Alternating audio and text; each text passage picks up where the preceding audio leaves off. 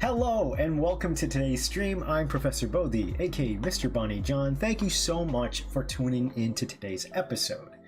Today, we have got a very fun one in that we have a very cohesive direction for today.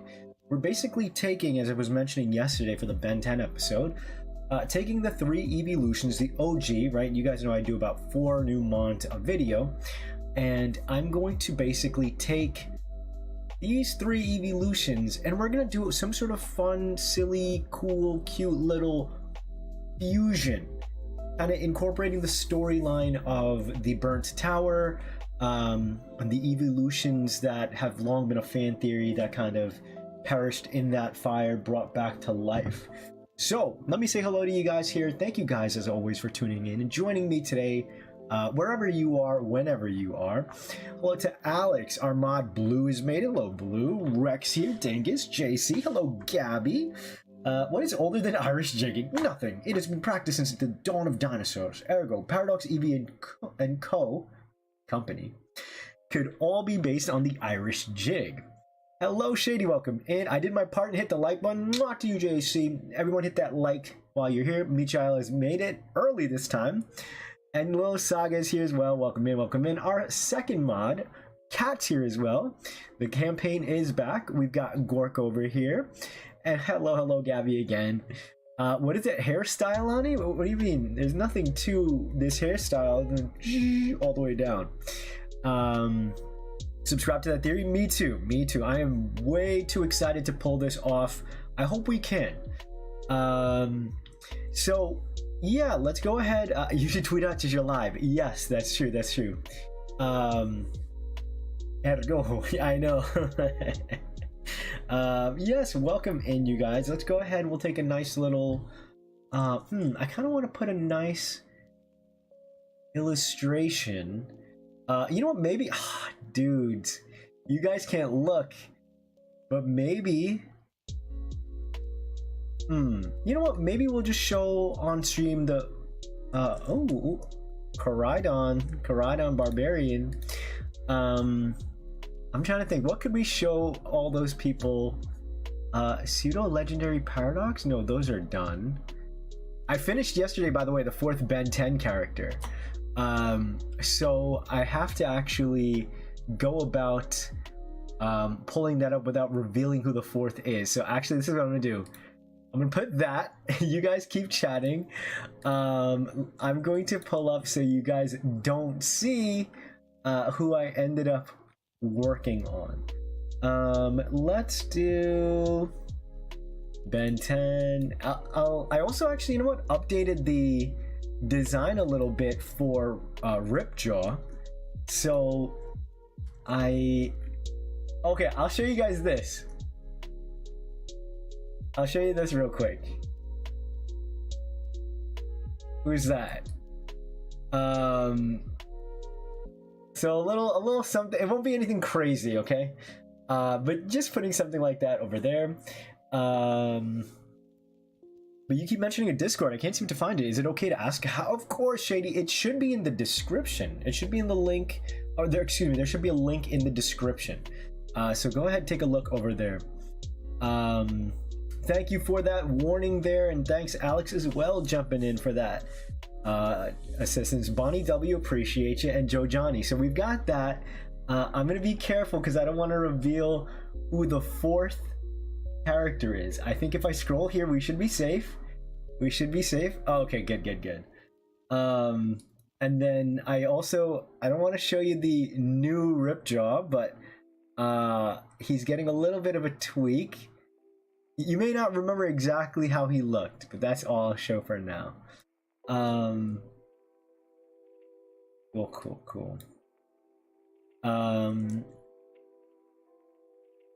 Exactly. Omnitoste or what was it? Omnidex? Omnidex is pretty good. Yeah, why don't we tweet out our little wild mutt? I think people would like to see that.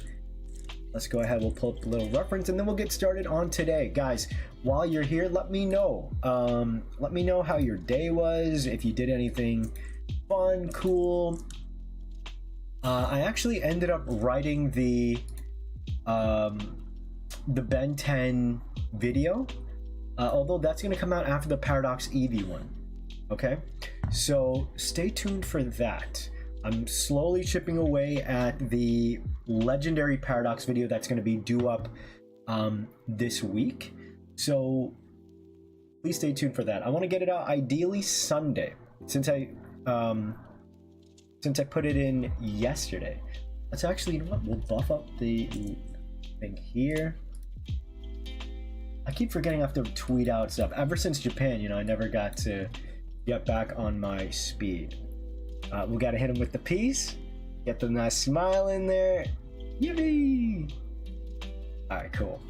We got that. Yeah, let's go. Alright, let's tweet this out.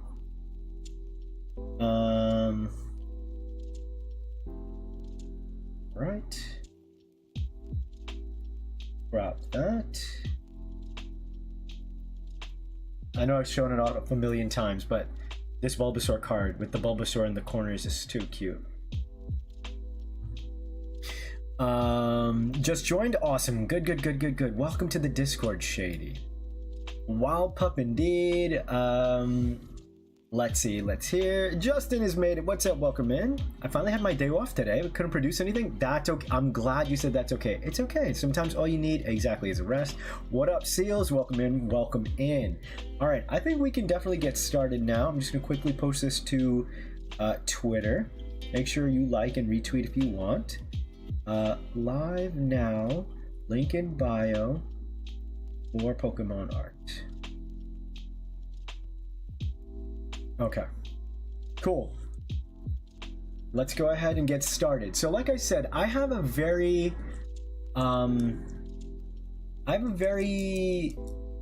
streamlined idea of how to make this prompt work. Take the photo again, I blinked. Yeah, basically more or less, I think I like the idea of making all three of these guys. In fact, you know what I'll do is I made a Paradox Eevee before. I had gotten some comments today, by the way. I asked about regular Eevee, specifically a future Eevee. Oh man, see, I would change this design so much. You can kind of tell, like, I was trying to operate in an art style that isn't really me. I like it. I think it's, you know, it's serviceable. Like, it kind of, you can kind of see the Sugimori kind of influence there, but like, you can see that I'm like trying to recreate how I thought he might draw paws and do all this kind of stuff. And it's kind of like a halfway point too, but this was like nearly a year ago. So I would love to say that if I were to redraw this guy now, it would look completely different. Part of me kind of wants to redraw him, but I don't think I will. I'd rather kind of put... should I redraw him? Maybe as like I could use that guy as a refresher for the next video. Should we start with redrawing him? Like, would that be something you guys are interested in? I'll tell you guys while you guys decide if we should do that. Fuck it, I'm gonna do it. I'm gonna do it. It's gonna look really weird if it's gonna look really weird if like this art style is just a little different. Because the idea here is, I guess I might as well. I like how I answered my own question, but I mean, let me know if you're hyped for it, regardless. But the way I see it is that at the end of the day, that Eevee kind of sets in stone the direction for what I want to do for these past paradoxes. So, you know, I was doing some research and I didn't see a lot of Paradox Eevee forms. Whether or not people really couldn't think of things to do. I saw a lot of Paradox Eevee, but not Paradox eeveelutions.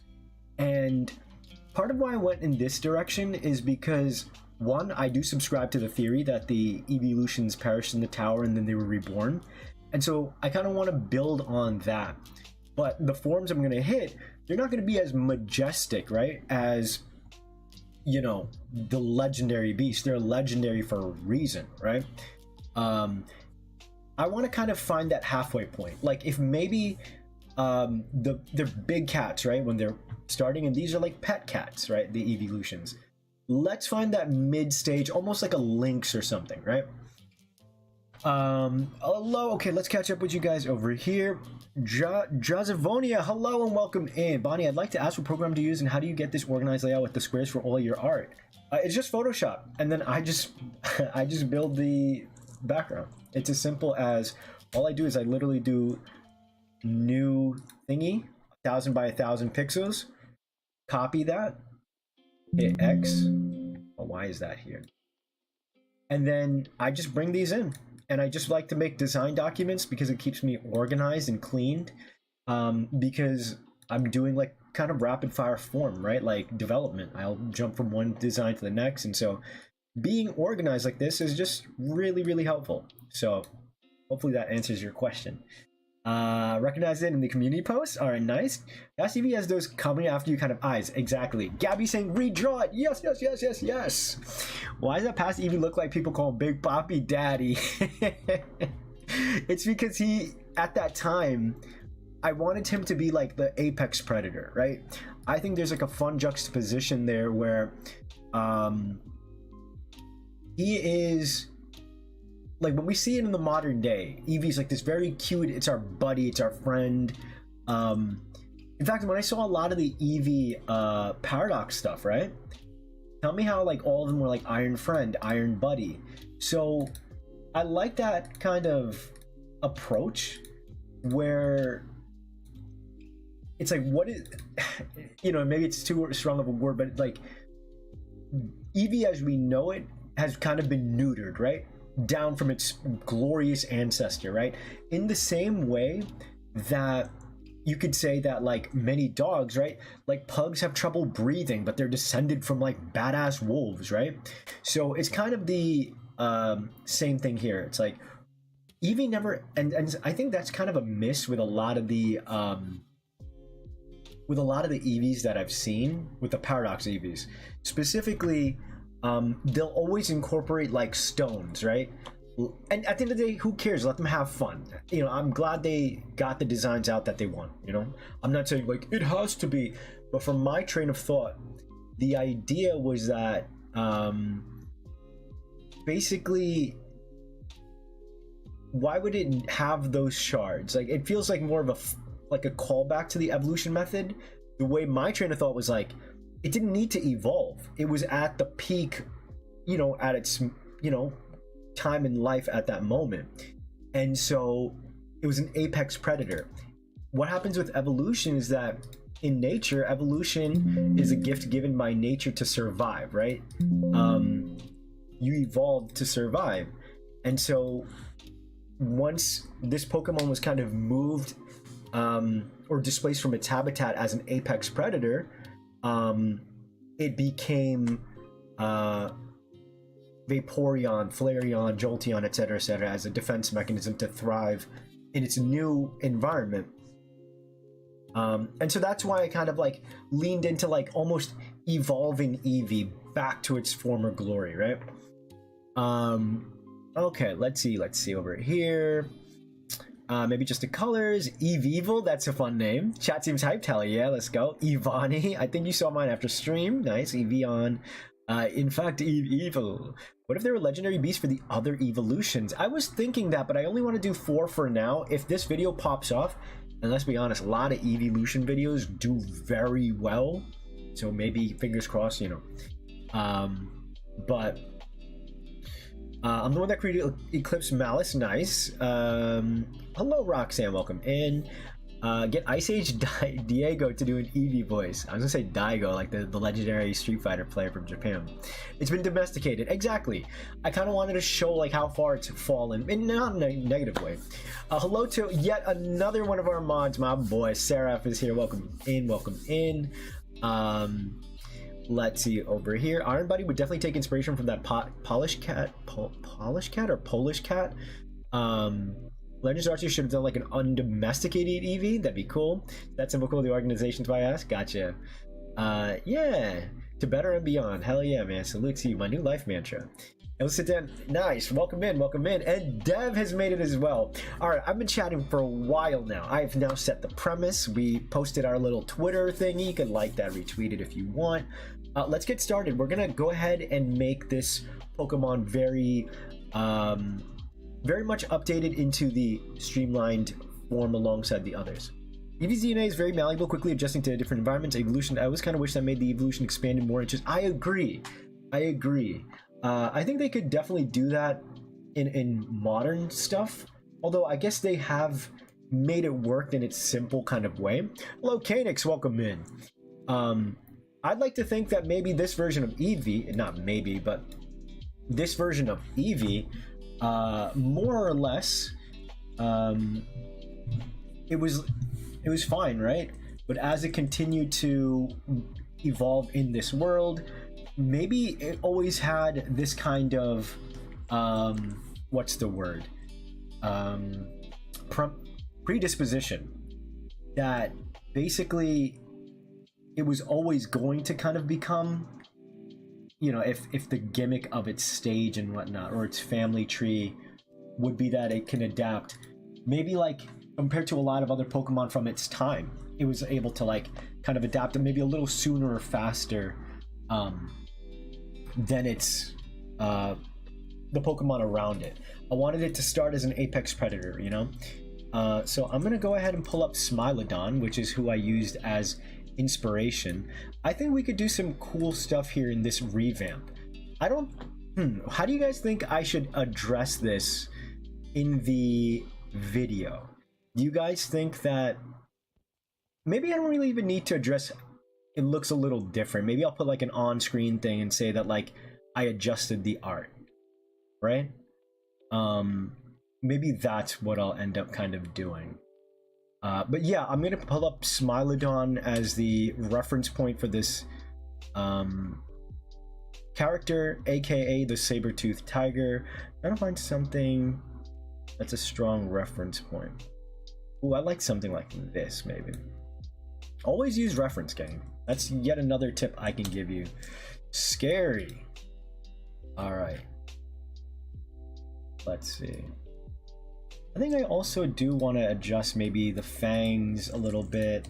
And let's get our boy Eevee.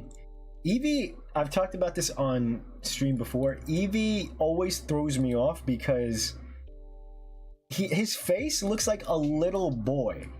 Like, it looks like a human boy. You know what I mean? Look, watch. Maybe he'll never... Maybe he was a human. Maybe he's one of those human Pokemon like hybrid things. Also unrelated, but I watched the playback from yesterday's video, and I couldn't hear anything in the background. So whatever this noise filter and a few other filters that I put in, like noise gate, suppression and stuff, it's really, really working, which is nice. All right, I'm gonna prove that Eevee is not a Pokemon. He's actually, before Mewtwo, the first human Pokemon hybrid thing was Eevee. Watch this. In matter of fact, I'm just gonna use Eevee's Eevee's colors straight up. All right, watch. Eevee is actually a human boy. You heard it here first. I'll use the kind of peachish color here for the skin tone. Oh my god. Who is lying? Not me. Look, hit that just a little bit, watch. And you know what? If I ruined Eevee for you, too late. Because this is all I've been able to see. And if I'm stuck to see the cursed boy trapped in a fox cat dog's body, then we have to share this together. Help me, Mom! I've mutated so far along in the world that I'm now the son of Gary Oak.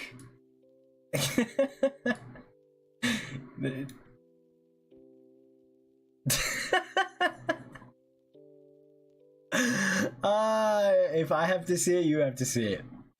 Okay, let's catch up with you guys. I can't wait to see your comments. Oh my god. What if they're actively evolving to this day? They probably do. I would like to imagine they're still probably, you know. I'll delete this because it's so cursed. But am I wrong? Am I wrong, guys? Please.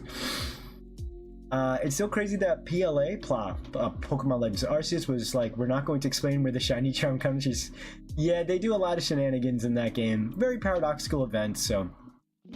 Second Evo. So, you know, Ron just did that. True Green 7 just did that video, which is part of why it kind of reinforced the idea, like, maybe I should do my own eeveelution video. That always seems to do numbers for a lot of Poketubers. So maybe this will be my big break. We'll see. Things constantly evolving. Exactly. Yeah, who's to say, like, humans right now, maybe our fingers get longer and stuff because we're always tapping and manipulating our phones, right? It could be predisposed to diabetes like my family. Jesus Christ. My mama Dukes has diabetes. I hear that. Evolution and adaptation of I think the ear should be longer. Perhaps the first one was a subspecies. Eevee's DNA was even more unstable in the past, and so it changed its appearance frequently. Adulting sucks. Want to see how these ideas work out? Hell yeah. What if the Eezees were evolving when they died in the bird tower, so when Ho revived them, it altered their DNA? The way I look at it, the way I'm doing my thing, is that I don't think they were evolving in the tower, because what prompted that evolution, plus, you know, like, I don't know, I'd like to just imagine they perished. And so my canon that I'm going to be developing out here is that they will pretty much, oh shit, I deleted Eevee. I brought you in for a reason. That when Ho-Oh revived them, he kind of not exemplified, but like brought them back to their former power and then some. You know, it's like, if you want to be my disciples or whatever, we're gonna need to buff you guys up a little bit. And you were stronger in the past, you know? Evolving is what causes its DNA to solidify. Chien Pao? Is that a Pika clone? Looks like the Pokemon style. Good job. Thank you. Welcome in. Eevee evolved into human-like appearance to better appeal to early humans. Oh, you know, that's feasible. That's feasible. Maybe the primitive Eevee could have a cast form style type ability. It would fit the theme that their DNA is so malleable. Again, so I'm not trying to do that only because I want to lean into making this like, if Eevee were to evolve, I would think it would look something like this, but obviously not as feral. I just kind of wanted to move away from the elemental thing, and like, this is a world where the eeveelutions don't exist yet. This Eevee is the apex predator. It doesn't need to evolve, you know? It's got its massive paws to strike down its enemies. It's got like the fangs. It's got like the killer instinct. So to me, this is at a stage where it didn't need to evolve. We're gonna evolve the guys for when they do eventually get out to the sea, to the volcanic areas where Flareon comes from. You know what I mean? That kind of stuff. Dex says Eevee Stace will start looking like its trainer after some time. Arthur, please don't say that's true. That's so creepy if that's real, and I fucking then proved it. Oh my god. We lost the plot. This is so cursed. Oh boy. Oh my god. These are the reactions I wanted, baby. A little human. Exactly. Humanion. Humanion. Growlithe Scientist Child Eevee to started Shippo looking weird. Yo, good callback to Shippo. Future Paradox Eevee, just straight up Tommy. What the hell? Yep. Mom Game Freak turned me into a marketable Pokemon plush. I'll take your entire stock. Yeah, well, not ancient evolutions. It's, oh no, you're right. I'm sorry, dude. You're right, Draco. I'm a big dum-dum head. Eevee itself will have a single future one. The rest will be ancient. Welcome in. Dumb theory I had in my mind. It's not dumb, Roxanne. We're just all spitballing stuff here. Bipedal Paradox Eevee as it starts to look more human. That's crazy. What if the future evolution was like, odd idea, maybe evolution, Millennium is more like a lost evolution. Not odd, but I do want it to be just its regular form. Not that it's an evolution, because then that would require me to design what past Eevee looked like. Unless we made Eevee look the same all throughout time, but that feels, you know. Glad I evolved from a seedling, or... Let me catch up here. Apex Predator Eevee with the name Eevee is wild. His name is Millennium, as in like millennium of like destroying weak ass Pokemon. It was the apex predator of its time. Real Sun and Moon Dex entry. Oh my god. Ursulin went from 2 legs to 4. Simeon, Persian. Okay, let's draw. Oh my god. I am already excited. That was a fun tangent, I'm not gonna lie. So I think that's why you can kind of see in my take here. Let's go ahead and we'll zoom out a little bit. Let's get our reference here. Oh, there you go, Eevee, little Timmy boy. Let's move this guy right here. He's angry.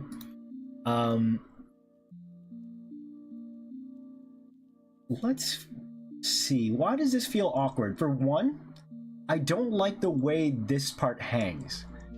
I think I kept it like this because I wanted the Eevee part to be recognizable, so we can keep that. I'm going to, I think I'm gonna like do something like this, where we'll bring it down like that. Yeah, so I think the 3/4 angle was kind of lost in the previous one. I'm gonna furrow its brow even heavier. Again, crazy how much you can evolve as an artist, no matter what stage you are at illustrating or designing. Let's go ahead. We have this shape here to kind of invoke the old mouth, or the original mouth, I should say. I like the fang teeth, but I wonder if it's OD. So let's go ahead. Maybe it'll look better because it does look a little off here. But let's go ahead and do this. I am proud of the fact that I don't want to change too much of the design at the end of the day. It's more about getting the art style kind of lined up and like fixing a few simple things, you know? Crustacean? I'll get this guy to win against Lieutenant Surge all day, every day. I think the front legs look a bit too stiff in positioning. Okay, good critique. I like that kind of critique. There are ways to get that fixed. I will go ahead and we're going to just mark this over here and start kind of like bringing that original shape of the what do you call this, like the mane, like a pseudo mane, much like a wreath, much like the Smilodon, aka saber-toothed tiger. I also had a version that had patterns in its body like what we're seeing here. I kind of want to bring that back. But ear tufts look a bit like a laurel wreath, like on Roman emperors. I did not consider that. I just kind of had them because there's these tiny little tufts here. Return to crab, like the original Eevee was like a crustacean.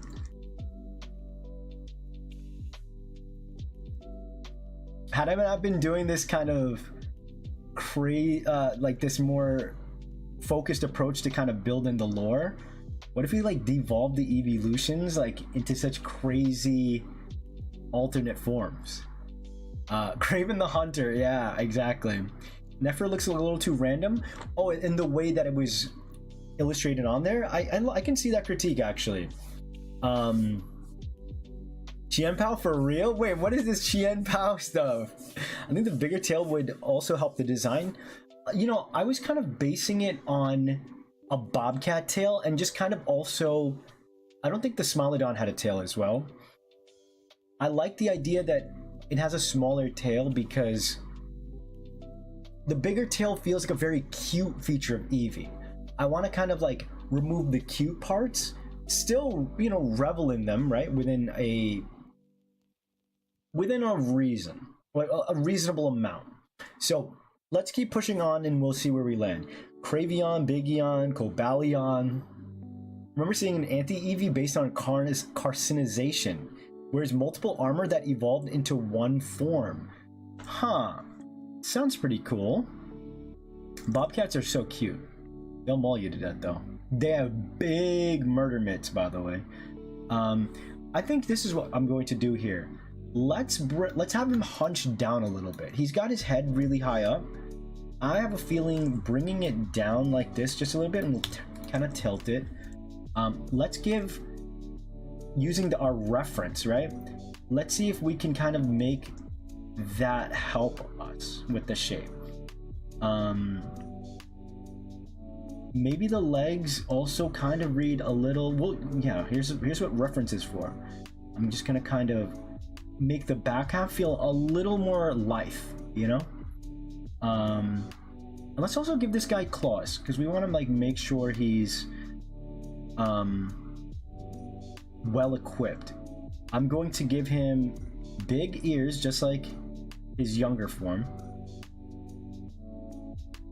And so again, it'll be a nice combination of cute plus deadly. And we're kind of like, oh yeah, before it became this cute Pokemon that we know and love, it was like this insane predator. Like it's a callback to, again, many, like we have cats and dogs in our home right now, right? They used to be like saber-toothed tigers and dire wolves and shit, right? And then now they're just like our cute little babies who we love so much. So this is what this is kind of referencing in the design, you know? Luminion, Pionion, Primalion, Empoleon, Devion. Hey, our man Devion. What if its name was Eevee backward? Oh god, look at this. Neonion. Neonion. Backwards that'd be Noen. You guys are funny. Keep it up, guys. Guys, while you're here, make sure you hit that like button. Let's go ahead and we'll keep pushing through with this design. I'm going to kind of bring it, I like the massive mitts, but I think what I kind of want to do, I'm going to make its mitts even bigger and kind of like bring it like this. And I'm going to give him like claws here. Oh no, today's assignment, Ben 10 is aliens. No, Um, developing past paradox of eeveelutions. Anyone who catches silly mistakes like that gets 1 point added to their house. Devion, that's me. Primordium. We've found a lot of direwolf baculums in the La Brea tar pits. That's out over in Cali, right? Doesn't have Eon in its name. No, guys, the name is Millenniv. I'm not looking for names. The name is Millenniv. So I wanted Eevee in the name. It's not an... I was considering of doing something Eon, but it's not an evolution. It's Eevee. And so just like it loses its ferocity and all that stuff, it'll lose part of its name, Millennium. Just to signify it lived thousands of years ago. And then it just becomes Eevee. Mane could run down the back and kind of fuse with the tail. I considered that for a second when I was drawing this right here, but I kind of feel like I just want to like keep the really cute, simple bobtail. And it, you know, the fun part about the bobtail is it actually still, the shape is still there, you know? So it's just a little smaller is all. All right, let's see. Now that I've got all this done, I'm going to let's start drawing like this, and we'll do the same thing where I wonder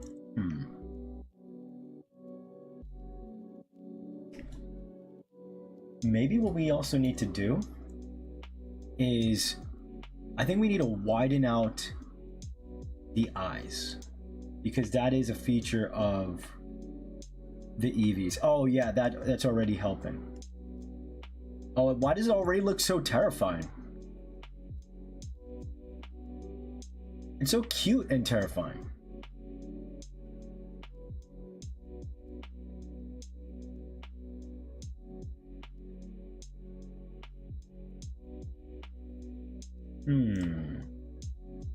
It's like a big were-rabbit. Let's see if this works. It'll have the Eevee head. Maybe we make the eyes a little smaller, actually.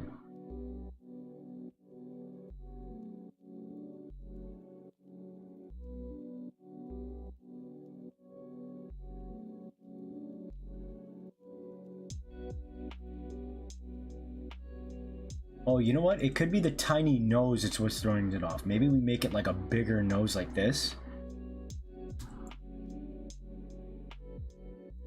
I think the fur kind of coming down the sides look better than it did before.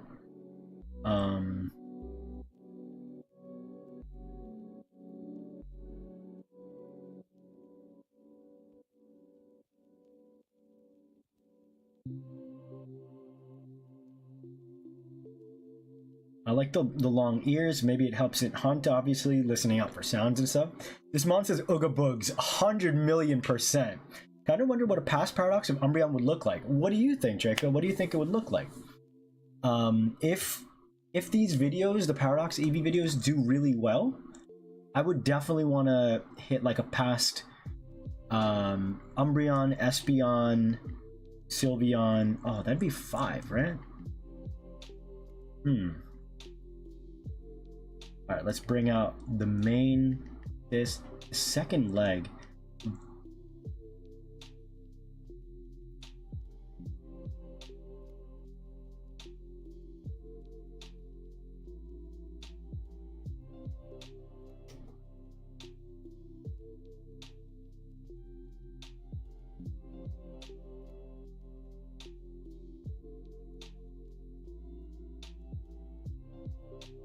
Okay.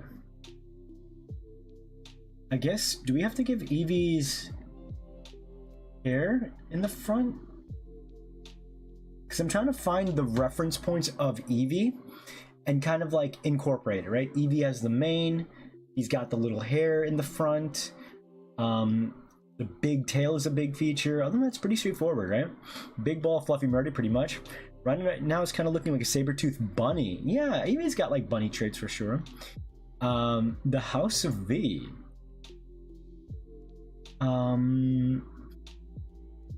Let's see, will it be Millennium and Wade for Vaporeon? So it'd be Wadenium.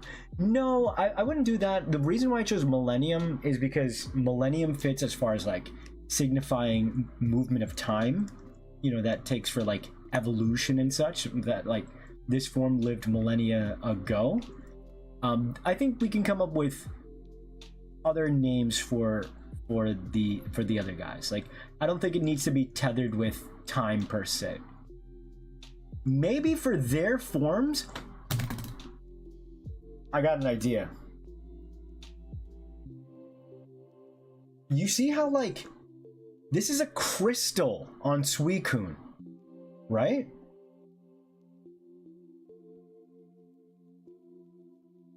Crystal Waterstone. What if it did have fragments of like water stones? What if all the elemental stones all came from the early eeveelutions? I think that's a little corny, but like we could then get a direct link into Suicune having been reborn, the water crystal that existed on this past form of Vaporeon. Ho-Oh is like, this is your crest, you know? And then like the other guys, they have these like other kind of headpieces and whatnot. Like there's a headpiece there, and then there's a crest over here as well. I kind of wish they all equally had like, if Suicune had like this kind of crystal headpiece, he would have his own like yellow crystal piece, and then like a fiery crystal piece. When I make my pseudo legendaries for monsters, I'm gonna have a nice kind of throughway that exists between the legendaries and pseudo legendaries. So that's just my train of thought, you know. There's an animal that the tail of someone named Bob. It's cool. It is cool. Let's see. Man, I wish Paradox Root Bonnet could have been Unga Bungas. Oh my god, that's so good. Leafeon the best, Eon. I'm gonna disagree. I don't know who my favorite is. I think maybe Vaporeon. I liked Umbreon when I was a kid, but like I don't feel like it visually looks like it's typing per se. Like, I think it was meant to be a poison Pokemon, and then they changed that. Even that doesn't feel like a poison design either. I like Espeon. It's also another kind of simple. They just kind of put a red jewel on its head, call it a day. Terralaments is great, Shady. Dinofan, great. I like that. Let's see. God, if that man name could add or change the colors a little too. Thousands, the few paradoxes have a new or slightly changed color. That is such a good point, actually. I think I will be adding stuff to the eeveelution to make it look more in line. By the way, I got a comment today that really got me tight. You know, it got me aggy today. The second leg's paw could be kind of curled up underneath it. Jiggly Rough, that's great. It's the Millennium plushie. Netflix made a real life. I saw that. Like Pokemon Crystal, yes. I was thinking a Nocturnal Predator makes sense. It's slightly based off the giant flightless burrowing bat. Wow. Everything makes sense. Dawn fan with the 4. I do love me some Jolteon too. I would say when I was a kid, Jolteon was my favorite. Aggie is a bad thing to get agitated. But yeah, I just got a comment and I don't even want to really go over it. I just kind of hearted their comment because I'm like, I'm not even going to argue with you. You clearly have, you know, and everyone is allowed to have their own opinion. But it was just done in such a tasteless kind of way. And it's, to me, it's kind of like, why even bother to comment? You know what I mean? Like things like that. But anyway, the point being, how did I even bring that up?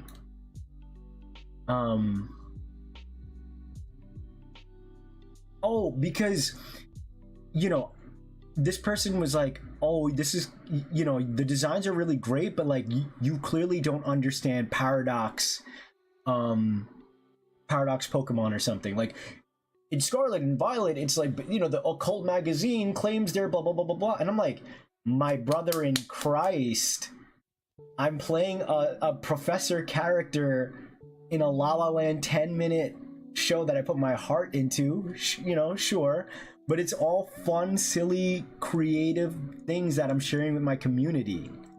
You're acting like I'm working for Game Freak and that there's like this crazy like rule, you know? And I've always enjoyed kind of like breaking the rules within reason, right? I wouldn't be able to come up with stupid, silly, cool things like Metal Gear, which is like one of my favorite bits from the last episode. So it made me, when I saw that comment, like that I could change it up like other past mons, that's what triggered me real quick.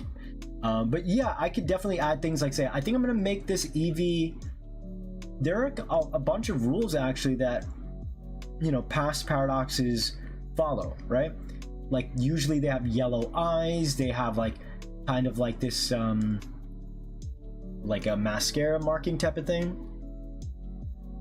Yeah, they have to be exactly in game. It was like, it was such an asinine comment, and it like obviously kind of annoyed me and pissed me off, but then it just made me laugh, you know? Where I was like, and more I'm trying to get better about realizing like it doesn't matter what one person says when clearly so many other people seem to enjoy it and like support me.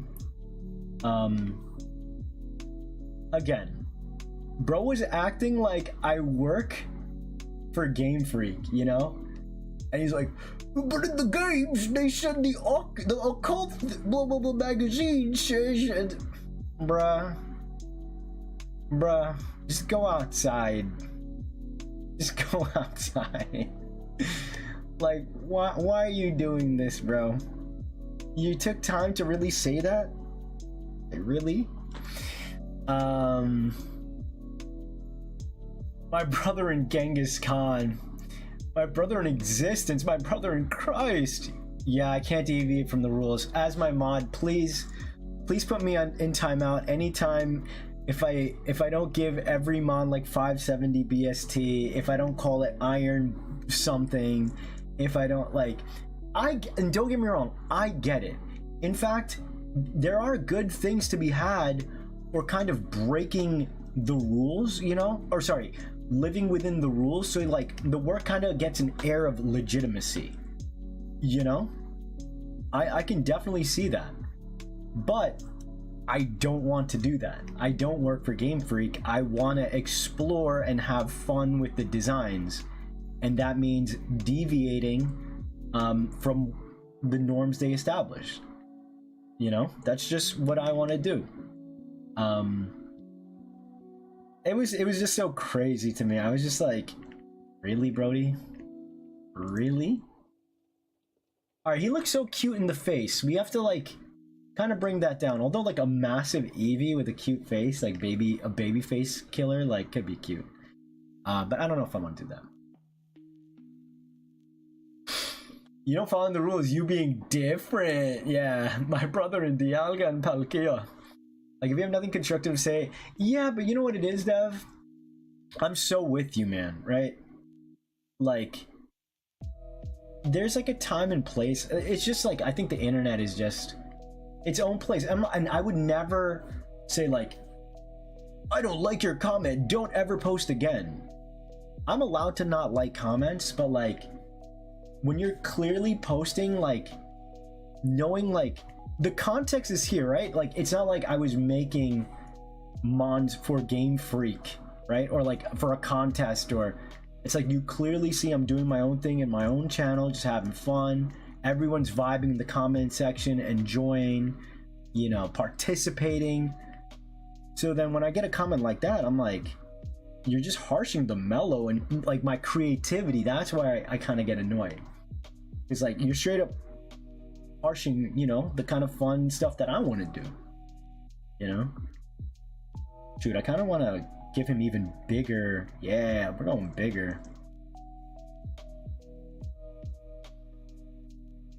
I think the way the overall shapes and stuff feels so much better. I don't like this paw kind of. Oh wait, maybe I'll do maybe something like that.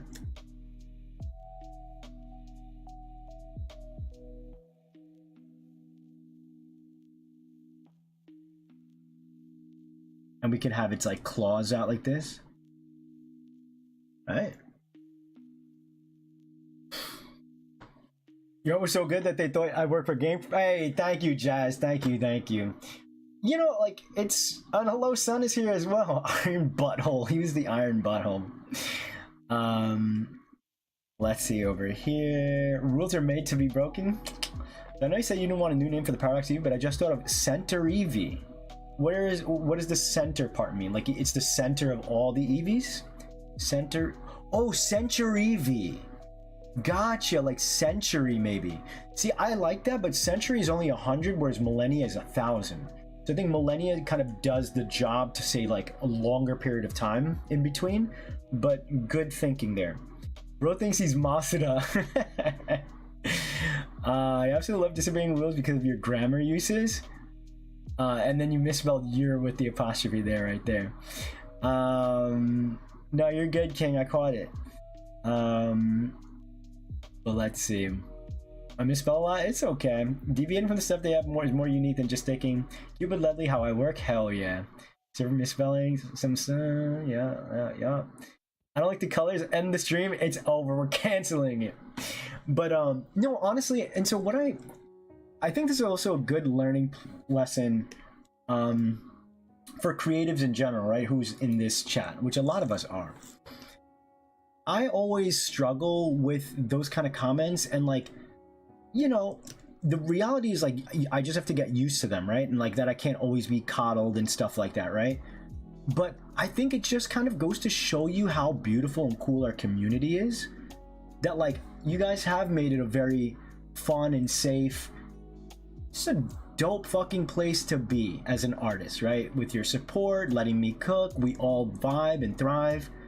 And so when somebody like that comes and, I don't like this arm, but when somebody comes out of nowhere like that to harsh the mellow, it's like a record scratch to me. I'm like, what the? Who are you, bro? Like, can't you see like we're all chilling, vibing in our little corner of the internet? Like, go back to your hidey hole, bro. Like, go sit with your, you know, the paradoxes they gave you if you don't want to look at anybody else. And the funny thing is, again, what threw me off was portions look funny. He was like, the designs are really cool, but I'm like, okay, you could have just said that. Or if you want, you could say it another way, but they should have this, that, or the other. And then I would still probably say like, I mean, they could have it, but I don't want to do that. You know, like I want to do my own thing. And for some people, that's very hard to understand or accept, which is like crazy. You know? He has the wild mutt arms that I was kind of giving yesterday. Laws are meant to be broken. Hold on. Rules are meant to be broken. Yeah, guidelines at best. Hell yeah. Maybe the reason we have evolution stone is fossilized pieces. Wow, Justin, I love that idea actually. Holy shit, that is such a fun idea.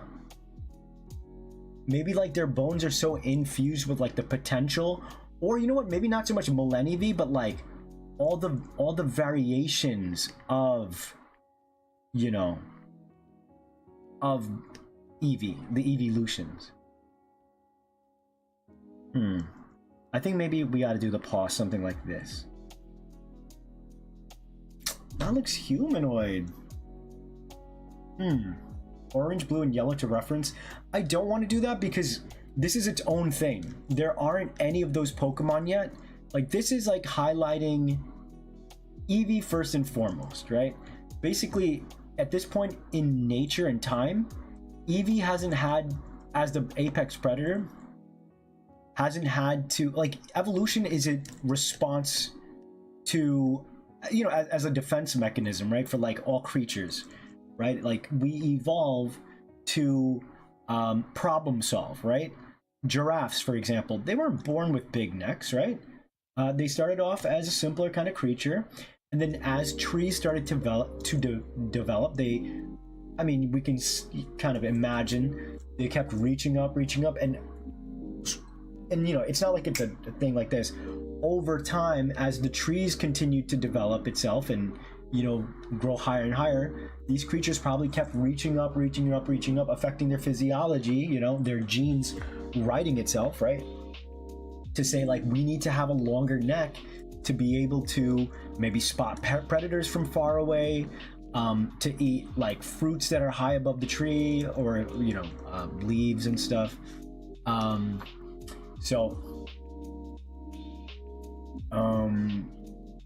People were never meant to gain sentience. Now they have to deal with other sentient beings.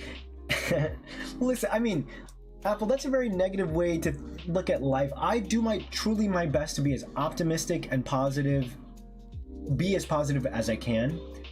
I get how it is.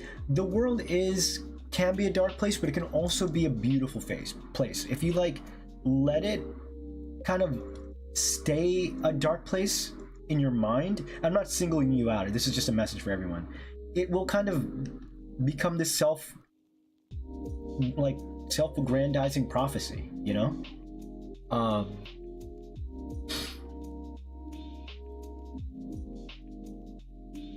Okay, I like the main. I want to do...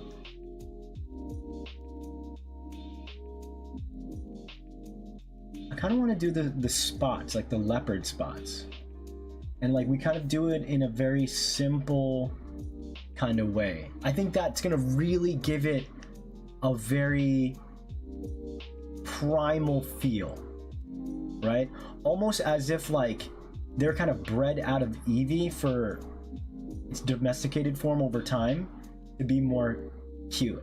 It's like, oh no, the spot's like kind of mean dangerous or something, right? It helps it like hide and, uses that to its advantage to like pounce on prey, right? By adding something like this, it'll kind of also, in that way, we see Venusaur kind of feels like this ancient being, or Bulbasaur, because of the little spots, right? Even would have eaten that applin. Let me see over here. Maybe the mane or claws. So true. I thought I broke my new Apple Pencil because it wouldn't draw on Procreate. Turns out I just effed up the settings. Almost cried tears of joy. Hey, there you go. Let chaos ensue. You're only in trouble if you get caught. That's true. I snapped my drawing pen in half and it still works? What the hell? It's okay, you're learning. You're still learning. We need to be able to wiggle that neck. Look, me swatting at something with the other paw with its claws out. More that those with the long neck survive better than those that didn't, passing on their long neck trick. Yeah, for sure. And that probably had to do with like being able to eat and whatnot, right? Like whittling down the gene pool and stuff. That's also in its own right Darwinism, whether it's like the creature, is just kind of following the rules it had, and the exceptional creatures of any species are the ones that passes its genes on, right?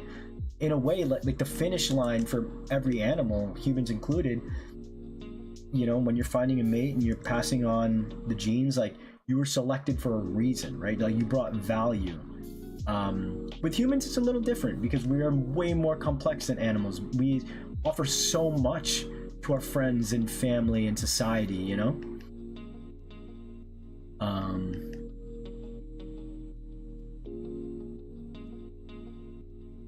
I like this. I think it's very cute. I think it looks like Eevee. The shapes feel so much better than the previous one. I'm just gonna make, the ears. We'll do a side by side and kind of compare the two, and see why this works so much better. Because I almost had a violent reaction when I pulled up the original Millenniv. I was like, what the hell is that? I'm gonna add the yellow mascara thing right here. Again, all the ancient Pokemon have some sort of marking like that. Or maybe it could be, maybe you could just have it like this, like a darker brown. And it just kind of makes it look like the eye is like longer, maybe. In fact, let's add maybe a little bit of orange, just to like add a little intensity in the eye. There you go. You guys like the spots on the body? I do. And then again, I think to sell the ferocity and stuff, not ferocity, but like the danger,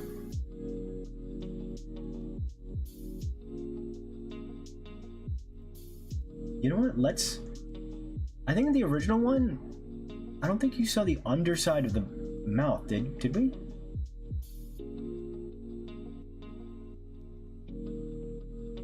Let me see. Let's add this, and we'll add like a little bit of tuft of fur there. Definitely looks like Eevee, which is nice, which is the point.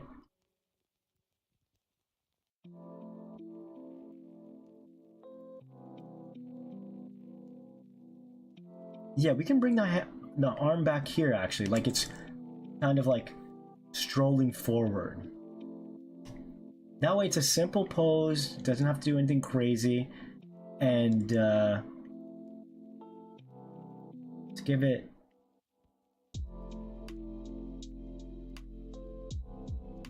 Hell yeah.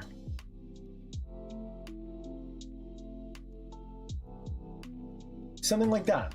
I think maybe this is too much.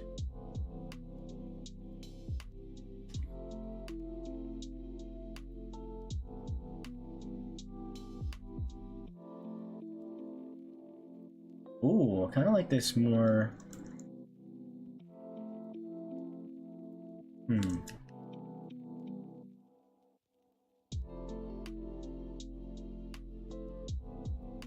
I do want the mane to feel... The mane is such an important feature, so yeah, maybe we do have to kind of enhance it a little more. Not enhance it, but like really make it a prominent feature. And I kind of want to explain that why it has a mane in the future is, of course, it's cute, but because it had such massive fangs, its mane would pat it against its body. So there's like a little bit of storytelling there, right, where we connect the feature of the past or original Pokemon, and give it, like, you know, just a little bit of story. Let's add here, because that way the brown from the... You know what? Let's do that instead. So have the mane mostly kind of curve upwards.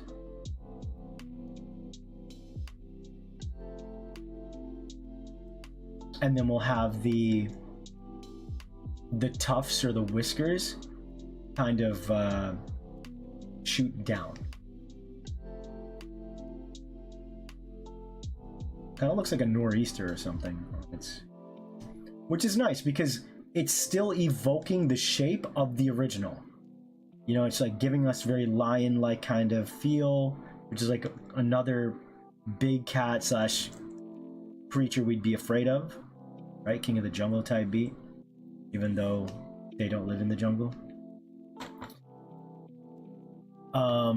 Giraffes also use their necks to whack against rival giraffes, but I mean that's no more than like any other animal using whatever features they have to, you know, assert dominance or for mating and things like that. Now that makes some sort of sense. Nice, Shady. Good. Irish Jiggion. I stumbled here because of Pokemon D&D, so the crossover UB Pokemon, then stayed. Oh, okay, nice. What if we got a giraffe rig that is a Gigantamax? Oh man, I would love that. I would love that so much. Enjoy the collabs. Oh, thanks, Seraph. Thank you. Yeah, that last one was so fun. Like I was saying earlier, not today, but like when it came out, like I just had so much fun even listening to all the craziness and the shenanigans. And like it seems like a lot of people, when I had looked at the comments that day, like really enjoyed the vibes and whatnot. And I'll say this to you guys, I think more people in the comments said they really liked the new or the wildebeest that I drew than, you know, not that it's a competition, even though I told them like I'm treating this as a competition. Okay, I like the cute little tail. I wonder, maybe instead of the leopard marks, maybe it's like tiger marks?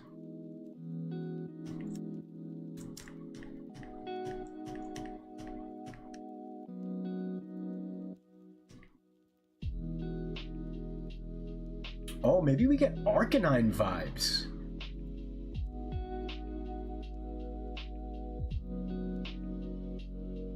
What do we think? I do like the leopard kind of style though.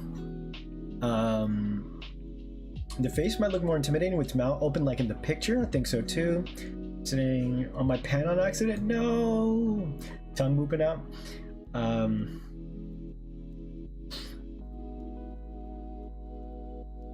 Alright, take care, Apple. We'll see you soon. Love the spots. Okay, good. Uchiha no Taisho Sarawi. Fun fact, giraffes are the inspiration for Kitten. That's true. I do know of that. Thank you for that. Different species of giraffes have different pattern trends. I did not know that, although that would make sense actually. Love smallest tail is this cute small tail. Yeah, I mean, made it a little smaller now. I wonder if it's too small. But you know, I'll play around with that size for the final art. But again, it's meant to be like kind of like this bobcat tail. I'm gonna do a flip, and we'll kind of do one little send off for this. Ooh, for these. Excuse you. And then we'll jump to the other paradoxes. Because again, this is a mod I've already done, so it's not like he needs to have updated art, but it just felt like when I saw it, I had to. Alright, so let's see. Oh yeah, look, night and day, you guys. Man, look at it, 1 year difference. 1 year difference. So, oh, you know what, I do like... The pose definitely feels a little more alive. The proportions feel a little better. I think what I will do is I think I want to make the head a little smaller. Okay, I did have a similar shape there actually for the head.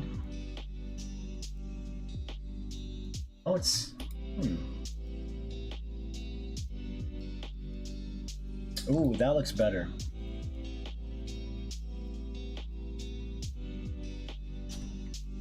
Let's see if we flip it this way. You can do all sorts of fun things, right? You see? Like just rotating and flipping, size, you know, exploring size. I'll make it a little smaller like this, and I like the head coming down like this. I think these proportions will make it feel a little more dangerous. But you guys see what a difference it is? I want again, the mane to feel very, very messy. So expect it to like continue getting messy in the final design.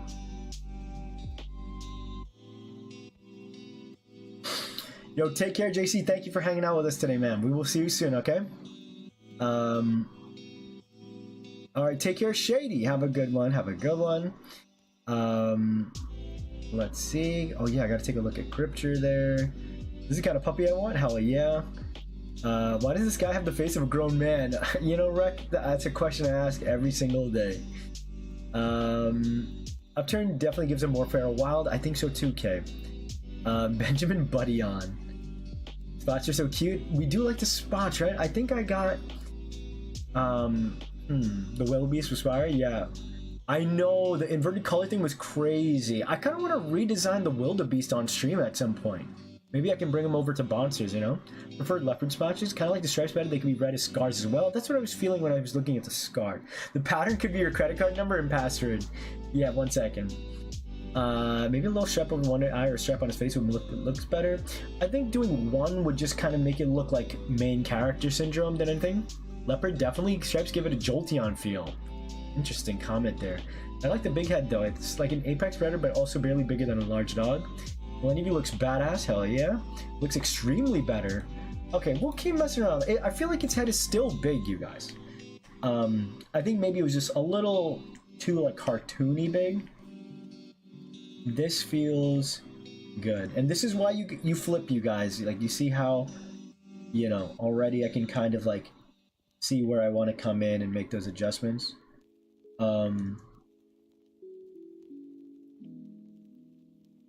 Ooh, what if we did... Dude, hold on. I think I'm gonna give him 2 teeth like this. That's kind of cute. That's kind of cute.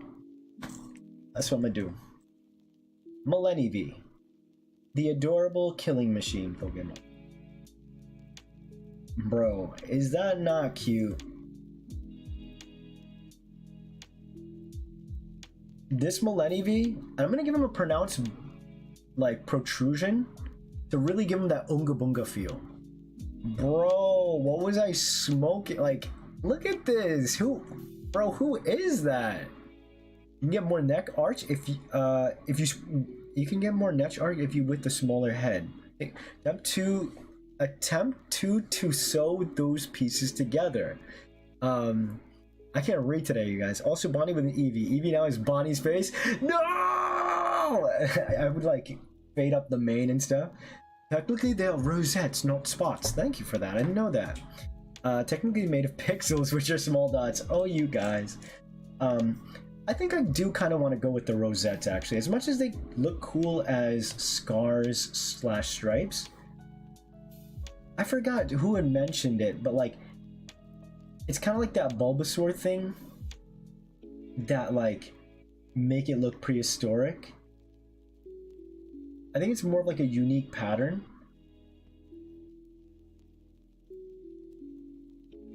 And we don't have a lot of Pokemon like this. I think we have like Liepard, you know?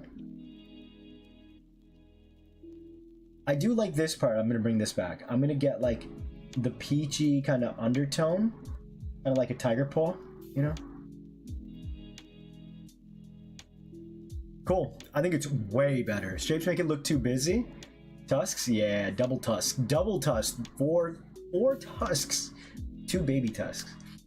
Can rip anything apart. I think so too. This Eevee was like, it looks cute. It looks even more so than this. Like, bro, look at how baby face he looks. He's got these massive murder mitts, which I like. I like big mitts, but like, I genuinely think I could have landed a better design last time had I not tried focusing on trying to do Sugimori art. Even then, you could see like I was like a halfway point trying to figure it out. Because I think this was in the very first... Yeah, it was my very first Paradox video. Holy shit, last year. Tusk Act 4. So it is just so rewarding to get this... Oh, let's get this brown color. I like this better. Oh, interesting. I'm wondering, maybe I could... Oh, you know what? If I deliberately use a specific color, I kind of like the yellow, and I was wondering if I put it in there, it would really invoke like cheetah or something.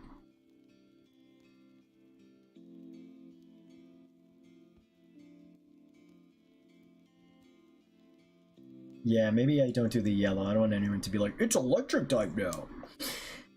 Eevee now with Oak's face? That's nightmare fuel. No way, the spots get explained in Umbreon's rings. Yes and no. Like 100% yes. But I think it's just more to be like, you know.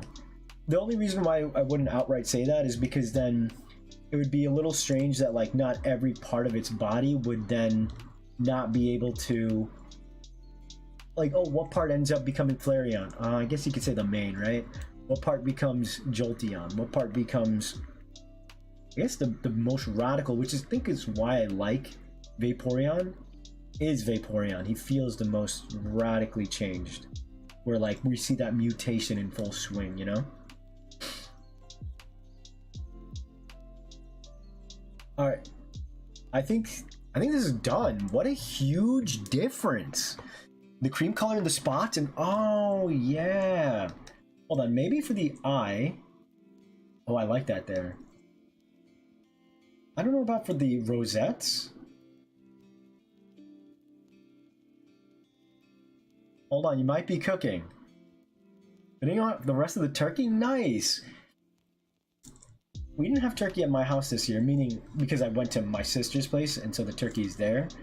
So I did not have a lot of leftover turkey, which I like. I guess I like turkey, like slices of turkey, right, for a sandwich.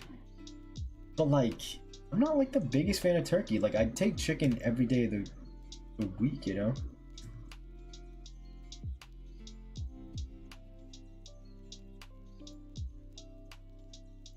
I love my little Eevee. I think it feels more savage too with the the side tufts of the face kind of like hanging down versus like they're so perked up. And then the eyes. What was going on with the previous Eevee's eyes, yo? I think you could give a cheetah eye pattern. This is not a patch paradox. It doesn't have a tail or scales or mascara. Hey, he does have mascara. He do got a tail. And oh, he doesn't have scales. He's not a true Ooga Boonga. Update after Seamrip again. No, I'm sorry, Blue. No. Let's see here. I would catch as hell, yeah. Eevee with Waluigi's face? Nah, that's the apex predator. Cream on the inside of the spots, not the outside. Yappy. There's a lot of visible weight shift, which gives it way more movement. Even a similar pose. Love when Arthro does that. My man. Good call. Good, like, vision there. Uchiha no Taisho Sarabi. I take turkey during the holidays. You know what I like, y'all? Ham. We don't do ham often. At all. But, like, I like ham. Nice ham sandwich. Actually, you know what? I do like a turkey sandwich, too. Ooh, that's kind of interesting, actually. Alright, I don't want it to get too busy. But, I think this is a very good place to leave this out. Another fun thing, you guys, anytime you guys do some sort of, like, redesign or anything, is, being able to take... Because, again, this is the same design, right? But it's just kind of like ever so shifted, right? It's not like it's like outwardly like changed so many features or anything, right? And even the pose is largely the same. So there's something to be said about knowing that when you go back to your work, there can be a less is more, or at least focusing on the intent of the design. And I think this is extremely relevant here, you know? For example, if I were to take these ears, they might be like slightly bigger, but like you'll see it's not like I changed so much.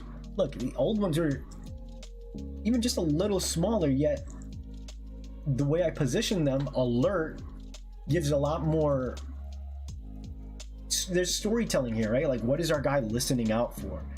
Let's look at the head. Let's pull the head. Whenever I do a lot of my character design, like revamps and stuff, I'll do this where I just like, whenever I draw over it, I kind of try and keep the same look. The head shape is almost identical. I've made the tusks a little bigger because why? That's a prominent feature of the design. We want to showcase those bad boys, right? But like overall, look, it's operating within nearly the same space, right? And it's doing the same thing as it did before, but more efficiently, right? Dinosaur tail. I mean, for some reason, I think all the past, even I think oh, you know what? I think you're right. I think Sandy Shocks does have some sort of tail, right? Not like a true dinosaur tail, but it's some sort of tail. Not all, Bonnie, not at all. Talking about Waluigi? No, Waluigi's the coolest. I'm so mad they didn't put Waluigi into freaking Smash Brothers, yo. I want to beat people up with Waluigi, like his tennis racket, or like stomping around and laughing like a maniac. Only time you need Tonki? Me too, Dingus, me too. It's on the prowl now, not just standing there looking to space. Gotta go? Yo, Canix, we'll see you soon, okay? Cool. So we now have our updated Eevee. Actually, you know what? I don't like the mascara because it makes it look like it's the actual eye. So I think I'm going to revert it back to, it's going to look like, again, a mark. And you know what? It could even be red just to like make it look a little more fair. Oh, nice. We'll do the red. It'll be like the single accent color. It won't be repeated here on after, but just to have that there, perfect. Letterman is no tail. Ah, so there you go. I mean, either way, we know that I kind of, you know, we do our own stuff.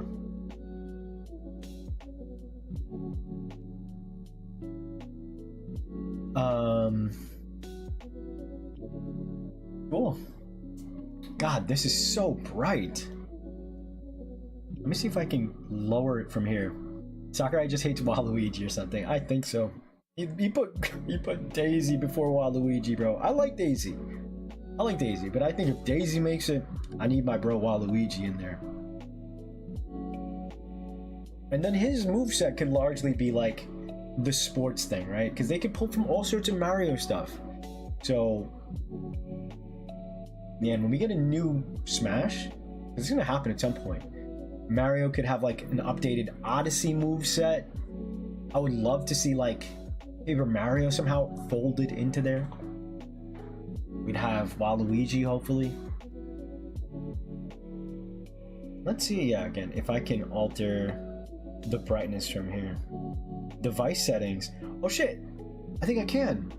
Oh, nice.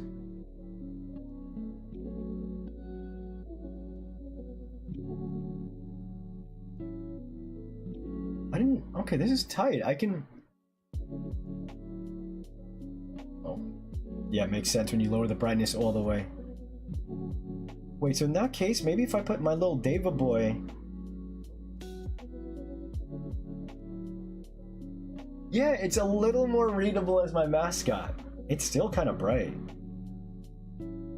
That's so cool. Device shutdown, timer, night mode. Alright, yeah, cool. We got David Boy here. Luigi doesn't even get to be in Wario games. Yeah, at least Luigi gets that. I know. Okay. Thank you, Millenniv, for your service. We really got to a nice place. I'm going to do this for, honestly, for the rest of these things. I kind of want to just reuse the poses. Maybe I'll reuse the poses not of the eeveelution, but maybe of like Suicune. That way we kind of get like a kind of, not regality, but like, is something that's fun with a lot of the convergent, or not the convergent, the regional variants. They pose them in the same way. It makes their life a little easier. He's just here for the sports. Hey, boxing is a sport. Bow, bow, bow. A Fluttermane scaled hair represents a tail.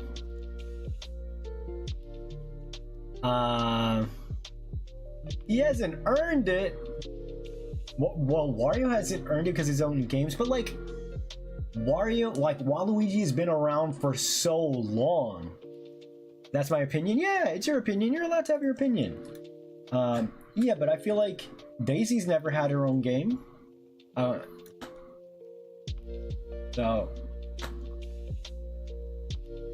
I am Daisy. Alright, this is my plan. We're going to make, again, like a kind of halfway point between Vaporeon and Suicune. So it's like, how do we take the features of Vaporeon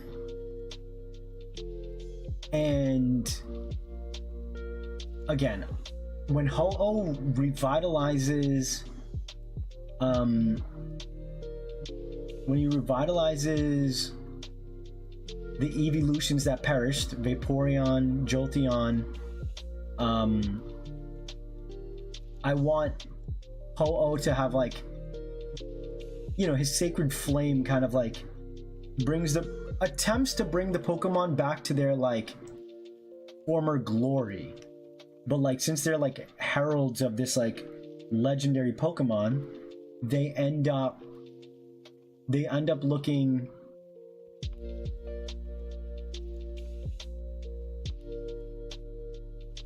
more majestic. You know what I mean? Ghostly Pterosaur, meaning the Pterosaur is an actual thing in the Pokemon universe. So many things are. They've retconned a few things, right? Like the Indian elephant mentioned in Raichu's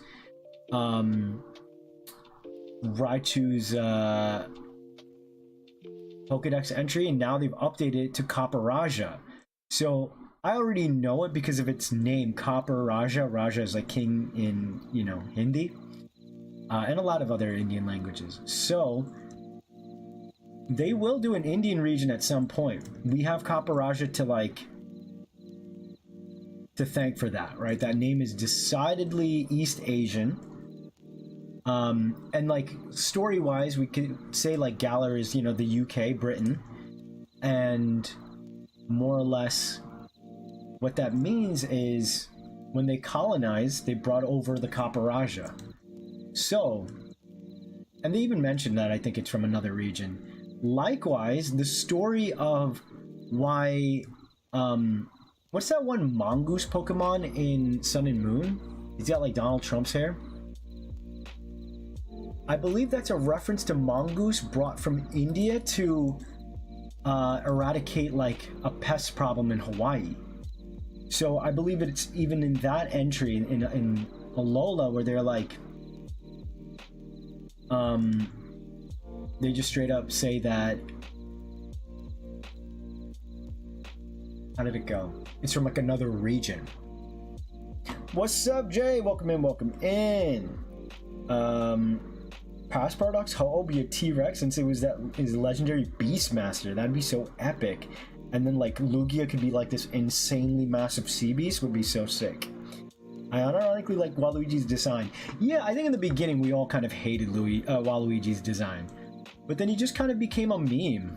And just like, at least for me, charmed. It's so stupid, silly, charming, It just makes me laugh. Hello, Dark.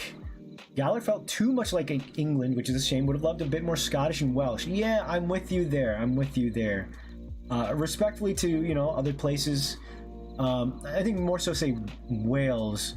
Like, those places probably wouldn't get full-on regions, So their time would have been, to shine, would have really been alongside Galar. A Brazilian based on Quaqueval, right? Young Goose and Gumshoes, thank you guys. Young Goose was brought in to get rid of Rattata, yeah. A lot of people are expecting potentially like a Welsh dragon, like I think there's some reference to that when it comes to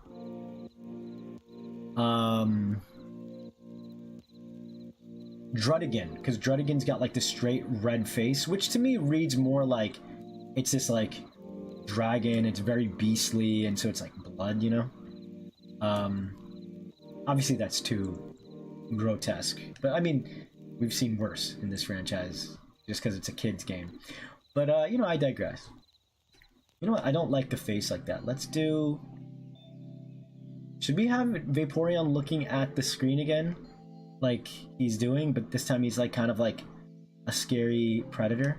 Let's go ahead and we'll push, let's give it like more of this crazier kind of fin along its back.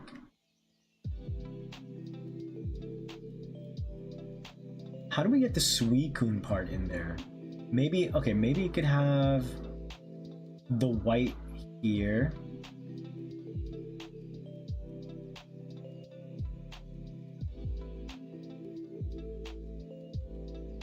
He's got the diamonds.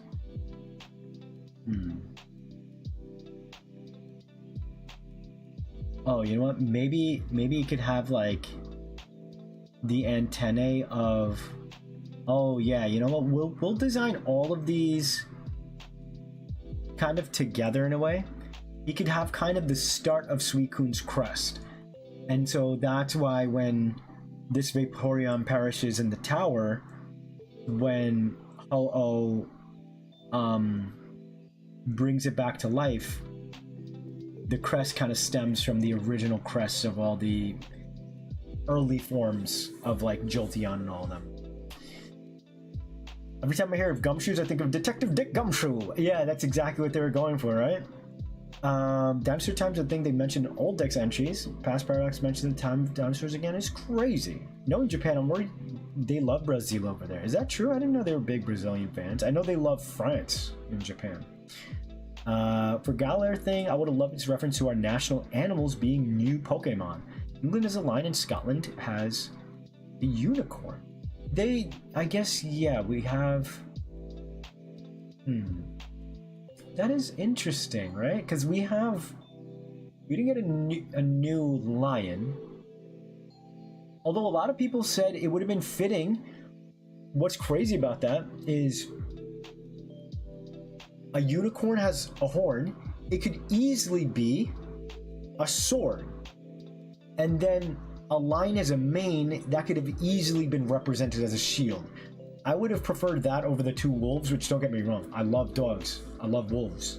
So happy to see legendary dogs. But like, to me, like, they just didn't feel as legendary as many of the other legendaries, especially because their stories are so intertwined into the region specifically, which, again, not every regional set needs to be like, this is the god that controls time and space, you know, like, so funny you say that, because both those animals I think would have been better fits for sword and shield. But then, you know, the region just before that, right, we had Sol Galeo, who's a lion legendary, so it wouldn't work. Red is an aggressive color, Angry Dragon red, but here's the thing, Rek. The reason why I mentioned it like that is, like, the whole body is blue, a very cool color, right?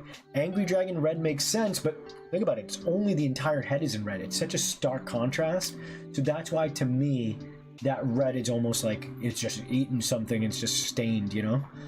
Well, you've been best boy for me since Mario Tennis on 64, the way he runs. Yeah, he's just such a goofy dude. My character in that game, I love Boo, and then, like, I was kind of nasty with Power Troopa because he was, like, sliding all over the place, which also screwed me up. Vaporeon should have some leopard seal mixed into him. They always terrified me as a kid because of Happy Feet. Oh my god, good call. I like that a lot. I love Dragapult, but the Welsh Dragon would have been perfect. To be honest, Dragapult should have been the Fossilmon. I like that idea a lot. It's like we resurrected it, but like it came out kind of like a dragon. That's kind of smart. Remove Zacian from the game because he killed everything, both in Unite and like every other stuff, right? Are there any Banshee? I would think, yeah, Mischievous. I was just gonna say Mischievous feels like the Banshee. Oh yeah, Banshees are from out there too, right? They'll sadly probably never do a Middle Eastern region, which is just like chock full of really beautiful culture and concepts. Man, please give us an Indian region, bro. I want to see lions, tigers, peacocks, elephants. Need I say more? We got all the sickest, coolest animals, dude. This looks kind of awkward. He's looking at the stage like, what's up, guys? I'm Vaporeon from the past. Let's do it. We got to do the 3/4.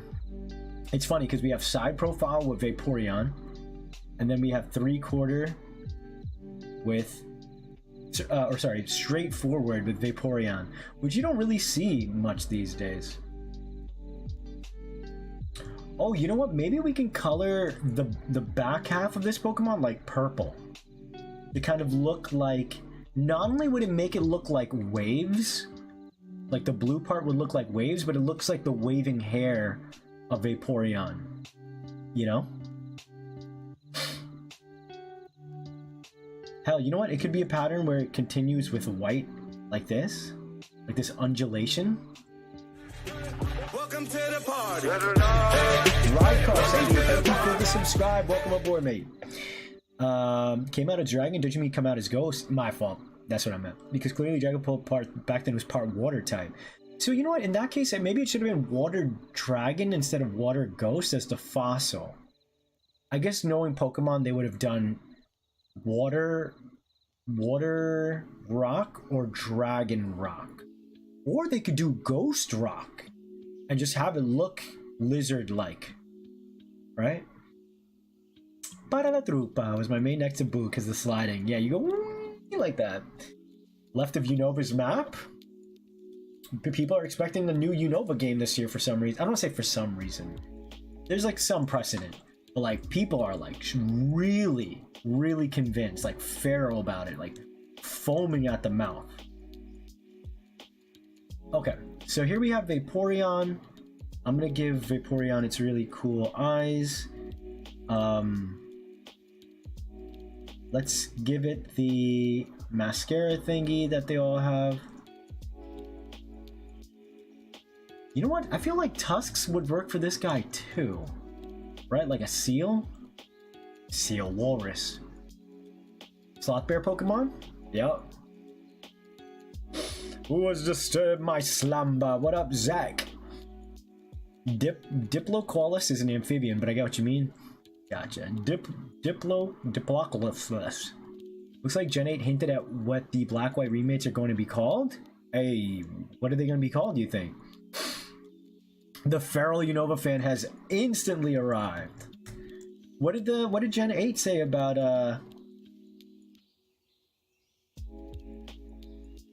how do we make this guy feral, y'all? It kind of just basically, again, looks like Vaporeon, a little slender, like, you know, Suicune. Is there a way to really make it?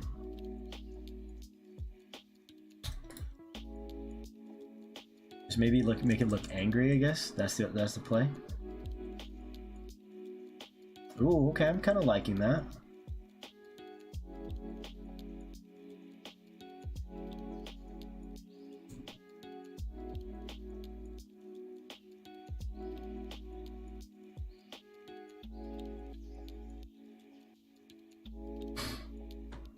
I'm not an hour late. Everyone's just early. All of us have been early. Like, won't release a Unova game for a year or two. I believe that Pokemon are no longer going to be releasing. I kind of hope that's the case so that the developers have time to cook. You know, they've been getting their ass beat by, you know, the fans. All these scandals, be it, oh, cut Pokemon, awful graphics, and it's like, they don't have time to make anything. They're like pushed to their limits, you know?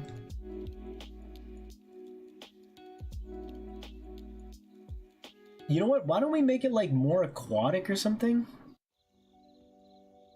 Dang, you know what? I don't want to do anything too crazy, only because I could turn this into a monster. I want to say walrus or elephant seal for a feral image. Truth, liberty, and justice ideals, my favorite region. An NPC somewhere give you a choice between glistening black and shimmering white? Really? Wow, I missed that. That's awesome. I mean, yeah, I mean, we'll see if it's actually a real reference or not to those games, but it could be. A walrus or elephant seal? Because part of me was like thinking, oh, should I, like, say for instance, get rid of like maybe the back legs, you know? But then I realized, like, no, that would be if it like completely went underneath the water. It's still gonna be largely doggy, right?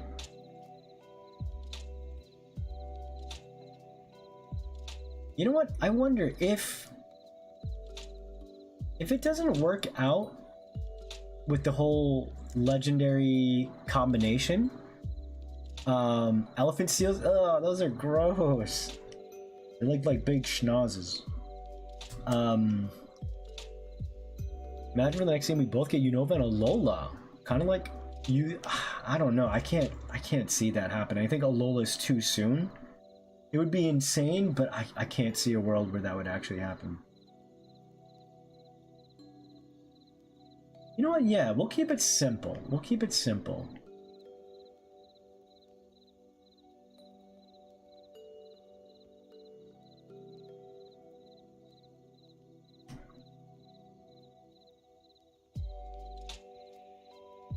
Oh, I kind of like that. Like the purple kind of like sliding along the back there like that.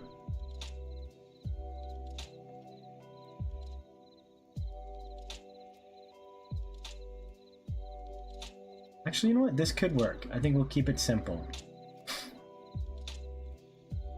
Oh, maybe it still had ears, maybe? You know? Because, like, Vaporeon should appear as the pinnacle of the evolution, right? Like, this is still working out the kinks of its design. It's an ancient paradox, right?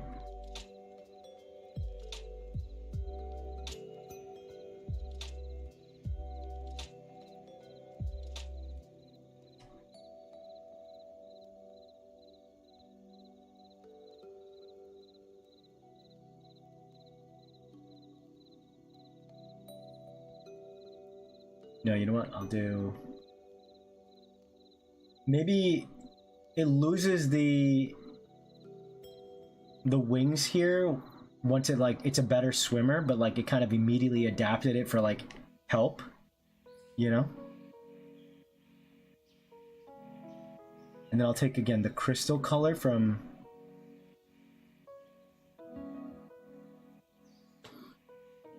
Unova is my ideal America.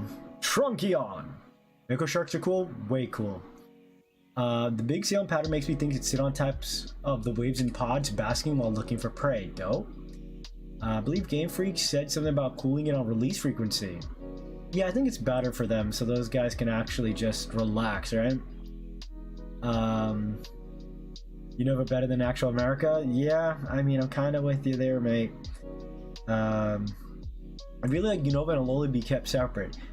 Keep the US Imperial. Yeah, I'm with you there too. Oh, I see. Now I see why you thought it could be combined. Yeah, it's a state. Forgot. What if the neck frill looked like a porcupine fish? That is a fun idea, Kay. What if Terrapagus has an ability to quick change into a Terra type that is the most defensive ability with the one you're attacking with? What if Terrapagus has an ability? That would be kind of busted, right? Like, I mean, story-wise and stuff, that I feel like that's more than likely what they can do. Just to be like, he's that guy, right? Like, he, you know, terrestrialization.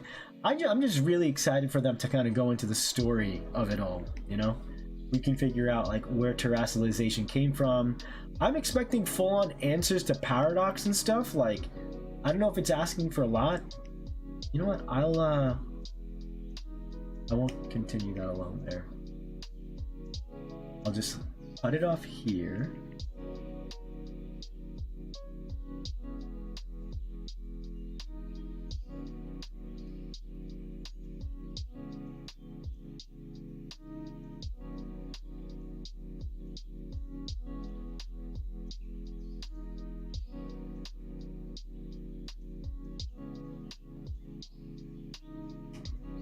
I kind of like this. It does look a little naked without its neck frills, though.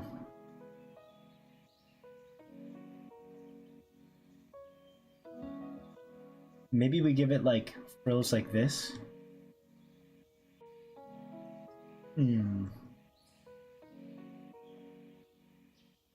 Oh, you know what? Let's do...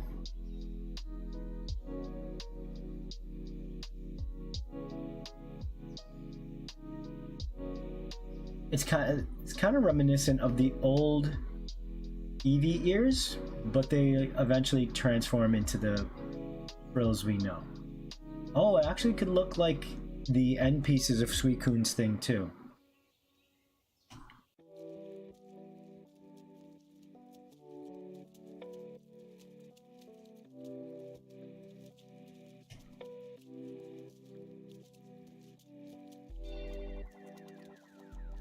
Vegeta-ass hairline, bro.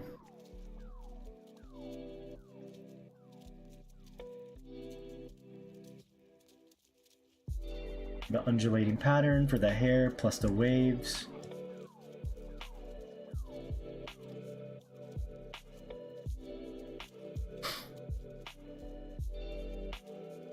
Maybe in the videos I can, like, my character will be like, is it just me, or the patterning kind of reminds you of something, and as the video goes along I'm like, oh shit, it resembles that of Suicune. Could it be? Yada yada yada.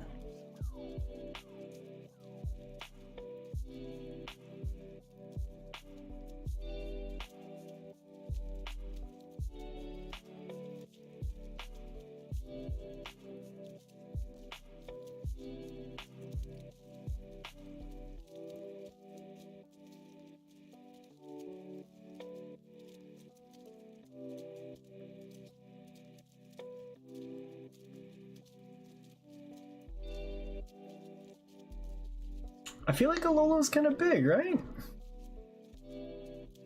I still vote on Leopard Seal. Sealfin could be inspired by a swordfish. Kind of has a graceful feel to me, which sort of matches with Suicune. Okay, I like that. Oh, you know what we could do? I'm a silly goose. Why don't we do this? Yeah, this already does kind of feel like a sailfish. What we'll do is we'll simply make this massive... Yo, what if I straight up gave him like a nose like that? Well, look at this, look at this.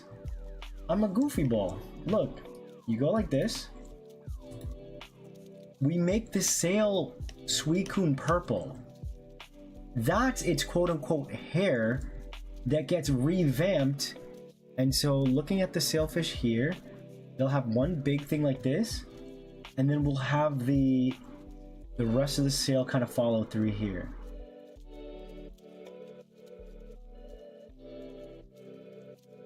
It's almost like, the way I'll write it is that, and look, those same ridges kind of come down eventually. And it could just simply be a case of like, it is the mutation Pokemon, right? So maybe, when this Pokemon first evolved, the body was like, oh fuck, there's a lot of water. What do we do? What do we do? Giant sail! That'll keep us afloat. And then, you know, again, as with everything, and that's kind of what happens with nature a lot. You know, like when evolution, especially in the beginning, like they give you everything you could potentially need to survive. If you don't survive, then obviously it didn't work. And then those remaining kind of creatures that do, they figure out how to use the tools they do, or little by little, depending on the needs, those kind of things whittled down, you know?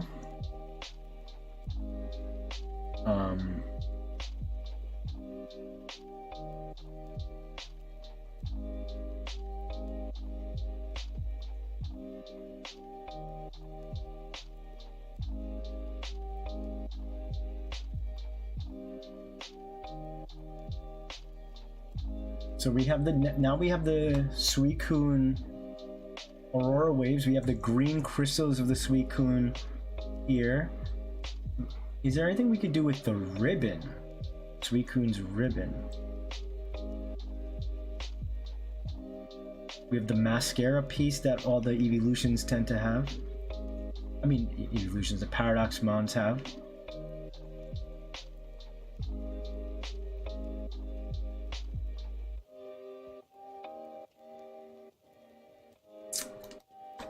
Oarfish? Color Scheme is so Quag? Yeah, Quag the goat. Actually, Claude the goat. Instead of the plates, it's an ability that activates its own, the Terrajewel surrounded by it. Terrapagos, I think, probably have the ability to resist all types through one means or other. Only Terrasilla. Yeah, I like that too. There's also some cool ancestors, seals and whales that walk on land. Yeah, that's true.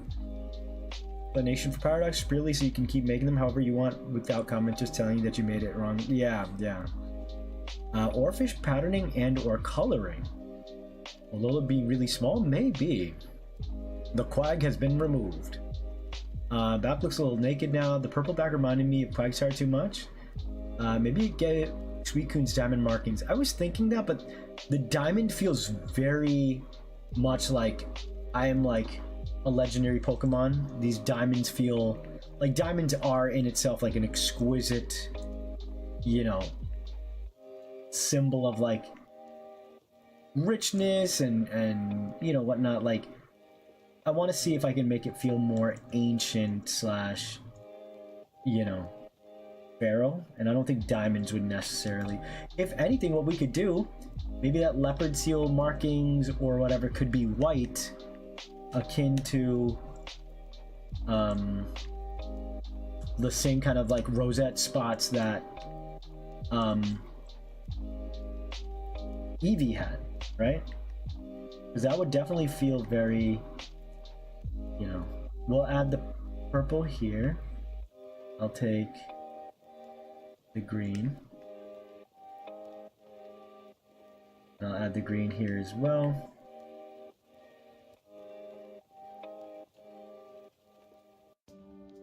Glaceon's ears as ribbons. Ribbon eel, know how clue. Purple in the body works as to hint the cloud. Suicune feelers could come from the horns. I don't want to do the feelers there just because, again, that also feels like such an extravagant feature brought by legendary status.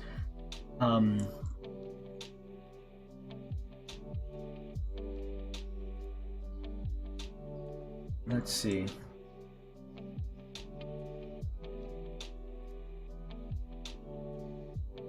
It's kind of got like this otter body.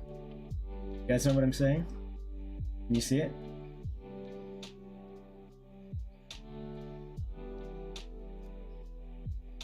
Broken up to 4 sections, could be. It's been a minute since I've played those games. I usually play the main series game like once and that's it. You know? It's hard for me to kind of tell. Yeah, I'm thinking that too, Kay. I'm thinking that too. Ribbons being whiskers. Oh, that's smart too. That is smart. Hello, Hiku. Welcome in, welcome in. Slaughter. What a fun name. Yeah, so update is we're working on eeveelution paradoxes. We actually revamped my first Eevee paradox of the past, which I made over a year ago. It was my very first video after Pokemon D&D. I'm like, I'm gonna try something different. I see a lot of people coming up with their own paradoxes. Let's see if I can get anything going. And then, yeah, I was like pursuing all that kind of stuff over the last year. And then doing a lot of streaming, of course, for everyone who knows. Okay, let me look up patterns of some of these stuff. I know people mentioned oarfish. Wow, that's long. Very long. Jesus Christ, 18-foot found. I don't see a obvious pattern on it. It's got some patterns on it, don't get me wrong.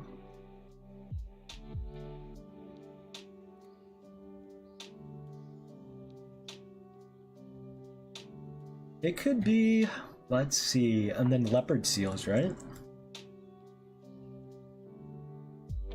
They've also got like these more generalized markings.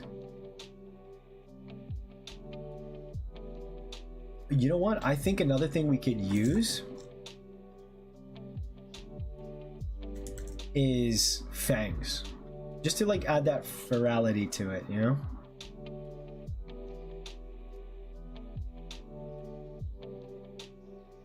They all have, like, even Jigglypuff has the like those fangs kind of sticking out.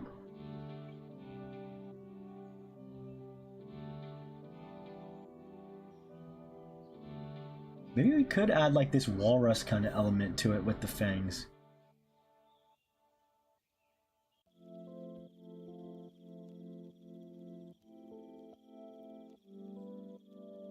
Well, let me look up walrus tusks, because those are pretty long.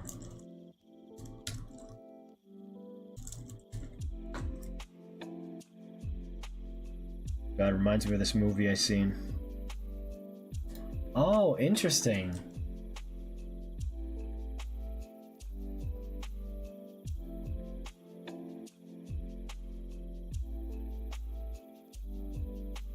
Yeah, I don't hate that.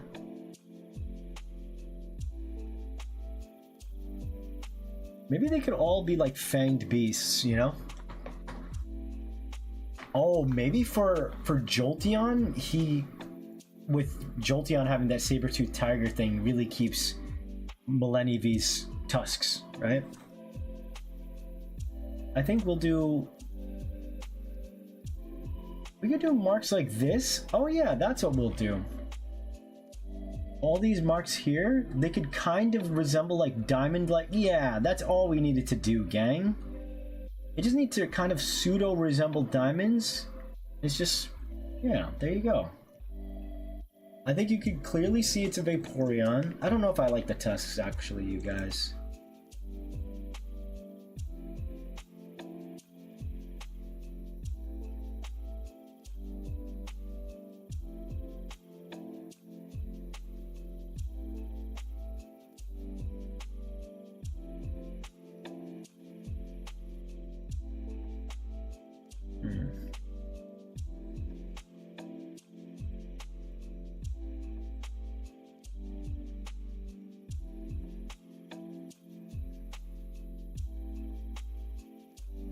Again, oh, you know what? It could have...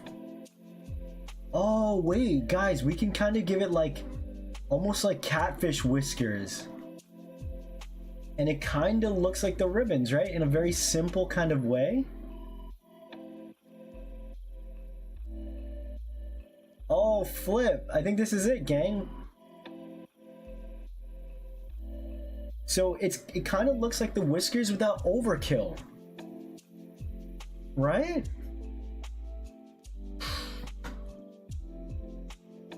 I've got the layout of Alola memorized because Ultra Soon. Very much a hardcore Pokemon fan, so I played. Yeah, I'm there too. I will say I've not played again a lot of the third games, like Emerald. I can only get like one game a year, so anytime I got Pokemon games, it was a gift. So I wouldn't want to play the same game again the next year that came out. I'd rather get something new.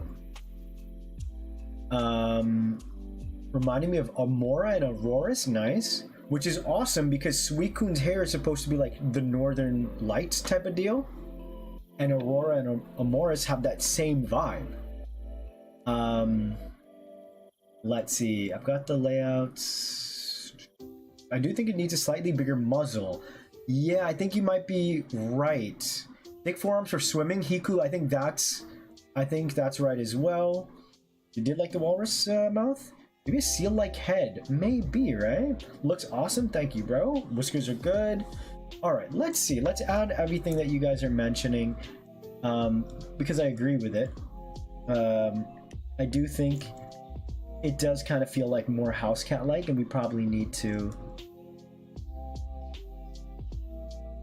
I was like, oh, it's not going to be as cute, but I'm like, it's a Paradox Pokemon. You know? We'll see. Oh, you know what? Maybe we can bring our Eevee in.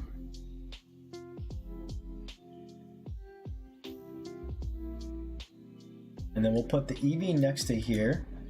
I'm going to duplicate the Suicune in case we need to jump back in time. Always have like a duplicate just so in case, you know, things don't work out, you can always just jump back and kind of refer to...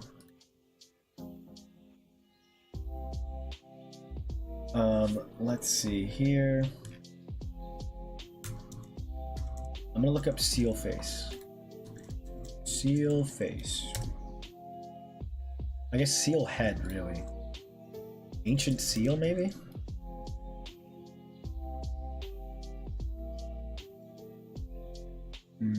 Seal the singer.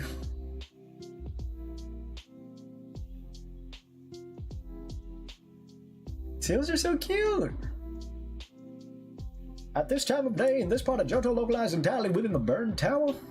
EV sick, thank you. Very, yeah, it's meant to be, like the apex kind of predator, of its time, and so it's just gonna be a roughed up version where, you know, if it were to evolve, it would probably look something like this, not like as extreme, but Uchiha no Taisho, have a wonderful day. Don't worry. Come through when the VOD's up and you can see the development of Jolteon. Otherwise, this video, the designs will be up in a couple of weeks. So take care, okay? Thank you for joining us today. Leopard Seal Head? Yeah, I'm looking it up now. Sween's mane resembles Fog and Mist, not Aurora. I always got the vibe that it was like definitely wavy like water, but like why did I assume it was like Aurora as an inspiration? Does it not glow, or am I making that up? Whoa, leopard seal face looks so scary, dude. I'll share it with you guys right now. What the? I think it's a fake one, and it's got like some battery on its head. What is going on with this dude? That looks crazy. Alright, let's see if we can use this guy as a reference.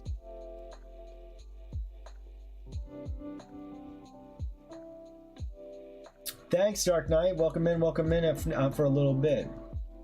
It uses Aurora Beam and Smash. I don't know, like, the way I see it is I see it as clouds, you know? So if it's like clouds, which carry water in it, and it's like fast as the wind. Maybe I'm making a case. Wow. I don't know. It might be a spy. It might be a robot one that they put in the water there for to like track and like, you know.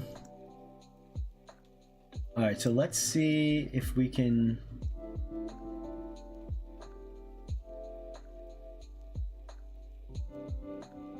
It should, you know what? No, it wouldn't make sense to do a leopard seal. Well, no, it could. It doesn't really matter, but it does matter, and it doesn't matter. That's a tracker super glued to its head? Oh, that makes me sad. The new whiskers of Vaporeon resemble the new tusks on Eevee. Yeah, it could be like one of those external kind of features, right? I don't think a leopard seal face is going to work. Because why would a cat then... I don't know. Hold on, let's see. Let's see. It might.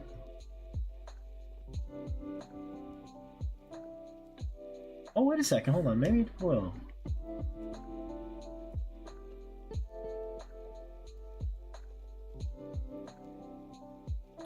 Oh, interesting. Maybe this could work. Like, seals are basically water dogs. A little scary, but like it is a past paradox.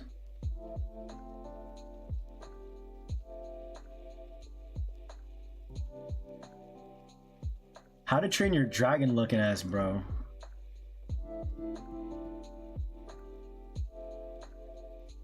Is this too much? I don't even think it looks like a seal anymore. How do I mean, it looks cool, but it doesn't even look like a Pokemon anymore, you know? Do a California seal face? I think it still needs to be a cat or a dog, you know? California.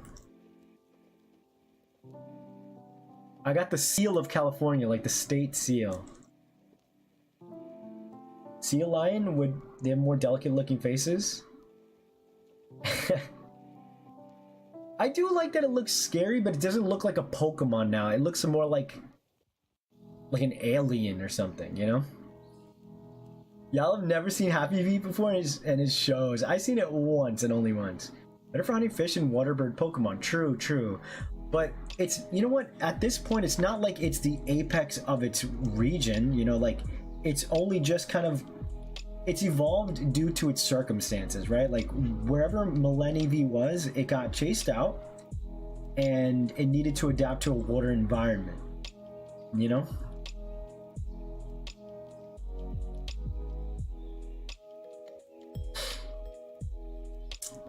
Alien water dog. Yeah, it looks too alien-like, sadly, right? Trackers to help keep track of it, population learn about it, no reason to be sad. I guess it, the way it's glued on its head made me, you know, but I think they do that for sure, right? They put it on all animals like penguins, sharks, and stuff. It looks so cyborg, like, on its head with, like, batteries and shit.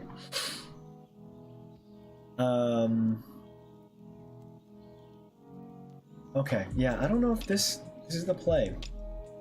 It should still look like a cat, I guess. Cat, dog, fox. Ooh. Fox. Marlin. He's looking pretty narp. Alright.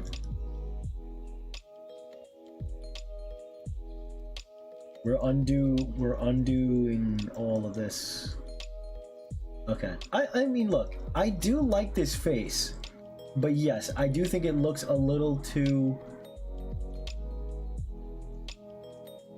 like house cat. So let's make it like more like a stronger snout. Oh, there we go.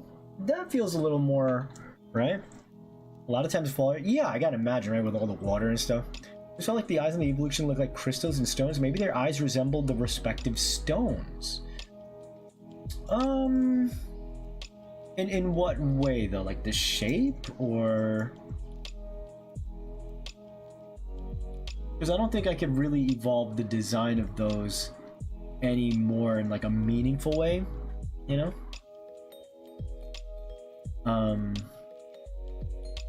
All right, let's do this. I feel very good about getting the whiskers to look like the ribbons. I quite like getting the big marlin. I think to make it more Pokemon-like, it should probably be something.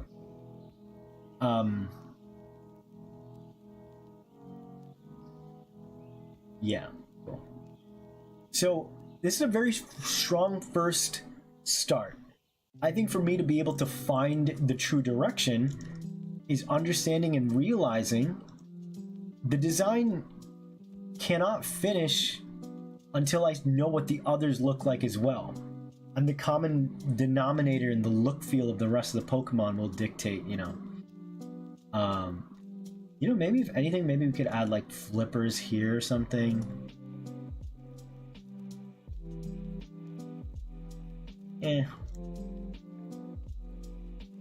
Flat-headed cats are cats that like water, really?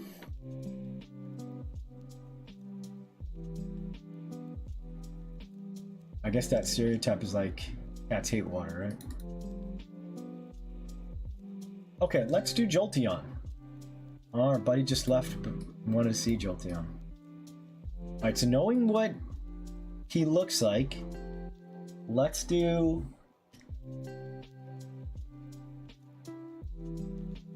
Let's be smart. Control C, Control V. Free transform. Right this way.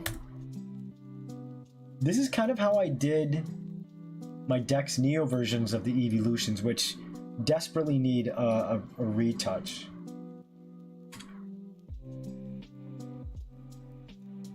Pins on the leg.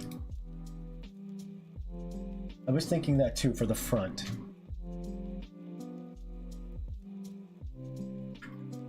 So, I guess, you know what, actually, all we might really need to do, actually, when you think about it.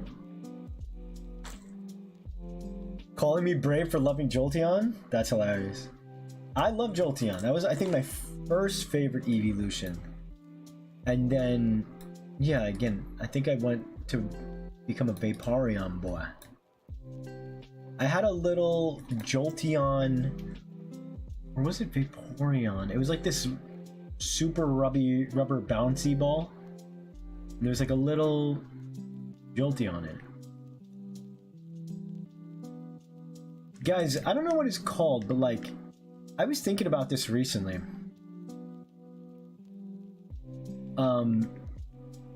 What's the feeling for like, and it could just straight up just be my own neuroses, probably, highly likely it's that. You know what, the yellow is really making it, again, look like this is its eyes. It's supposed to be the mascara bit. You know, so in reality, it should look like that. Do I do maybe, again, red? But red has an accent color. There would have to be a simple one that I think all... Jolteon is a Tasmanian tiger. It's not so much that I'm trying to straight up transform them into other animals. If it's filled with rubber ducks, that's so cute. No, like, I still want to keep them, like, largely... I mean, Tasmanian tiger could still look, like, inspired, right? So I know you're not outright saying it needs to be one. But, actually, knowing that our understanding with Tasmanian tiger... Wow, is that the yellow they use for Jolteon? That is crazy bright. Let's see if the Raikou gold... It's just a little more gold, but gosh, it's so bright.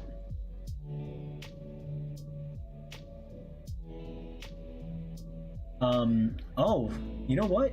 This guy also has a purple back. I never noticed that. I kind of don't like that about Suicune and Raikou, because now why does Entei have its own weird cloudy back that's gray? I think that's why I like shiny Suicune, because it's got a nice blue. It should have been, you know what? It should have been blue. This should have been the default. Here's the water type. I don't mind the purple for this guy. And then maybe for you, yeah, we can keep the white smoke. Although I think the black would look really nice if it was like black. Yeah, actually, then it makes those, I don't know what those mountain thingies are, but like it makes that part stand out a little more.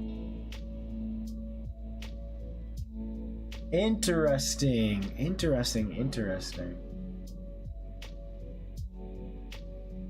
Yeah, that feels so much better. They ran out. Oh no, they ran out the toner. You know how expensive ink is, yo. All right, let's do this. This one.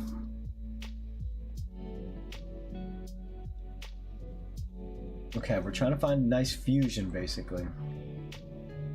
The saber-toothed tiger would work because that's what Eevee comes from, right? Or like maybe this guy's more shaggier. His electricity isn't like fully charged up yet, you know? So maybe it's like the fur is like this really down. They're getting kind of galvanized and charged up. Also, this one will be easier since this guy has got stripes. We can just kind of give him like these kind of tiger stripes kind of thing.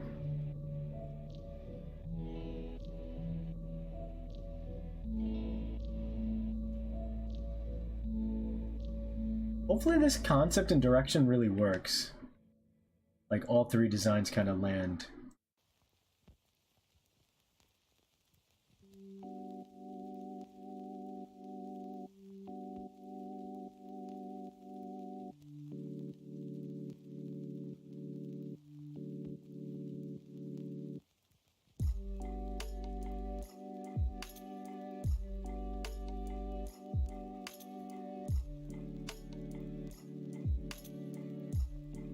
Successfully sewn the pieces, let's go!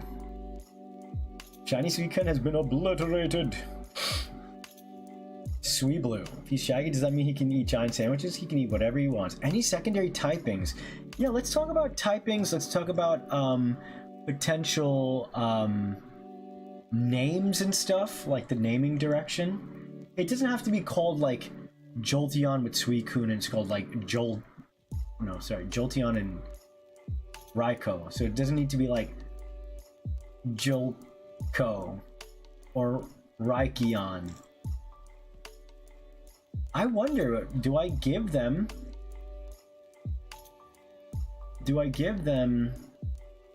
well, I'll give this guy big paws.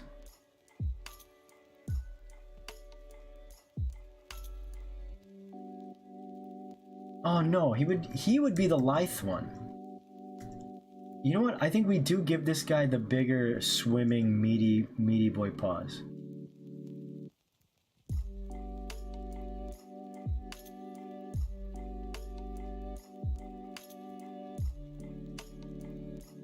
See, it would be a different story if I gave the eeveelutions evolutions, because then I would do something like, I would kind of want to make Jolteon more of like a mermaid, for example, right? Where it kind of loses its fins as it like goes to live in the water indefinitely, you know?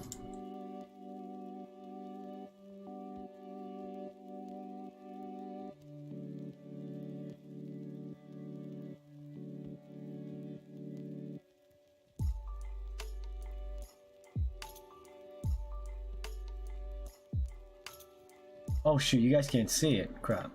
I'm giving him like more meteor kind of paws.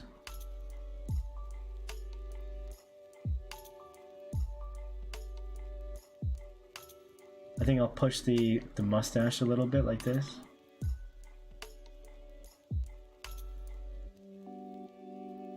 Maybe?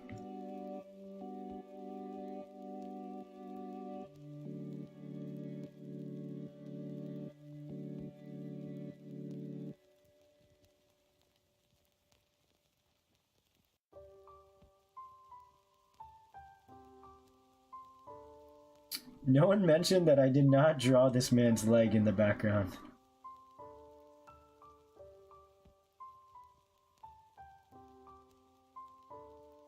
There we go.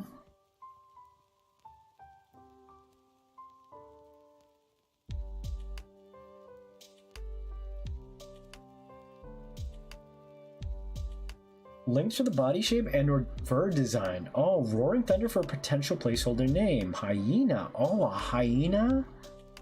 A hyena for Jolteon. I mean, I guess if anything, I'm feeling more tiger because the black stripes that he has. But yeah, in the face, I think we're definitely keeping the fangs. Right? Because Eevee had the fangs. A hyena face could be really cool.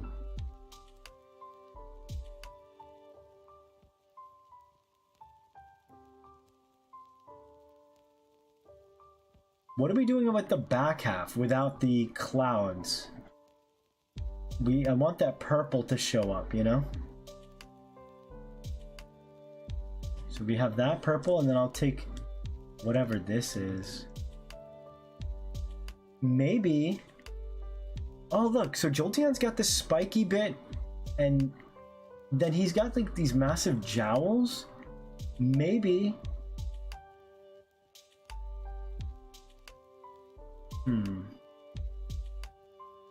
Let's see what we can do.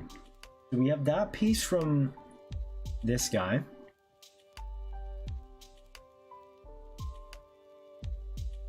Oh, if they should get a common suffix. Oh, I like that. Ian's a long time. This is far, but this is far in the past. Perhaps that hasn't happened yet. I like that a lot, Rek. I like that a lot. What you thinking? Brown hyenas have good shaggy fur. You're right. They've got that like striped mane thing, right? Let me look that up. That's a good call. Hyena. Maned hyena. Yeah, and guess what? They're spiky. And they have stripes. Let's fucking go. Good call. Look. Look, look, look.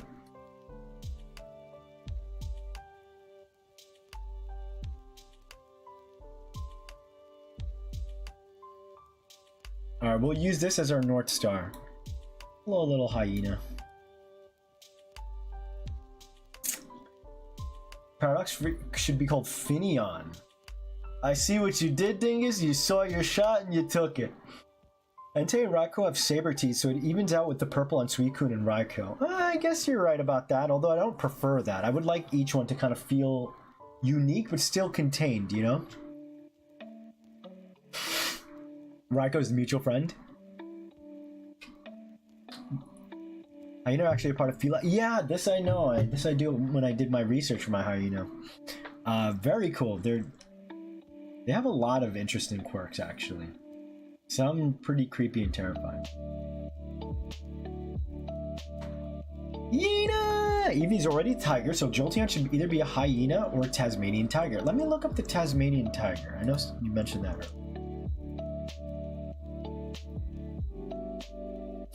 Oh yeah, this bro went extinct, sadly. He is striped as well. I mean, there's nothing really in its features that make me want to go that route. It's got the stripes. Wait, so then... was it a tiger? Tiger? Or it looks like a fox or a dog. It was very long face. Stripes are interesting. Alright, let's do... okay, so the maned... it's honestly, it is a little similar to... Suicune's fin thingy. But... it's fine.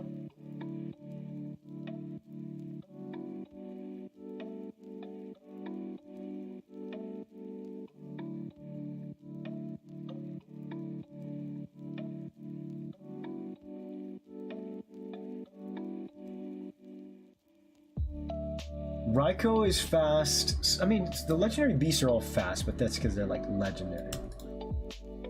I'm gonna lift up its head.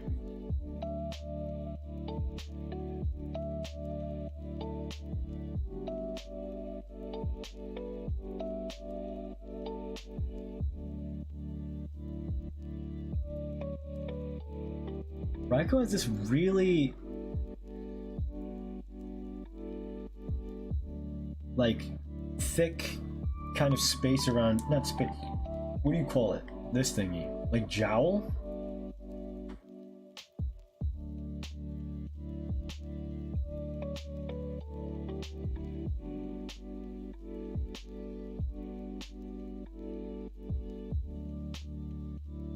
Yeah, I don't mind lifting the poses from the as a combination, you know?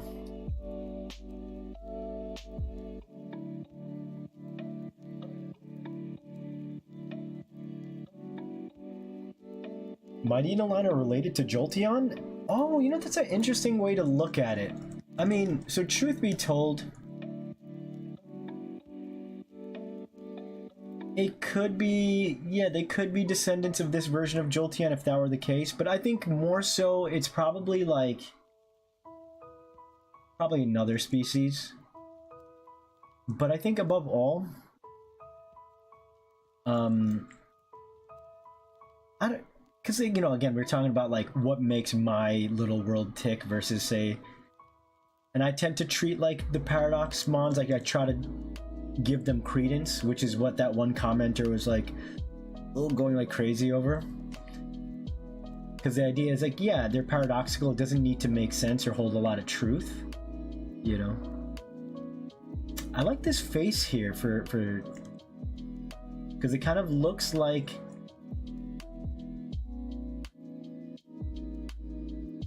the Eevee's side face.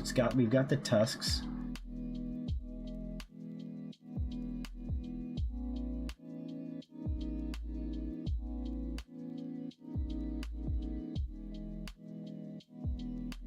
Just gonna keep coloring and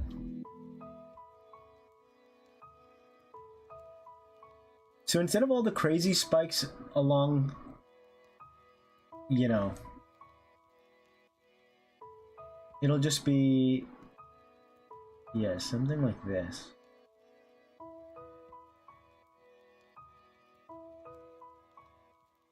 I don't know if it's gonna stay, like how much of this design is gonna stay, but I'm just putting down the ideas, you know?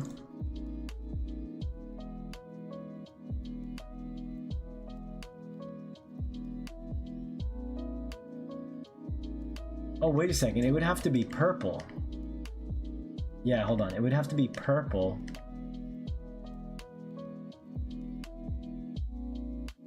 Maybe the front part could be black. Just like Raikou, that front mask piece is black. A little busy. Very busy. It's okay, we're just iterating. We're iterating. We're trying to figure it out, you know?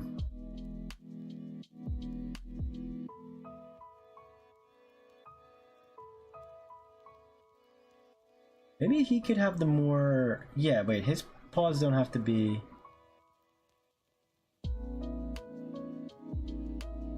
Maybe, you know what, maybe we'll keep them all in the same pose. Not only would that make my life a lot easier, but it would also kind of illustrate their differences very straight away.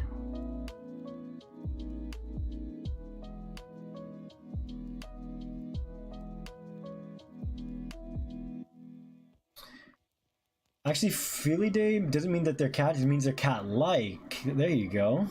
I'm proud of myself for yeah, they're like some in-between thing, right? Come on, ideas for naming characters can be satisfying, you get something good. What do we think? What could it be instead of Eon? Tasmanian tiger is an animal we tried to Mewtwo in real life? Really? Oh wait, so it was never an actual thing? Like we try to revert or revive something and then we called that version of it Tasmanian tiger? Is that true? Looks pretty smart. Maybe you can call him Inteleon. Mr. Vaporeon because I got distracted. Yeah, he's in the corner there. Suicune, Raikou, and Enteon. No, I was saying that's the thing I didn't want to do, Draco. Only because Eon would mean Eon's passed a lot of time. So they wouldn't be called as such. I mean, you can make a case like because they lived so long ago. But the idea is Flareon, Jolteon, Vaporeon gets the suffix because they themselves lived a long time ago. So conversely, it would mean that like these are the Pokemon that they descended from. So if we can get a name where it's like something where it's more present or something as the suffix, and then like I'll leave like the Raikou, Entei, Suicune to be their like reborn names when they come back. What if the spikes were made of electricity? I considered that, but that like I want to keep it more like, again, try to find that even ground between, say, this guy and this guy. And so he's got the spiked fur. So by making it, you know, at least somewhat similar to the, you know, source material, feels kind of right.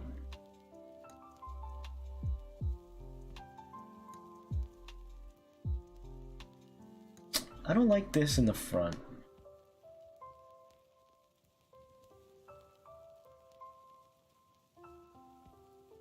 This is harder than I expected, you guys. I thought it was going to be a cakewalk today. I'll be like, oh, you know, it's just silly little eeveelutions. Knock them out.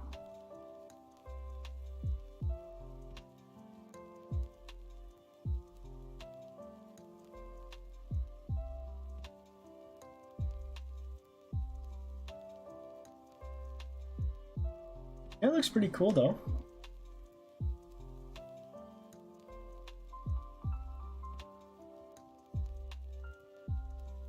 Guys, I think tomorrow I'm going to be doing the main character and the first Bonster. Like your main partner Bonster. Look away, this dude has a mohawk. Yeah, he had a mohawk. I took that away. Roaring Thief, Roaring Thunder, Zip Striker, Toxicity makes sense. You try to save it from extinction, but the last one died 100 years ago. No. Have we done Centurion? No. I'm not trying to do Eon, you guys. Eon would be for the original batch. This is their own things that eons ago, they look like their own things, right? Really trying to bring them back? Australia's actually missing that niche? Yeah, let's bring them back. I want all animals to live, yo. I said, is it gone? I don't think we should mess with forces beyond our comprehension. Yeah, I think B is right. If we cause that, then we should do everything in our power. Like, it's not like it was a natural thing, right? Is what humans probably interfered and their habitats got screwy. Like, I don't think there's anything bad about trying to rectify our mistakes that like an entire species of an animal gets wiped out, you know?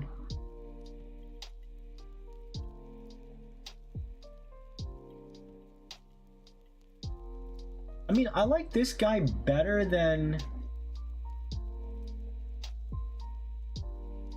You know what? I feel like the reason why I'm liking this better is because it still feels like Eevee. And I think that's where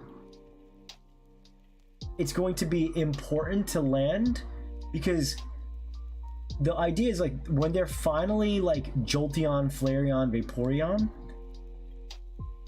it's like they get to be more their own thing. They still kind of look like Eevee in the same way that I feel like these guys should still look like the primal Eevee. And you kind of get that here because he's got like those big whisker things. So why don't I... Maybe he needs whiskers as well. And then I could do a thing where... Oh, you know what? So maybe his whiskers kind of look like... Yeah, something like that. And then the...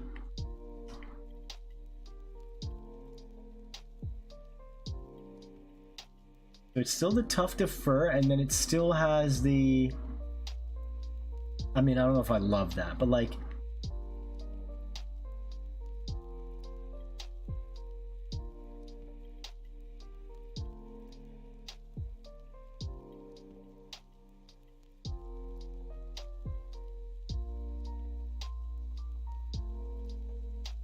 Maybe he could have like webbed feet first.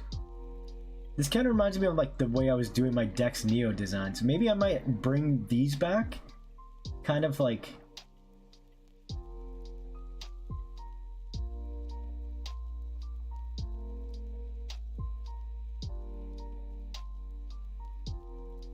We'll see. Griffin Thungara. That sounds like a Final Fantasy attack. Maybe to make the main a single jagged bolt. Ah, that could be Rolling Thunder. Let me see. They want to bring, which I don't support. Why not the Mastodon?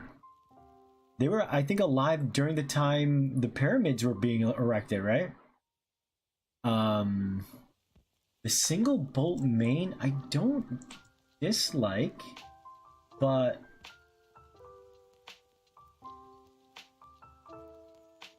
let's see, how do we add? Maybe over here could be like the black kind of headpiece that he has is right here.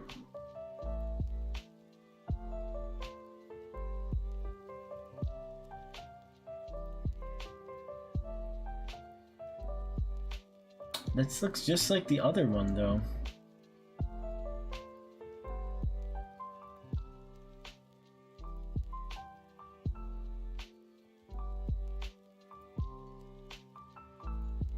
Maybe almost like a frequency, they kind of like stand up on end.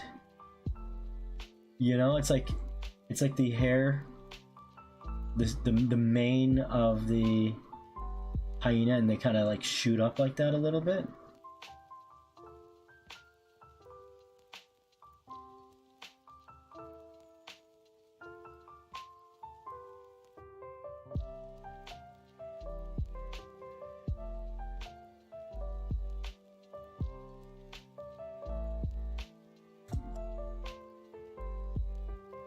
Oh, it could be like the blue. Oh yeah, that's nice.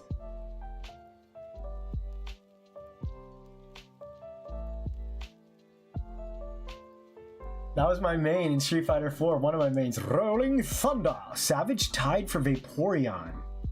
I do like Savage Tide. I just named my Thrushred Frenzy Tide, so I don't want to use Tide. And I don't know if Vaporeon's necessarily savage. You know? Yeah, go for it. Make a Jolteon D&D character. That'd be awesome. I'll pass the E form for Vaporeons who can love it, and for now I'm liking Okay, nice, nice. Thank you, Gabby. I'm trying to still figure out these guys. They're kind of eluding me a little bit, but I think once I reline it, I think it'll look a lot better. I'm trying to find like the optimal way to fuse them, you know? Actually, looking at this guy, I think I'm gonna kind of make him very sleek along the back like that.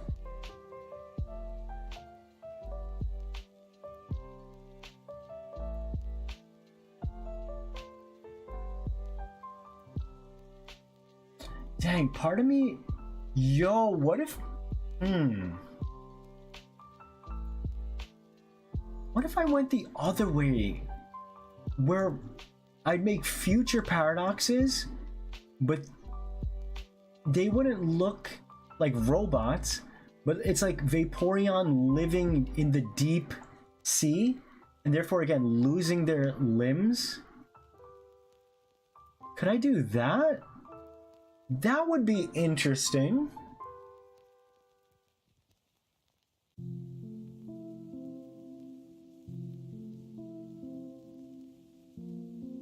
Huh.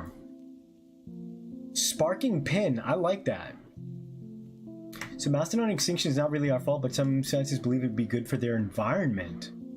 Oh, they just kind of naturally died out? I mean, if it's not going to hurt them to be alive in the world... I would, oh man, maybe it's greedy, but I would love to see one. See how massive they are.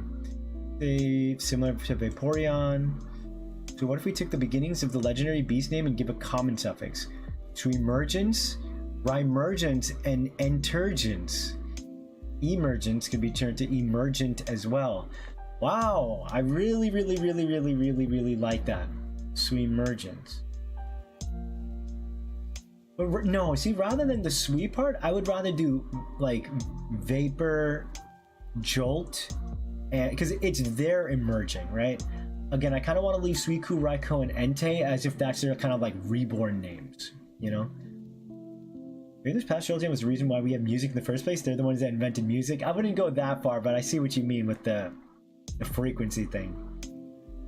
Auroral Stride. I like that. I think I'll potentially keep... Wait, Stride means to run, right? Oh, but then also apparently the Aurora connection isn't there per se. So maybe... Well, we could definitely keep Stride for something, I feel like. Because they're running guys, right? Size of a dog, a mastodon is bigger than most elephants, so there is less likely there's a habitat that fits them. Rising Current. Ooh, I already have a current for electricity. I'll have Rising potentially for something. Adds a lizard vibe. Raging Sea Pass. Oh, Raging Seas or Ranging Seas? Not Raging though. Keep the limbs. I like the web feet. Vestigial nubs. So it has legs, loses them when it evolves, and it's descendant, gains legs again. Suicon should be wide in the front and thin in the back like dolphins or seals. I think you're right. Gabsters, I think you're right. That's why I was like trying to bring it down a little bit like this, you know? It does kind of feel almost like more like a seal here, right? So you know what? Let's give him a little bit of a belly, because you know these guys need like blubber and stuff to like survive in the cold, right? That way, Jolteon can be like the Greyhound, and I kind of did this for my version of. Again, I'll probably like reuse these designs in some capacity for Dex Neo. That's allowed, right? Allowed, right? Alright, let's do that. I kind of think we've lost the main... the hyena stuff. But... Alright, so let's add... Maybe it could just be a Tasmanian tiger thing. We just do that. So far, this guy does feel very busy, though. You know?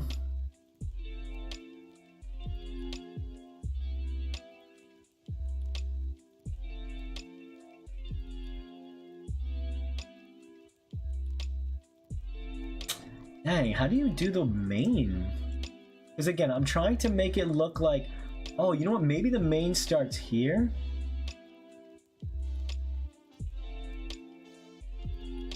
It could, again, still look like a frequency kind of thing. Wouldn't be entirely against it.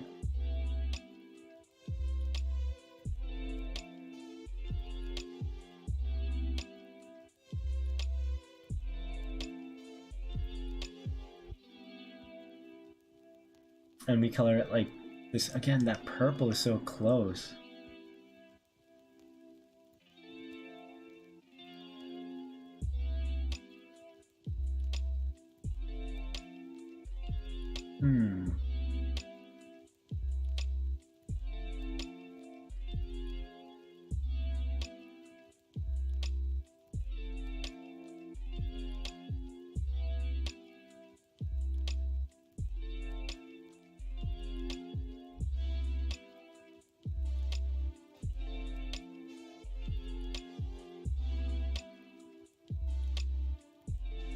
I mean, I'm not hating it. You know what I mean? It's not the worst. So it has legs, loses them when it evolves, and its descendant gains legs again. No, okay, I was thinking more like... I get like... Future doesn't always have to mean robot, right? So I was thinking like... If Vaporeon were to like go even further into the sea, right? The ocean, it would probably lose its limbs in the way like seals did, or even whales, right? Whales were like land mammals at one point, and then they get like the flippers and stuff. So Bolton and Drownton.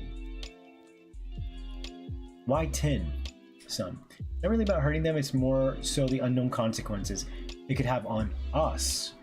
Oh, I mean, I think it's also about, you know, not hurting them, like bringing them back, putting them into an environment where they just kind of...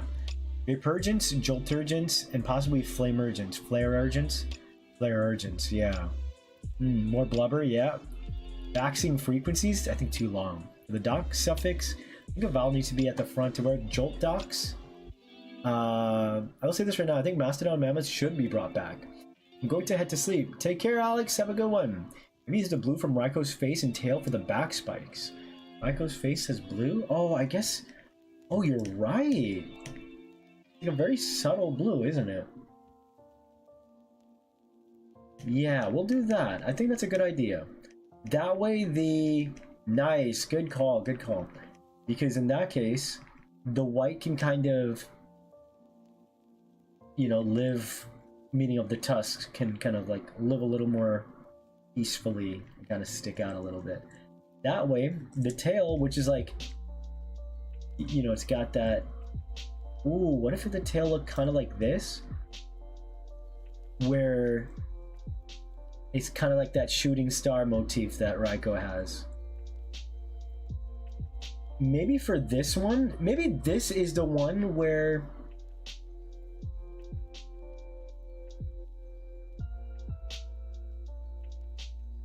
we take the purple and maybe, you know what?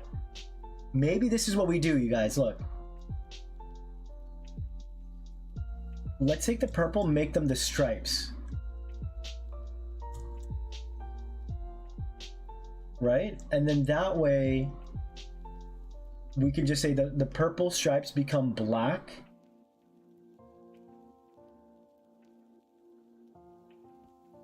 And I don't mind it, like, again, looking a little too crazy or disheveled, because, you know, nature tends to kind of throw everything and see what sticks, you know? Maybe to get the Jolteon stuff, maybe like its fur is starting to spark up, maybe. You know, it's like a little random, which I kind of like, actually. It makes it feel like it is very busy looking. What do you base Raiko's silhouette on? A cheetah? Smart. I was thinking that too. Maybe it's more elongated, right? So let's do this. Maybe Vaporeon is still kind of like smaller. Let's do that, right? Let's bring that in a little bit. And then maybe extend out this guy's body a bit. Because, yeah, I guess it did make it feel like it was just bigger Jolteon, bigger Flareon. Which, I mean, that's kind of the point. Because at the end of the day, yeah, I think it's fine to, like...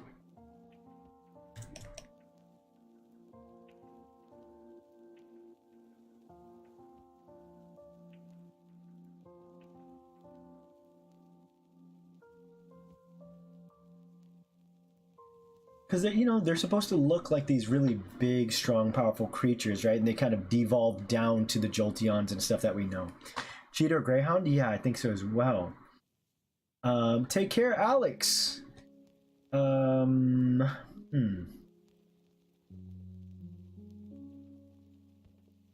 hate that all the future ones are robots. Yeah, I get why they do it. Like, in a very, like, kid-friendly way, it's easy to be like, these are the future ones. So that's why, I, even very early on, I made sure to do, like, my Staraptor was a Futuremon that wasn't a robot, where I was like, no, it could be a Futuremon, where in the future, it reverted back to being a dinosaur, right? Stormy Sail. Ooh, I love that name so much. Wow, that is a fantastic name. I marked it down over here, Stormy Sail. I gotta say, that just hits right from the beginning. Maybe Vaporeon a walrus. Hey, like I said, if I were to go in the direction where in the future, like, they start up straight up becoming other animals, because they really, like, dig into their niches. But that would be like... I guess you could say those would be evolutions, right? I would call it Paradox Evolution. No, I wouldn't call it Paradox Evolution, right?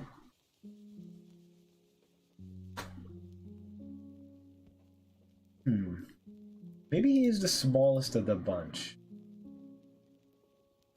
He still needs to be impressive, though, right? As long as they're bigger than Vaporeon, so... Tin just appeared in my head. Would choosing other type-related words vibe for these guys? Flamergence already suggested Tidurgence or Soonergence. Or Thundergence? Soonergence. Maybe. I don't know. The urgence part, like, it feels very strong when I keep hearing it. What if Paradox Flareon was based off of pyrocumulus clouds? Present Flareon is fluffy and it'd be cool if Paradox Flareon had wings. I don't know if I would do wings, but Yeah, let's see. Joltedox, Flareodox, and Vaporidox. Okay, so what's the dox?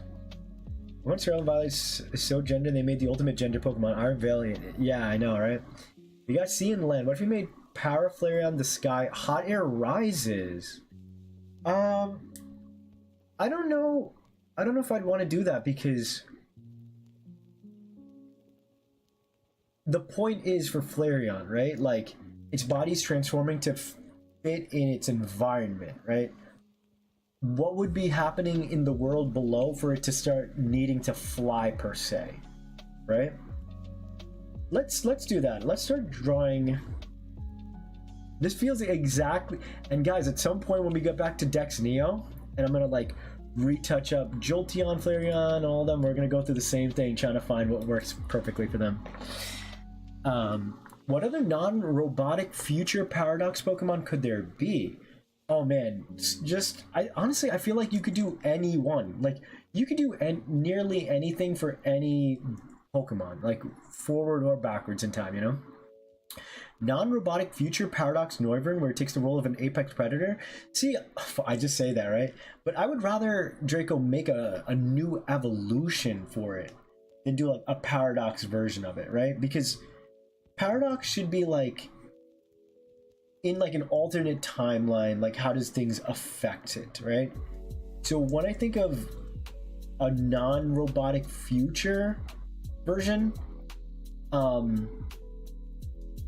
like I already kind of see Noivern as like sort of an apex predator, you know, like of its niche, right? It's like a massive, powerful looking dragon.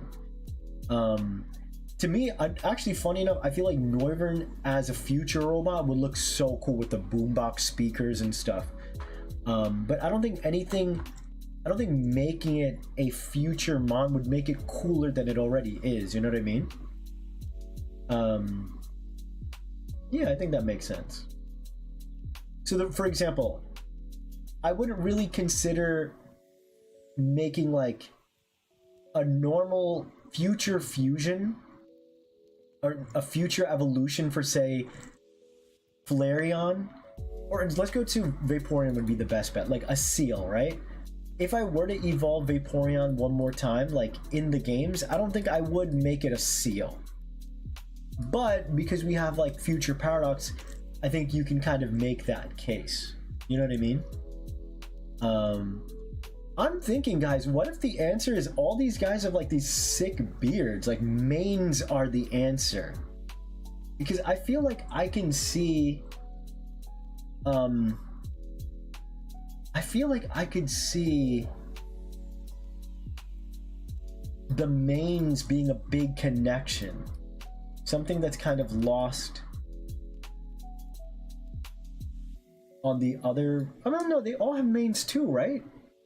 Yeah. These legs are so bulky, yeah. Digging into the niche, you say that like these moms actively chose their looks for a fashion statement. As their designer, I'm pretty much doing exactly that. Vaporeon. Oh my god! That's it. Vaporeon.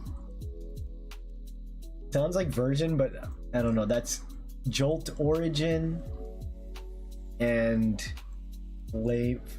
Was it Flame Origin? Flare Origin. I really love that. Vaporeon, Jolteon, Flare, like Vaporeon. It's pretty good. Jolteon feels a hair long. I think you're right. How about Heliolisk? Who is Heliolisk? Oh, No, you know what, Draco? I would still. It's funny. The two mons you're choosing, I think, make for really great robot versions. Heliolisk, I think, could come up with like a nice future evolution, as it were, right? Like, what about it going into the future would change it, you know? Or rather, something like, say, millions of years in the future change. With it being a solar Pokemon, there's a nice touch to the... Oh, I know why this is throwing me off. So Heliolisk, right? Being like solar, I feel like that translates to a perfect solar, future solar kind of thing. I think bringing the neck down like this will help it feel more like lived in, right? Like the head held high. Oh, look. What if, oh shit, this is what I'm talking about. Getting the mane back. So not only does this kind of look like Eevee's mane, I could even add this part right here to kind of look like Raiko's bump. Not bump, but like it looks like that lion kind of mane that Eevee had.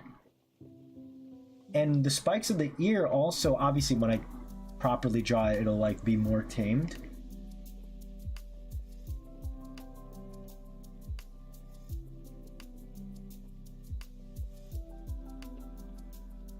Oh, but then it's kind of hard to see. Oh, you know what? Maybe I'll just do like that. Yeah.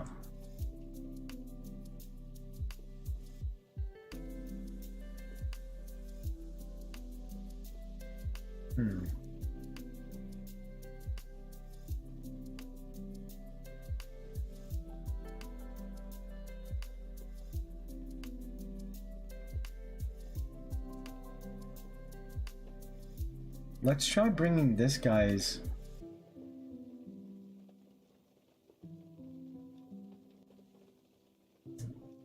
Fair again? Yes, sir. Yeah, because like...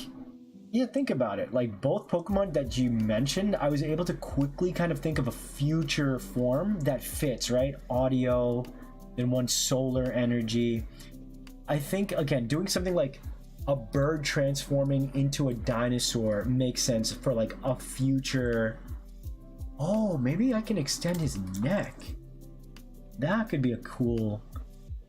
Oh, that would also make it look more like a leopard seal type of thing. Or an otter. Yes. Perfect. Nice. This reminds me of like Dex Neo streams, where I'm like getting my ass kicked live in front of 3 million people. I'm like, I don't know what to do. And then randomly, like, you kind of find fun discoveries. Obviously, shape and stuff like that, don't worry, we'll fix it in post. I think the front half of this body now feels very seal-like, which is cool. Let's also give this guy... Not only would they look like walrus tusks, but like they look like the tusks of its predecessor, Eevee. And they kind of like nicely hide underneath the whiskers.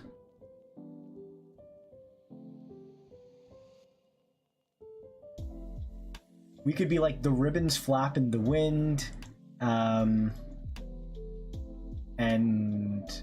give it a sense of direction when it needs to know where to swim, because it hasn't quite gotten a grasp on swimming yet.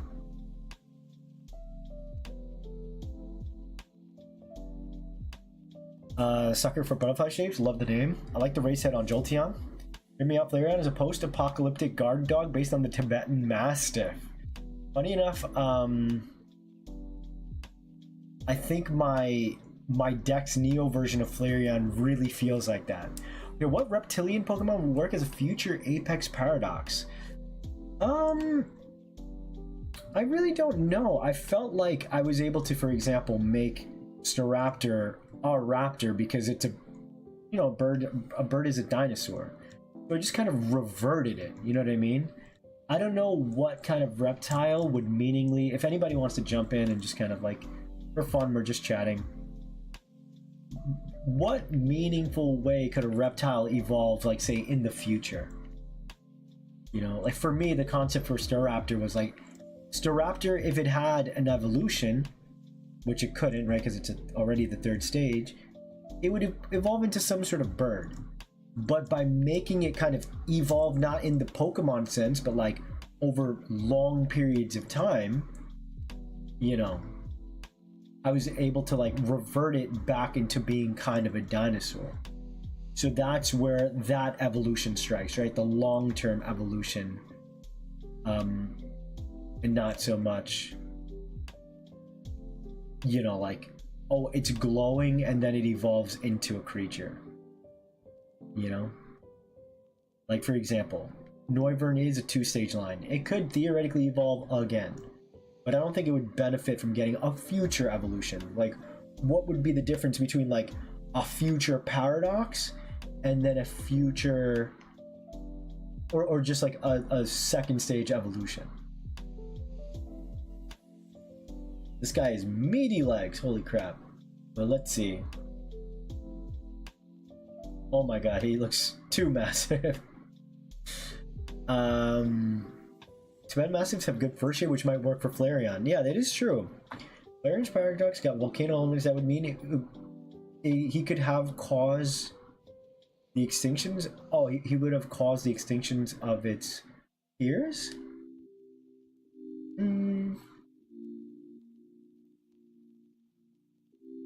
Kecleon Future Paradox being based off the Death Claw?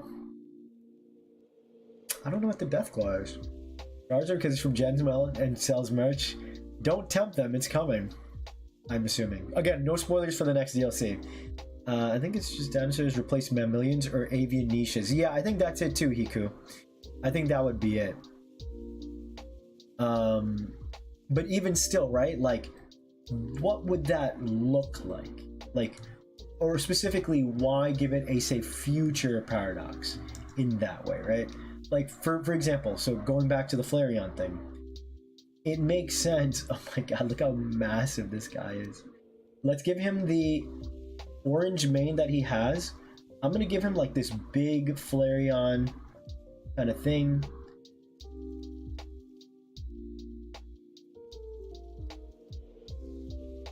And I want to, again, give him, you know, connection, visual connection to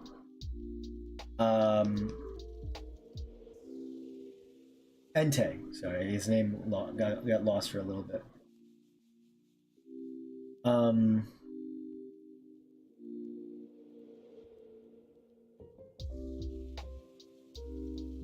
You see how the beards of the Pokemon seem to do like a lot of the heavy lifting? Maybe he could have a more thicker face, because like Entei had like a bigger one, so let's try doing that.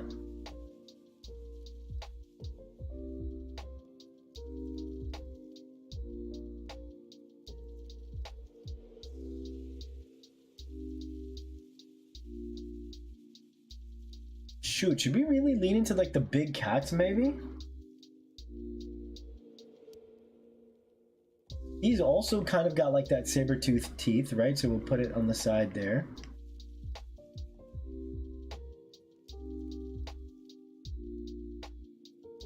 Oh shoot, this guy kind of looks sick.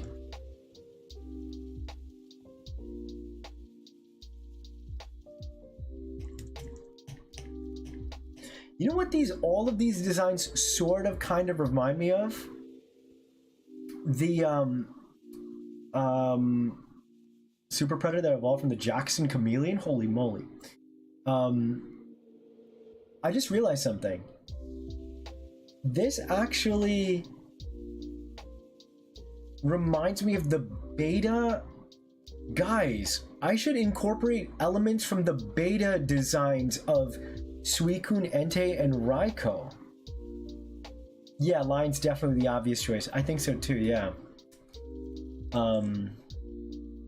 Which, you know, yeah, like for sure with the hair looking the way that it does.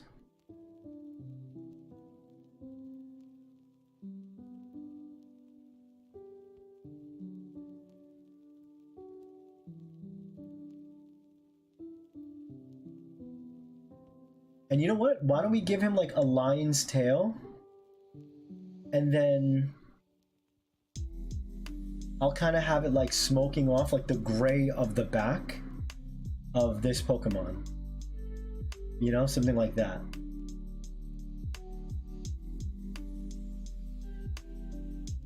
Now, we still need it to look like both Flareon and Entei, and of course Eevee.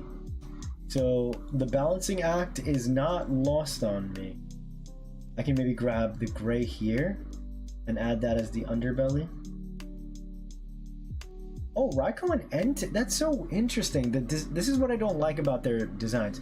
They're very similar, right? Like, meaning it feels like these two were deliberately designed together. If you look at it, you have, sorry, so Suicune and Raikou have like dunk dunk dunk dunk dunk dunk dunk dunk dunk dunk dunk dunk. There is that movement there.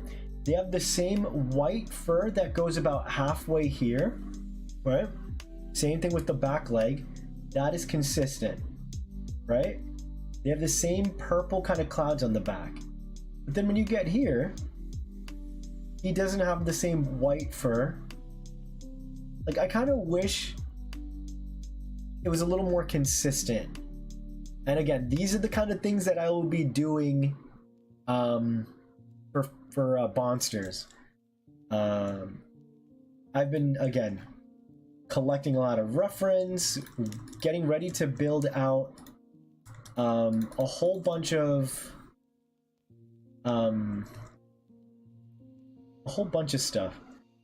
Actually, you know what? Today we could talk about this while I'm illustrating this Flareon.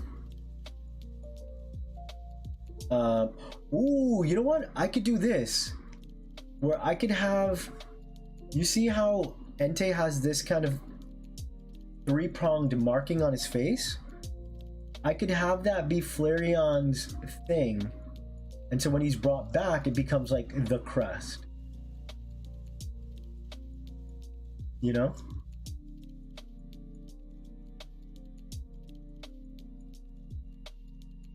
Man, actually, this guy's looking even more majestic than freaking Entei, low-key. I gotta be careful. I gotta be careful. Maybe what I'll do is I'll make his whiskers like come down like that. And then just to keep it in line, they all have like the white and stuff for their designs as the under.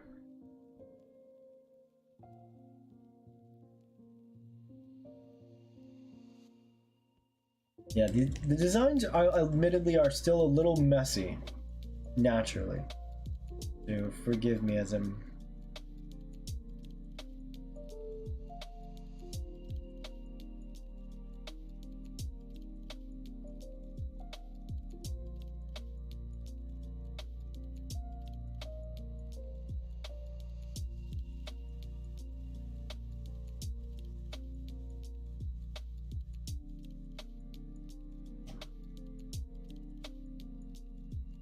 Maybe, you know what? I'll do this kind of marking on its back, like that's gray. Like that. Aurora is related to Flareon. Yeah, little by little we're connecting everyone, right? Entei's the odd one out, even its music is different. Idea, Black Claws for Paradox. Flareon evokes Obsidian, which is really good at doing sharp things. Obsidian is excellent at cutting. Entei's missing a tail, it should have at least one. I mean, I guess its cloud is kind of its tail, right? Like, give me some Gyarados vibes. Yeah, I was thinking that too, the Mega Gyarados, right? Dip Origin, Jolt Origin, Flare Origin looking badass. What do you guys think of the name? Pretty good name, right? Searing Sovereign? I think that's too long, Dingus, but it's good. Well, he's not so much the Sovereign, right? Like, I don't want to maybe use Sovereign, even though he's got like that very regal appearance, right?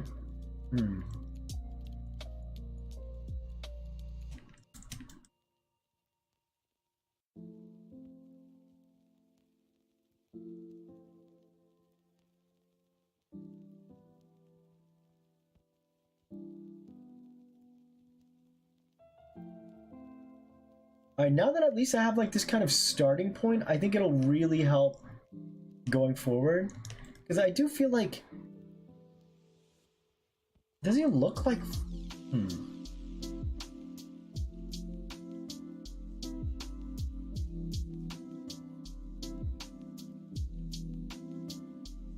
Let's put them all next to each other and just see how... Something Stride. Flare Origin. Flareon. Flare Origin does not roll off the tongue. Yeah. Searing Sovereign based.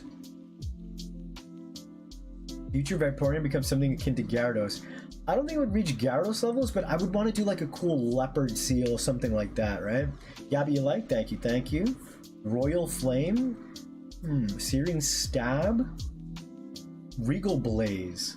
Why the Regal and Sovereign the Royal? I mean, because it does look it, right? I mean, I don't want to do Regal and stuff because I don't want it to feel elevated over its brethren, right? Because if one's a king, then the others should be kings. You know what I mean? So I like something like Stormy Sail because it's talking about its appearance. It's got like this big, you know, sail. There's alliteration. Does it like swim through storms? Probably, maybe, but like the alliteration is there, the types represented, the sail really works. Stride also kind of works because of like movement, right? It's probably a very fast creature, probably picked up the electric typing from running a lot. So looking at all of these guys, I think you can kind of see some sort of connection for sure, right? Obviously it has to be cleaned up in a major way. I think it has to be cleaned up in a major way, but like for example, I think the face is looking a little janky here. Probably make it a little smaller.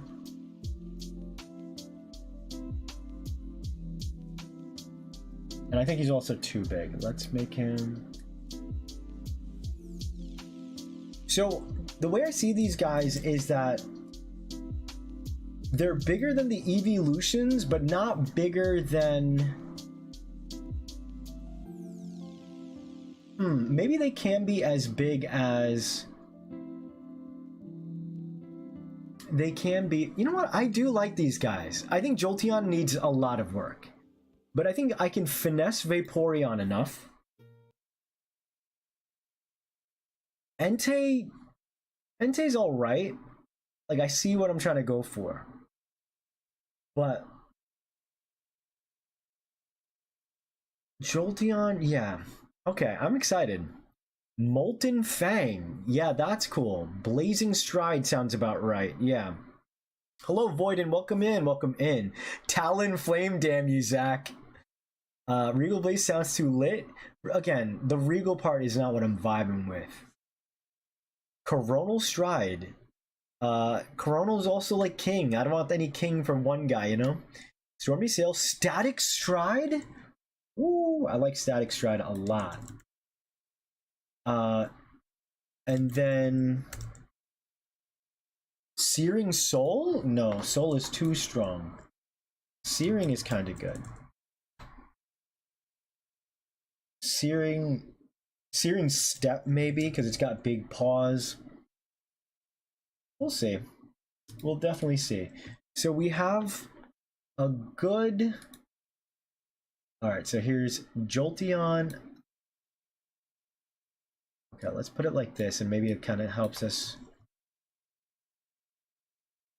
Move you here, move you here.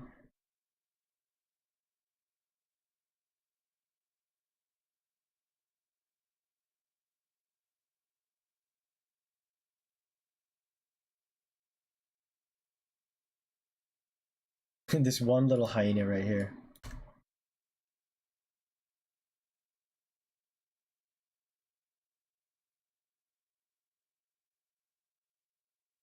Scorch Stride, is that 12 letters? I think too long. Searing Bite? It's got the same level of teeth as the others, so I don't know if Bite would... Oh, Fanged Mountain. Ooh, wait a second. I kind of like the mountain part because it's a volcano and it's like not yet a volcano, maybe like Entei, you know? Kind of a fun callback. And it was a brass tower that burned down? I think it was brass tower, right? Molten also applies to metal. Pyroar kind of sized? Yeah, maybe, right? Vapus Seals, Voltus Hyenas, and Flares Lions, Big Cats. I wonder what the other past Pyrox evolutions. Last Embryon's related to bats? That'd be so epic. I would still probably keep it in the same vein because you don't want to have them branch too far out because they all end up becoming the same kind of cat-like creature, right? Seals are... And remember, well, you know what?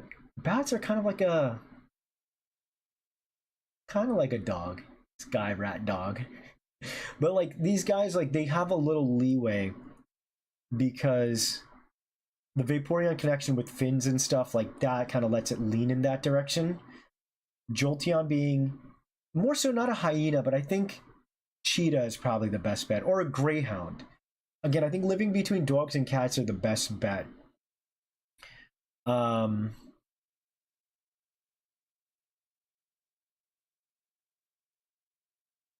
Scorching Stalk? I don't think it really stalks its prey.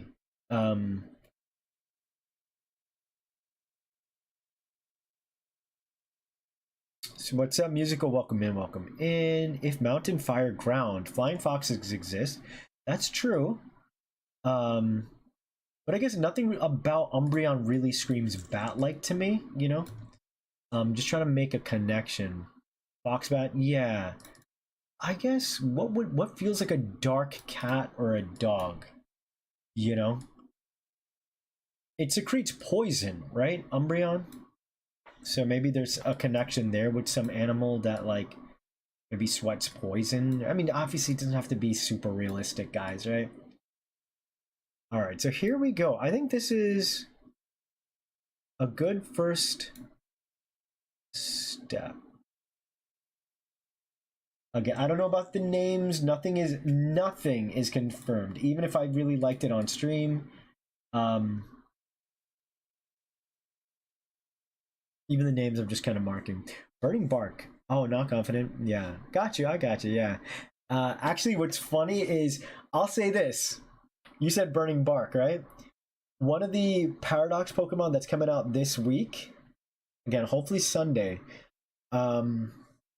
it's called Twisted Roar. It's genuinely one of my most favorite Paradox mons. So look forward to Twisted Roar. Just like last time I gave you guys Harvest Rise. A future Pokemon that did not Melting Tide. Oh, musical. I see what you're doing there, right? With the Vaporeon minimizing itself or like going like turning itself into puddle. Oh. Not bad. Melting. Maybe not Tide, because again, I just did Frenzy Tide with the shark. But Twisted Roar. It's sick. But okay, we're 3 hours, about almost 15 minutes in, 3 hours 15. Kind of letting my hand rest for a little bit. Guys, give me your feedback on the designs. Again, these are like a very first rough pass. I think once I'm gonna sit with these designs, right? And then I'll be able to kind of look at them, let them breathe a little bit, and then I'll be able to... Actually, they kind of look better this way. Let's do this. In the meantime, Johto starters, hopefully. I don't know if I'm going to do that anymore. I might. Melting Wave. You know why? Because I added this to my list, right? I did the Ben 10 aliens, which again, by the way, I did my 4th alien, you guys. It came out so sick, by the way, like the first draft. And I'm going to be pulling up the beta versions of the Pokemon, by the way. They look really ugly. I'm so glad they changed them. They're like so basic. But the reason why I don't want to keep adding more on my plate right now is because when you think about it, it kind of delays me from the stuff that I really, really want to do. And right now I am in this straight up this mood to kind of get the D&D series underway again. You know, like I really want to do... It's going to be a lot of work for me. That's why I need your support, you know, any way you can. Likes, shares, Patreon, whatever. But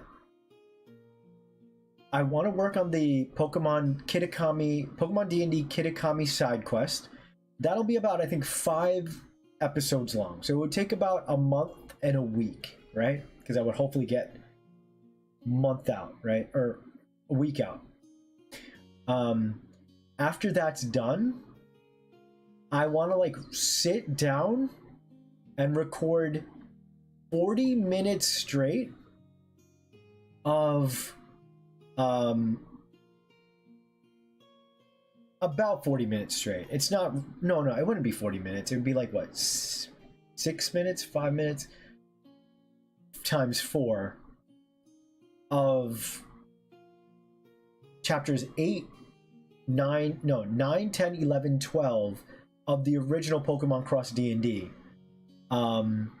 So I kind of want to knock that out in one go, because I was saying the other day, if I were to release chapter 9, say like, not really tomorrow, but say I released it tomorrow, chapter 9, everyone would be like, what the hell? This is so random. I don't remember chapter 8. I don't remember the whole story.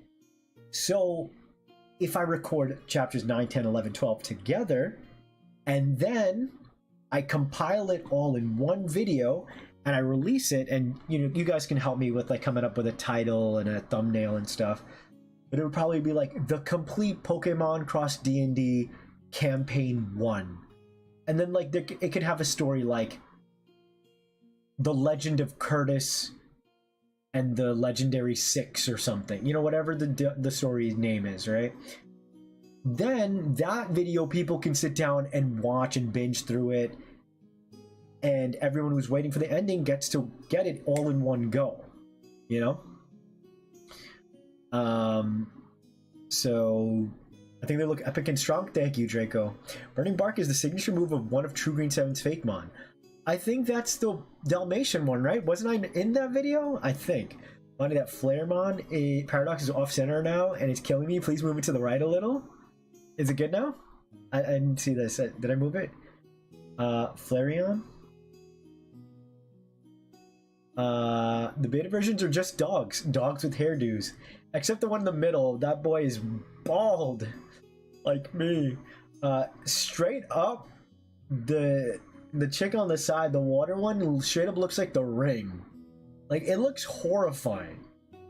And then, like, why does the Brody on the left look like Cloud? He's just straight up Cloud with, like, a Thundertail sword. I like Vape Origin, reminds me of a Sea Otter. Jolt Origin is really good. Flare Origin could use some more details. I'm kind of the opposite camp, Dingus, but thank you for saying that. I think Jolt Origin is, like, last place for me. Flare Origin has like a strong start, definitely could use details. Yeah, I want to be able to, again, make sure their designs don't read overly developed, right? Because let's leave that for the legendaries, the legendary beasts. And I don't want them to be too simple, which we leave for the original Eon family, right? Vaporeon, Jolteon, Flareon. These are going to be feral look, and I think that's something that I'll land when I get back to it. Hell, maybe I could even look up like Roaring Wake and kind of like feel out what they did with Roaring Wake and go in that direction. Maybe right now I'm like maybe playing it too, not safe, but like I'm trying to make sense of Paradox, right? Which I think is good. It just means that I'm paying attention to details. But wrote a script talking about the legendary beast design concepts, and I need to add to it because of the Raikou Paradox. Yeah, and then once, I'm betting you we're gonna get Entei Paradox, so you'll have to add that too at some point. Is this pony from My Little Pony with hands instead of hooves? Ew, it does have like what looks like hands. We'll send our energy for your spirit bomb. Yeah, thanks guys. Let's see. I don't think you fixed it unless you count covering up with another image. How do you mean? What is this with the Flareon thing? Oh, you're saying it's kind of like peeking out like that? I don't know. I'm not sure. Looks like he's been in the clouds too much. JK. This guy just looks Yo! Full Metal. All I'm gonna say is this: Full Metal Alchemist. That's what it reminds me of. Because why is the eye like a singular black pupil with just one little bit of light reflecting on it? That's all I'm gonna say, you guys. I'm not gonna say anything else about Sadako in the corner there.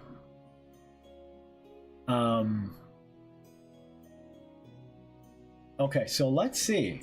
I think this is a good place to kind of call it, right? We're at 3.5 hours. Definitely can see the ways I kind of want to adjust these lines. So what I'm going to do is I'll kind of make it semi-transparent. That way when I reline them again, it kind of helps me to where I need to take them. I want to talk about tomorrow's thing. The Flareon Paradox isn't centered in the square you drew it, then you covered it. Oh, well, to be fair, Flareon, I mean, Jolteon is kind of jumping out. I wanted to just kind of get them all together. But dang it, I know. Hey, listen, am I wrong, gang? Am I wrong? Okay, so let's see. I wanted to show you guys something. So here's the Legendary Paradox. I guess, you know what? What do you guys want to see me work on tomorrow? I started organizing the Bonster stuff. Short stream, it's 3.5 hours. It's kind of longish, right? I feel like I've been consistently doing 3 for a while. But I guess, yeah, the other day I did do like what, 4 or 5. I guess also because I don't really have, I don't want to do the fourth mon, which would be Future Paradox Eevee. I could do that on stream right now. I technically could, but the reason why I don't want to, detention, Angry Oak. Yeah, 3.5 went kind of quick though, right? But you know what? The thing is, I could do the Bonsters tomorrow, the Bonsters, I say. Or I could do the Toxtricity, what do you call it? The Toxtricity, Pokemon card art.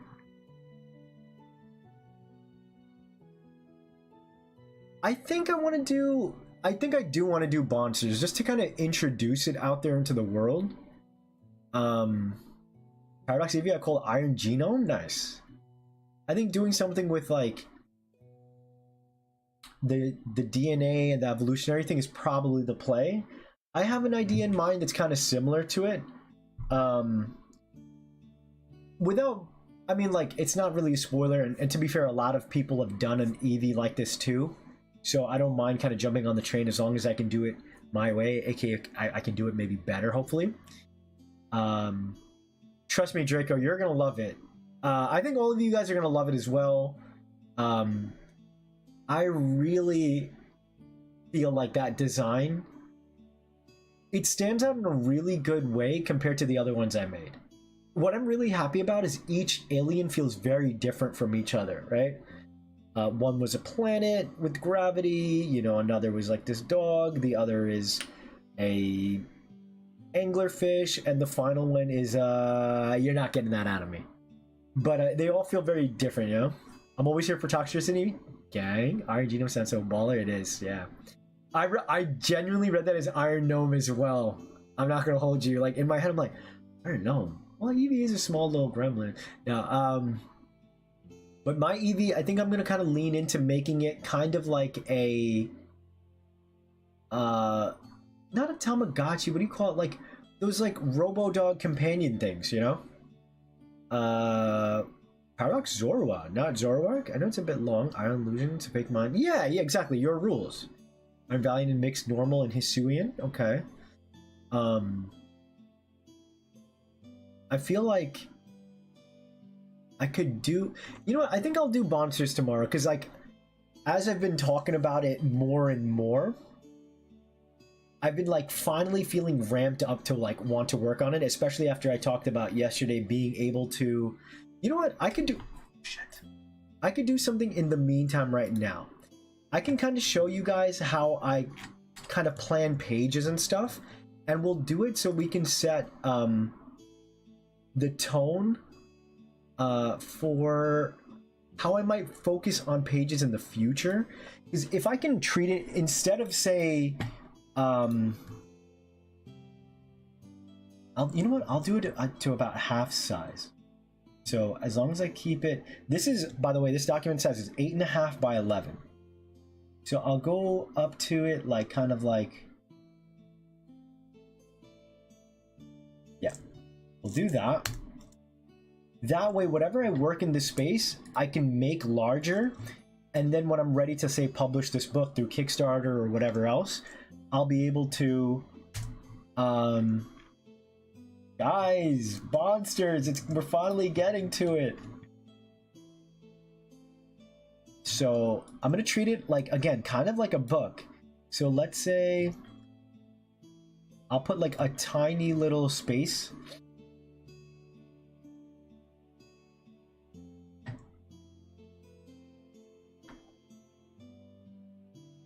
No comment, Draco. You'll just have to wait and see.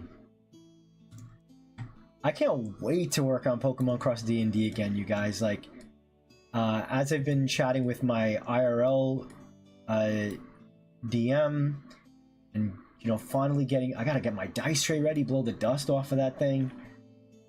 We are here. Alright. Autonomes from D&D? Have you ever seen Inception? I think this is a card game similar to that. Inception. I don't know if I love the name, but sounds like Inception. Inception. Guys, Sun, Dingus, everybody. Whoa. Oh, Inscription. Got you. Bond Stars. Guys, the name. Oh, it looks really sick. It looks very simple, too. Lord. Well, whether or not I make it a card game or something, again, I feel like I can make it at least feel tangible. And, you know, I forget who mentioned it in the stream, but that at the end of the day, I can still make them videos, right? Like, I'm acting like I couldn't Bond stars, James Bond style. Honestly, I feel like adding like the Bond element is very fitting for thematically like the world and stuff that I've been thinking. But what I will be doing is, like, at the very least on streams and stuff, when I develop things, I kind of want to like figure out a nice template for stuff, right? So the reason why I'm doing this is, let's say, like, I'm going to treat it like a book, right? This side is going to be blank. Maybe I can even add like a symbol, right? Like whatever the monster symbol is, maybe... No, I guess technically this would be the cover. So let's leave it blank. It would be like copyright, blah, blah, blah, blah, blah, bullshit, you know. Have some text. And then here would be Bond. Oh, Jesus Christ. Bond Stars. I'm just trying to like make it real for you and me, okay? Bond Stars.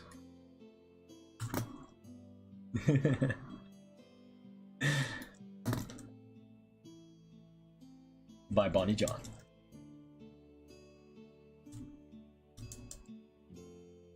Whatever it is, right? Oh, you know what? It would be like, it would say Bond Stars, a compendium of monsters and men, or some cool bullshit, you know what I mean?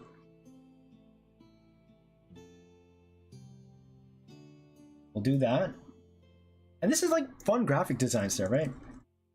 Art and story by Bonnie John. And you know we have to. Come on, you guys. You know what we have to put on that first page? Come on, son. David Boy Productions. David Boy Studios, maybe. I usually say David Boy Studios, but you know, my boy Deebs, Deadbed Spread, is DBS. That's how I even got to the name Deebs. So now I've been, you know, I called this David Boy Studios for the longest time, and now I call my, you know, one of my homies Deebs. So I'm like, Bond Stars, a compendium Compendium. Oh, let's do monsters and magic. I mean, you know, again, none of this is, you know, let's find a sick font, guys. Ooh. Actually, I don't know about that. I got a cool one. Oh. Honestly, you guys, graphic design is very, very fun. Ooh. See, like, I can't even choose a font because I don't know what the world is going to look like, you know? The world will dictate even how this kind of stuff looks, you know?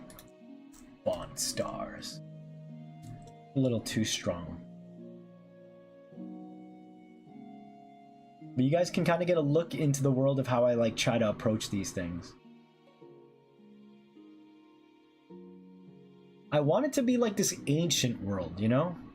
Like, again, kind of like Legend of Zelda, where horses, carriages, all this kind of stuff, right?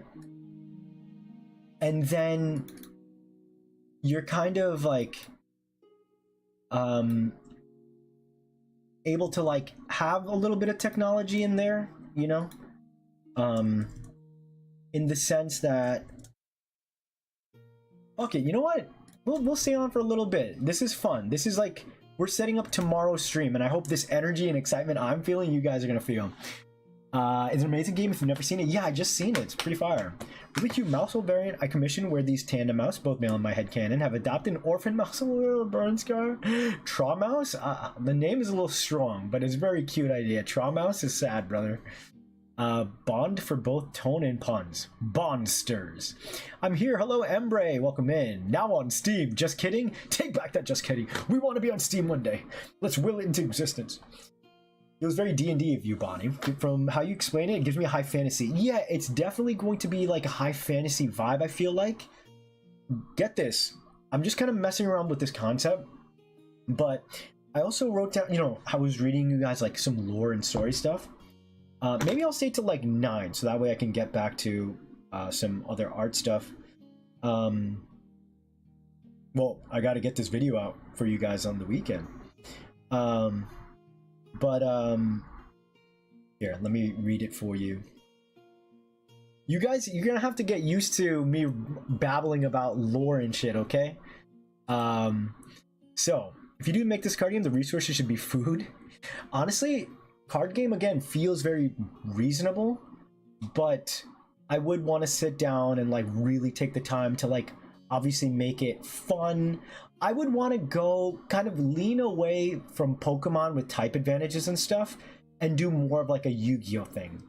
And I was talking about this with one of my artist friends, really talented guy named Jeffrey Jean-Louis. He's the one who lent me that book that I showed you guys yesterday. Lore X3. And yeah, the idea is with Yu-Gi-Oh is that the types of the cards, right, the monsters, they are kind of like a grouping order for the creatures, right? And it kind of comes down to the fact that the individual cards after you place those cards are affected by things like terrain and traps and things like that, even equipment and such, right?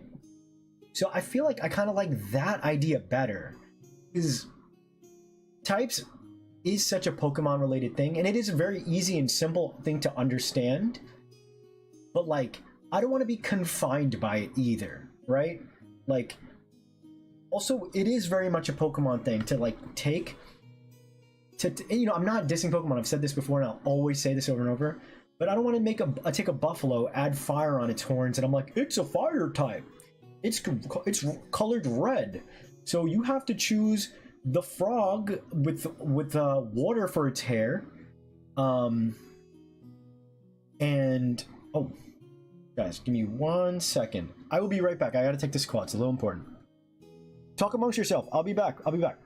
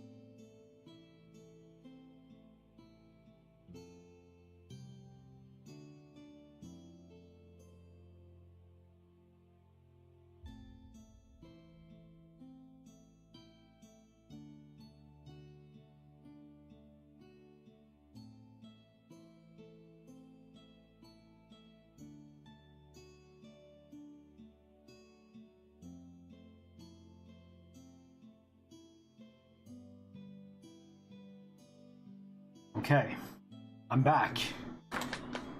It wasn't a super crazy emergency, so don't worry about any of that. It's actually a lot more simpler, thank God. It wasn't anything super scary or bad. Let me catch up with you guys over here. I didn't get how the Mets, yo, fuck the Mets. Yankees all day, got my cap right there. Let's see. Let's talk about Burger King Lore Part 2, my God. Love Digimon, I love Beostarmon. Digimon are the champions. Let's see.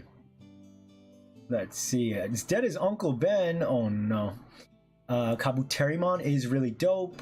Slothmon. He's based on the Digimon partner I drew for myself as a kid. Too cute. Andromon is Slay Queen. Slothmon is claws like a sloth, circle around the eyes. Wendigomon, that scared me yesterday. Okay. I am back. Not his back. I am okay. Never Digimon, I hear that. Actually, this is what I want to do also while you guys are here. I want to, at some point, actually starting today, I can start compiling. I want to ask certain questions that I think would really help me develop. Because, like, of course, you know, I want to creatively fulfill a lot of what I want to do as far as making my own IP. That is, as far out. Boo, you Zach, boo. Never played a single sport in my life. Dang, I used to be. If I could, I would definitely jump back into sports. No one around me wants a ball or anything. But yeah, a lot of what I want to do is what? Like, kind of fixing things that I was, you know, like, not keen on, right? Oh, I don't like that. I gotta be all caps. Art and story. Bonnie John? By Bonnie John? I don't love this part. Maybe I can do art story. And then over here, oh, you know what? We would do this. We'd have David Boy here in this corner. And then we'll do something like David Boy Studios. Copyright. I kicked the ball once, I think. Hey, yo. Let it die, simply rise again like the phoenix. I kept trying to keep chat alive. Yo, thank you, son. Mwah to you. I saw you guys doing your things. Now, I would say that when it comes to wanting to make my own IP, right? It's going to be a combination of wanting to fulfill my own needs as, like, say, an artist, both like from a writing perspective and an art perspective, like with certain like, for example, Dex Neo came in entirely because I wanted to like retcon all the crazy things that they did, right? Which is a thing that happens because they were suffering from success, right? Like, I don't think it was like this ill, like a lack of not caring or anything, right? So I would say that I would love to put out some sort of Google Doc where it's like kind of a questionnaire that I can ask you guys, like, hey, what's your favorite thing about like monster taming games?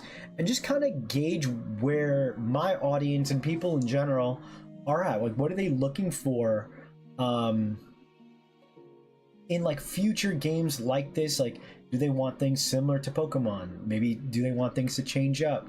I think that would be really good just for me to kind of like gauge what the temperature is outside of my head. Because I know what I want to do, like, say, as far as story and stuff, right? So we'll do something like Bond Stars. I would love to do some sort of sick... over here, let's just... I'm going to just do, like, a Pokeball kind of thing just to kind of, like... Oh, you know what? No, we don't need to do that. Sophomon passed the vibe check. Let's go. I'm going to take...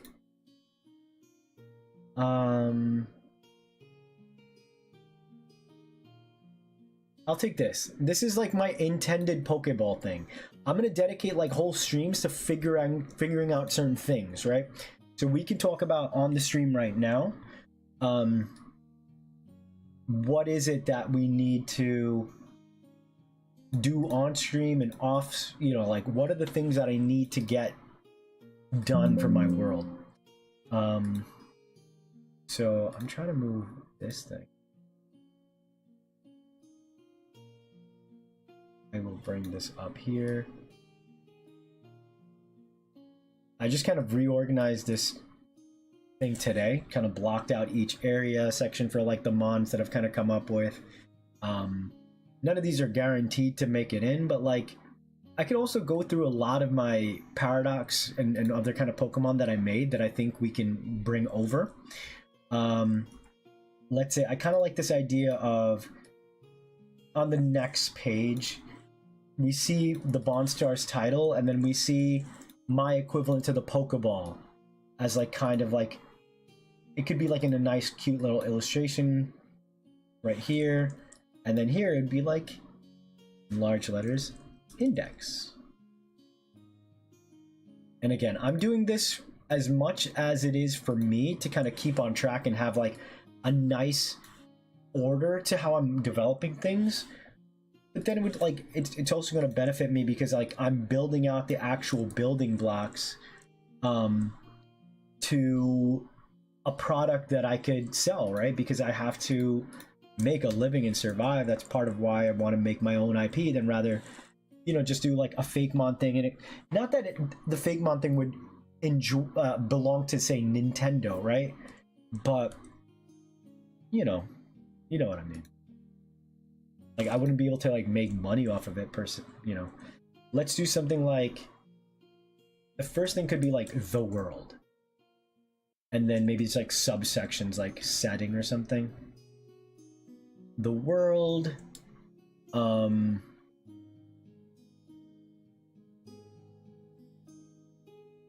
setting? The world is the setting, right? Oh no, the first thing we'd have to do is probably some sort of introduction. I could be like, why I want to do this or something. Introduction, then we set the world, right? From there I kind of marked the kind of thing that the order that I wanted to do this. Intro the world, intro the story. Okay, so we can do the world, the story, like we introduced the premise. Yeah, no, I haven't actually drawn anything like that. I want to save all that stuff for the stream. You can see he's up here for now. Obviously, again, none of these are gonna look, I have a feeling that none of these will look as they do. Part of what's going to be really important as we continue forward in these kind of monster streams, which I want to do like side by side to like Dex Neo, you know? That way, you know, new people who find me, if they find me for Dex Neo, they'll be like, oh, what's this monsters thing? And check that out. Need to be carried in a little device. I mean, could they just follow you? Yes and no. For starters, I like the idea of coming up with my own version of the Pokeball. Like, it just kind of feels more legit to me. Even Digimon who follow you still have a device. I don't think they need to be carried in a little device, but actually, you know what? In the current iteration of the story, they kind of have to be. Just because the way I'm picturing it is like, they live on their own plane, right? And so for them to kind of exist in our real world, it takes a lot of energy for them to kind of cross over and stay over. So the lantern is this figurative place where I like the idea of like, you can kind of see there's two of them here. Meaning, you know how when a Pokeball is tossed, right? The red kind of thing shoots out and like that's the energy or the information of the Pokeball, and it kind of rearranges itself. I see the Flame Spirits thingies like as my version of the monsters, right? Whether or not they'll have features unique to their little monster forms, it'd be more work to come up with every single one to have a small little thing. It wouldn't be a lot of work, but it would have to be something that like is yet another thing I'd have to figure out. It might make more sense to give them a little more detail, but it would also make things annoying for like say animation and stuff to some degree. Not a lot, but definitely something I'm thinking about. So we introduce the world. Once the world is established, we tell people about the story. From the story, I think the next thing I'd want to do is the characters. Actually, you know, I like it like that. I'll be, of course, changing the font and the feel and stuff as we work on this stuff, but hopefully even just seeing this maybe gets you a little excited because it's starting to feel a little more real. Introduction to the world, the story, the characters. Now, I think what I could do is I want to create 2 sets of monsters for my game and my world. Once again, like, Legend of Zelda is like a very huge inspiration to me. Even how they create animals, right? Like, say regular animals, right? Like, sometimes horses look like horses, and then, you know, there are like other characters like birds and stuff that are their own changes to papyrus. No. It's like, how do we make the fauna feel unique and interesting? And then conversely, by setting up what the regular fauna look like, so I can just say, like, the last thing I'd want to do, 7 could be like conclusion or something, but so I would want to probably do something like this, where 7 is the Bond Stars. I can't believe we're calling from Bondstars to Bond Stars. Bond Stars Compendium. It'll probably be a better word for it. I would love to use Dex. It's a nice word, like index, but you know, I think before that I'd probably do something like a Fauna Compendium, because again, by establishing what the actual animals of the world, like of our real world, are, it'll make the monsters even that more interesting to look at and understand, right? It's like, not every creature has like a flaming ball on top of its head or something, right? A lot of animals will be just regular animals. I kind of want to like, I liken it again to like Legend of Zelda and even Monster Hunter, where, for example, with Legend of Zelda, you have like these regular monsters. You have these regular animals like chickens and things like that, bovine, horses, but then you have like mythical dragons, like this crazy horse spirit. Fauna, what about the magical plant? Yeah, so I what is the word for fauna and flora? Because like this would be the regular things. So whether or not there will be magical creatures, which or like leaf plant creatures, I think there would be. But those would be like unique entities, right? The world could be like the general world, the story, the characters, and as this compendium like of this world that I'm building continues to build, what I would want to do is like, I'd kind of want to, what's the word? Like, just like I showed you guys yesterday, introduce like maybe like potentially like little comics or like character moments and whatnot, that like just simply kind of tell the viewer in between the gaps, like it just kind of adds to everything, you know? I'm trying to find a nice font. Again, this is unnecessary to like figure out right now. I don't love this, but like, what do you call like the general life of the world? Maybe that's like a better.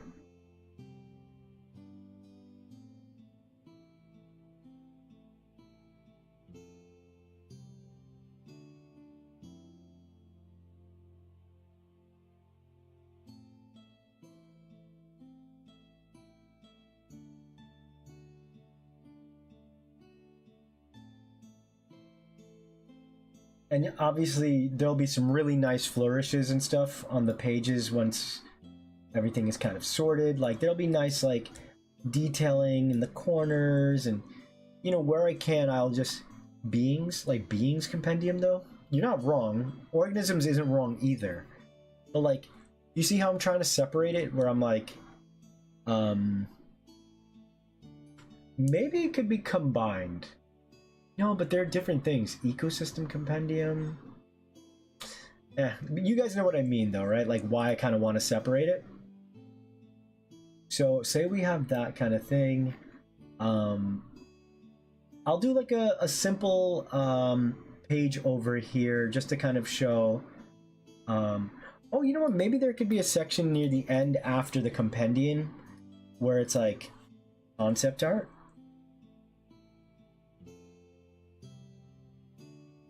Oh, there could also be a section for the characters. I feel like I want to leave the Bond Stars thing for the last thing because that's going to be a decent majority of the designs, right? 8 could be inclusion. So I guess like if people wanted to flip to that end, critter compendium, I wouldn't call them critters, but I see what you're doing there. The story, environment and settings, environment and location. Like that could be more like the map and stuff, right? Opposite curves is hell. Oh no, you're too talented. I can't even begin to imagine doing any of that, Blue. Characters. Here's the numbers are a little funky, but you know what I mean, right? 5, 6, 7, 8, 9.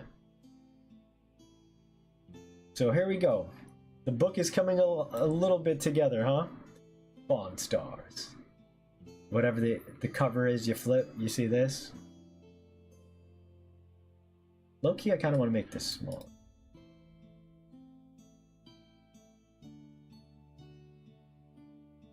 I could see it being in the nice, sketchy kind of way that I've like done stuff.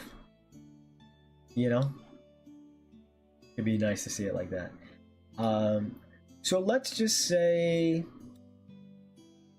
I want to test out, for example, with the character, right? I think I'm going to make the lead a young girl, actually. So I'll figure out, what do you guys want to see tomorrow? Actually, you know what? I'll just do kind of like my first pass at like the main character and kind of like building out the worlds, and then probably I can save like developing out the Mon, you know, for its own thing. I could see something like this, you guys, where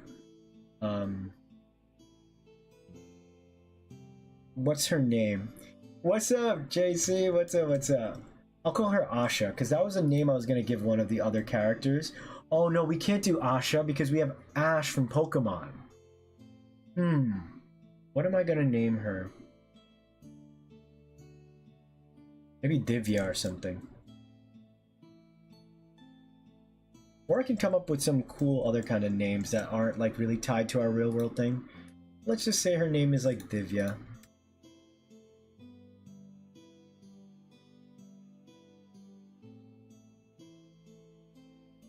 That look like Papyrus, that's Bradley. So again, finding even fonts to kind of like vibe with the nature of the world. I want like my characters in the world, like it's gonna have this like pseudo tribal kind of feeling, but they'll have like cool technology and stuff. Nothing crazy. But like I like the idea of like not having technology in the way Pokemon has it or Digimon has it.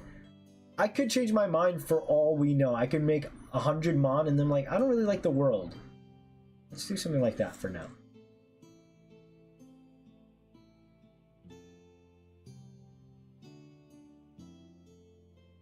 Divya. I'm just gonna figure this stuff out. I'm gonna take Control CV.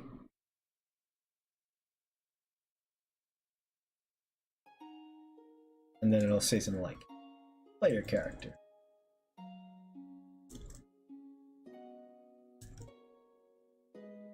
Gosh.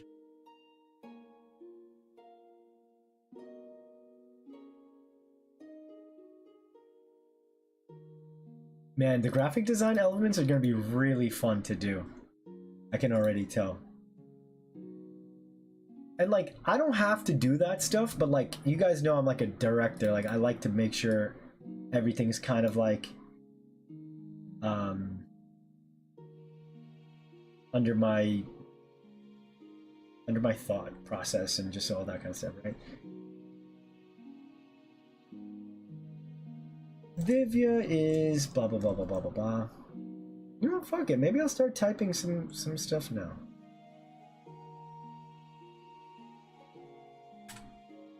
I wonder how I'm gonna write it, because there's a difference if I write it if it's gonna be a player character. Cinder? What is Cinder? Soot? Comic Sans? Is Armor Knights okay? What's Armor Knights? Yeah, we'll figure out all the, because again, we want cohesion and all the kind of stuff. So font and all that stuff, like for now, is, you know.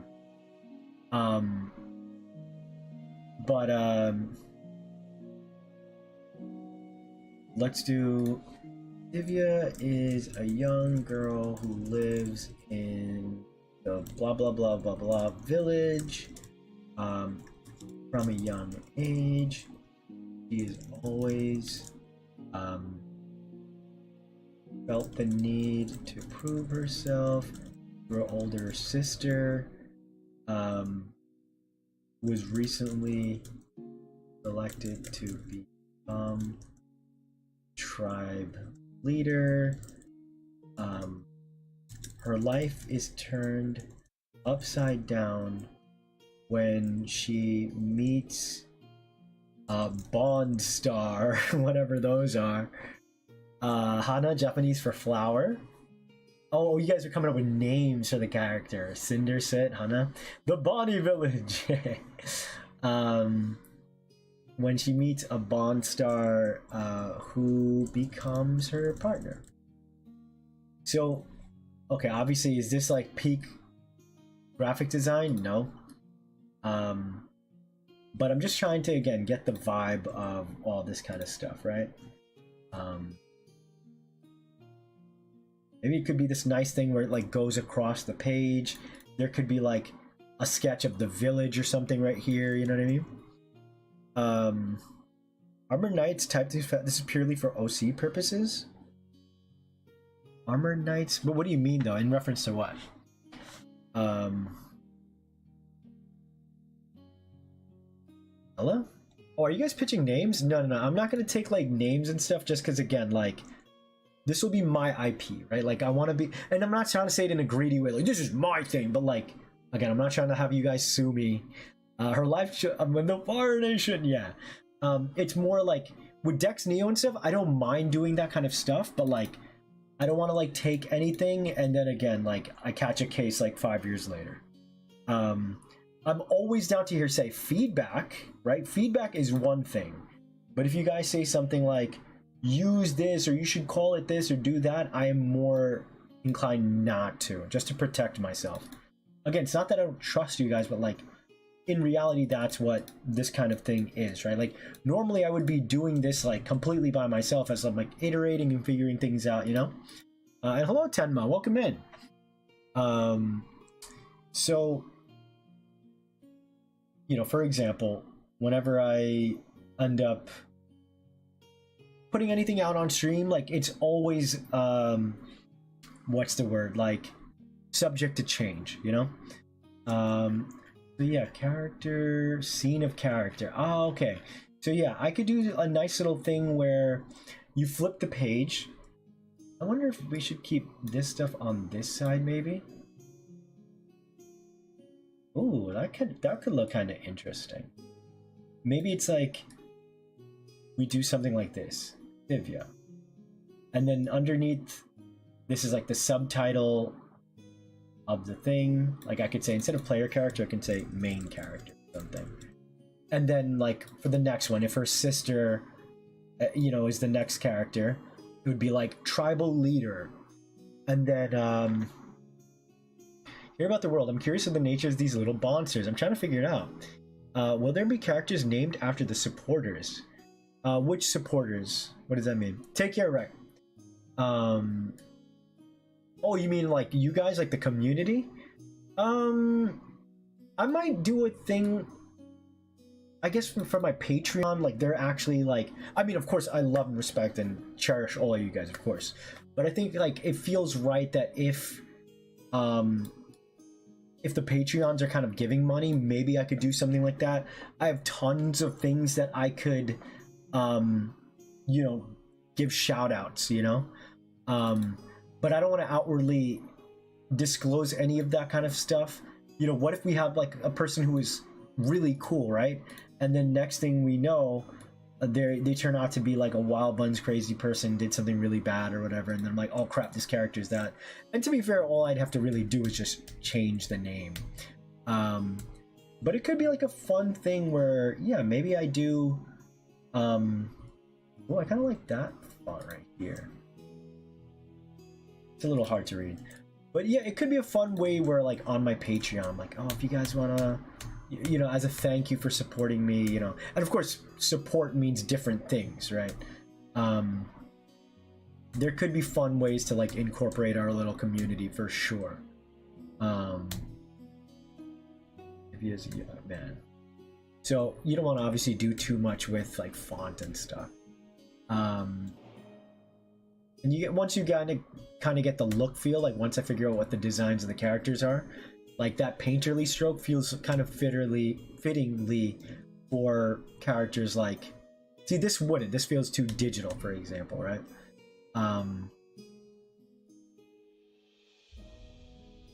It's kind of nice. I know this is really boring, so let me, okay, that's good. We'll just do that for now. But yeah, so here we go. This is like maybe what a potential page could look like. Maybe it's like we do that, and then like I could put maybe like expression sheets here, or maybe like a turnaround and stuff. Just gaslight everyone to think it was always named something different, like a known name, then the main cast figures out the name is actually a code name for something different. Could be. Yeah, that could be a good way to get like people's names and stuff. I kind of like this. Like it's almost like offset a little bit, you know? And then maybe there's like a little bit of a background, like maybe where they operate could be, you know? So like it could be a thing where, and then just picture a background, you know? And then the rest is white. Could look really cool. Okay. All right. Okay, so the world in itself, as I told you guys before, yeah, it was exactly McCree and Cassidy. That's like a huge fear of mine with things like, oh, utilizing names, and I think people,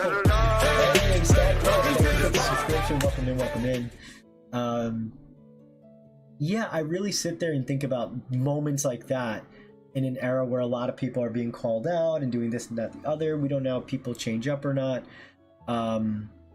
But yeah, I mean, regardless, like it's names and stuff can always be changed. It's not like a big deal. But I like this idea and notion that the world in itself, there's something to me that's very intriguing potentially about the fact that it could be a world that it hasn't been fully explored yet, right? I like the idea of being able to jump into this person's shoes, and they go out to explore and kind of discover Bond stars are a real thing, you know? That to me is kind of like an interesting thing, because in the world of Pokemon are an everyday thing, right? Like they make the world go round. They kind of help with society in many kind of ways. Now, if I were to liken it again to other kind of monster tamers and monster catchers and stuff, I like the concept of Digimon, right? Where with Digimon, you have the real world, you know what it's like, and having that dichotomy, the juxtaposition of the digital world, makes like the digi world more interesting, and gives more stakes when there's like crazy crossover stuff from the digital world into the real world. You know what I mean? If Pokemon rampages in Pokemon, which it doesn't really happen, I mean it happens, but like it's scarier, cooler, and crazier when like War Greymon or like some sort of, you know, giant dinosaur Digimon is rampaging in Tokyo. So So I like the idea that like monsters are from another different kind of place, you know. By the way, I'm not calling it Bond stars either. So Bond stars are fictional creatures come to life. No, no, no, they're not that. And again, a lot of things are subject to change still, but it's more that like they live in their own dimension or spirit world or whatever kind of thing that I end up referring to them as, right? Like where they come from. Like for example, Digimon are digital monsters that come from the digital world. So more than likely, let's say like more and more I keep leaning, especially like even these kind of resemble like will-o-wisps, right? I guess while I'm chatting I could like work on like concepts. I have a potential idea here. So I have this idea. This is based off of another story that I had. I'm gonna see if I can find the full illustration. But it's from this thing that I was writing called The Legend of Amayekshi, right? So in that, Amayekshi in my language means the mother witch. Amma for mother, and then Yekshi is witch. And it was this really beautiful story that I was writing, you know, in honor of my mom, and one of the kind of entities, so to speak,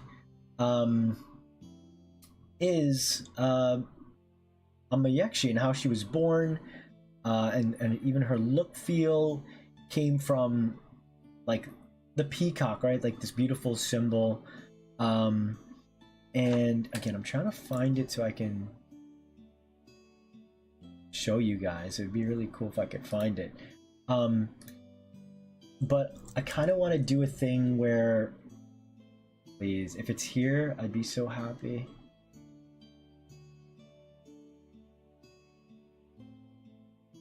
Nice.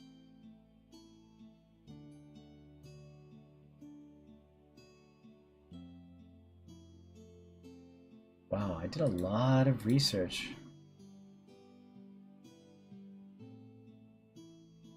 But yeah, basically the story of that, like there's like little bits and things where, oh, Whispermon, spiritual monsters. Oh my god, I actually really like that a lot, but see, I don't want to use that. Dang, whispers. Oh, I like that, whisper. It's kind of parallel creatures. Okay, so look at it like this. I would treat it like this. So for example, let's say this, by the way, this is this magical tree. I think this is going to be the source of the monsters. It's a little hard to tell. I could spend more time to find it, but I think I'll just stay here and illustrate and stuff and show you guys. So it's, there we go, that's a little better. But the idea is like it's a tree and the leaves all have these eyes, but in reality they look like peacock feathers. They're meant to be like peacock feathers. And what they end up, the way I think I'm going to translate it, before it was this tree that was born because the woman who took care of it put all her love into it, and it grew up to be this beautiful tree, right? As Digimon song. So basically it was born out of like, it is a representation of like this, the love this woman had taking care of this tree for a long time, right? Like a very long time. And I like the idea that every single leaf kind of breathed life into a new monster. Maybe it's a thing where, you know, every winter maybe the tree dies, and all the monsters kind of die and then they get reborn again. It's like the symbol of a tree is that like, or nature as a whole, right? You go through a cycle. And I just like the imagery. I think it's like a very beautiful concept. I've never seen a tree that looks something like this. It could probably, you know, come dangling like this and just, again, kind of look like peacock feathers. No, dude, don't apologize. Don't apologize. Like I said, I'm a little worried when like certain things, like if I discovered Whisper on my own, I'd feel more inclined to use it, you know? Because the way I picture monsters is,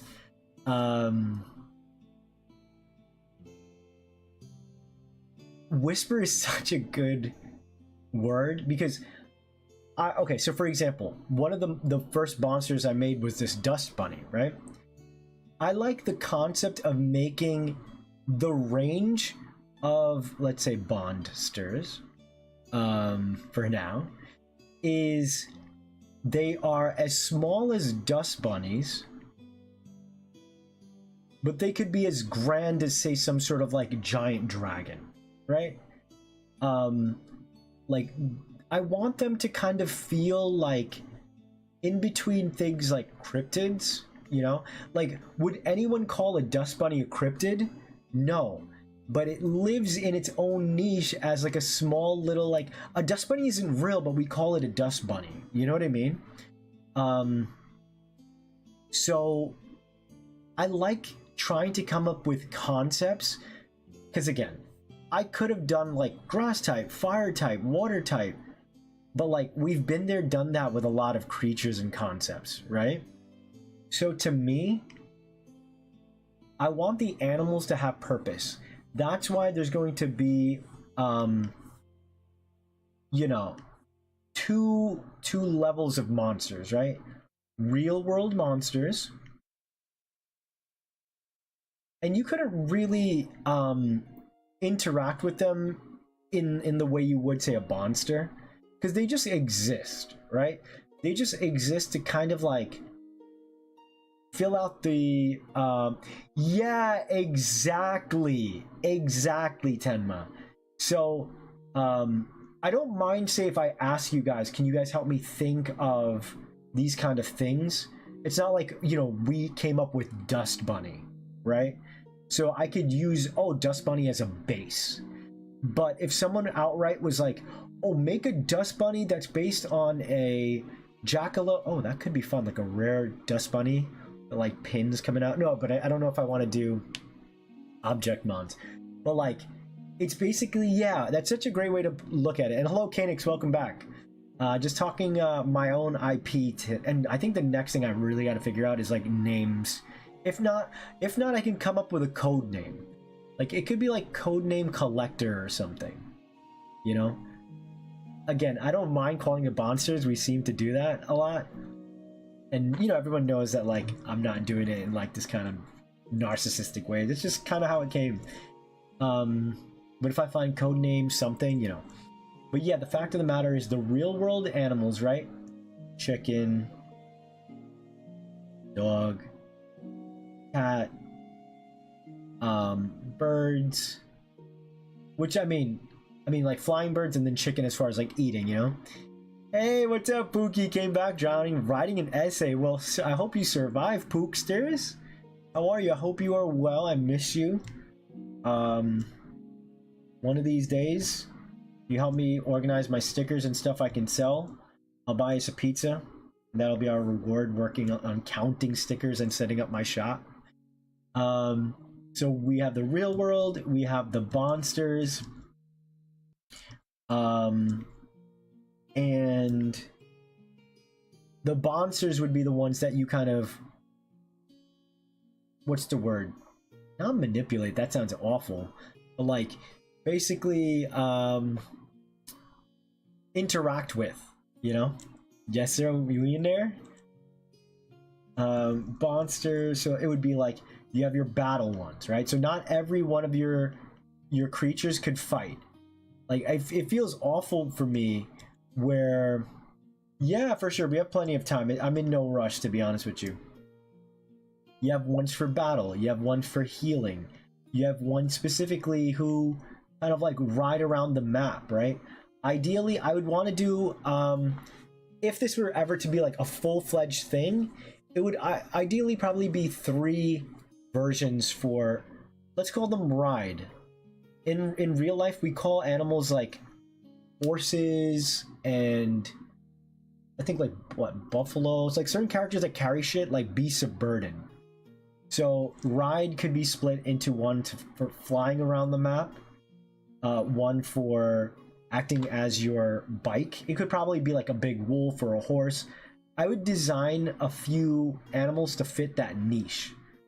You know, so I could in a stream, right? Like I could be like one of the days, because I keep thinking about how I'm going to break up. I keep thinking about how I could break up the thumbnail and titles, right? Like people are, yeah, mountain steeds, exactly. Beasts of burden. Thank you. So, all right, mount would probably be the better way, right?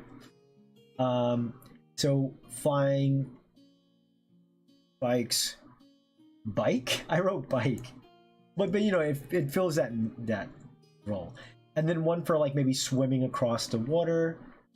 I guess you could technically fly across the water, but maybe there's like a. I would like to do something like this where. I think it would kind of suck if you got a monster you really love, right? Maybe is not a worry, Pookster. Once school's over, you can hang out with us if you'd like, and or even just keep me on the background. You want a dustbin? Jackalope? A fun way could be a cartoon Duscalop's fur with Jackalope inside.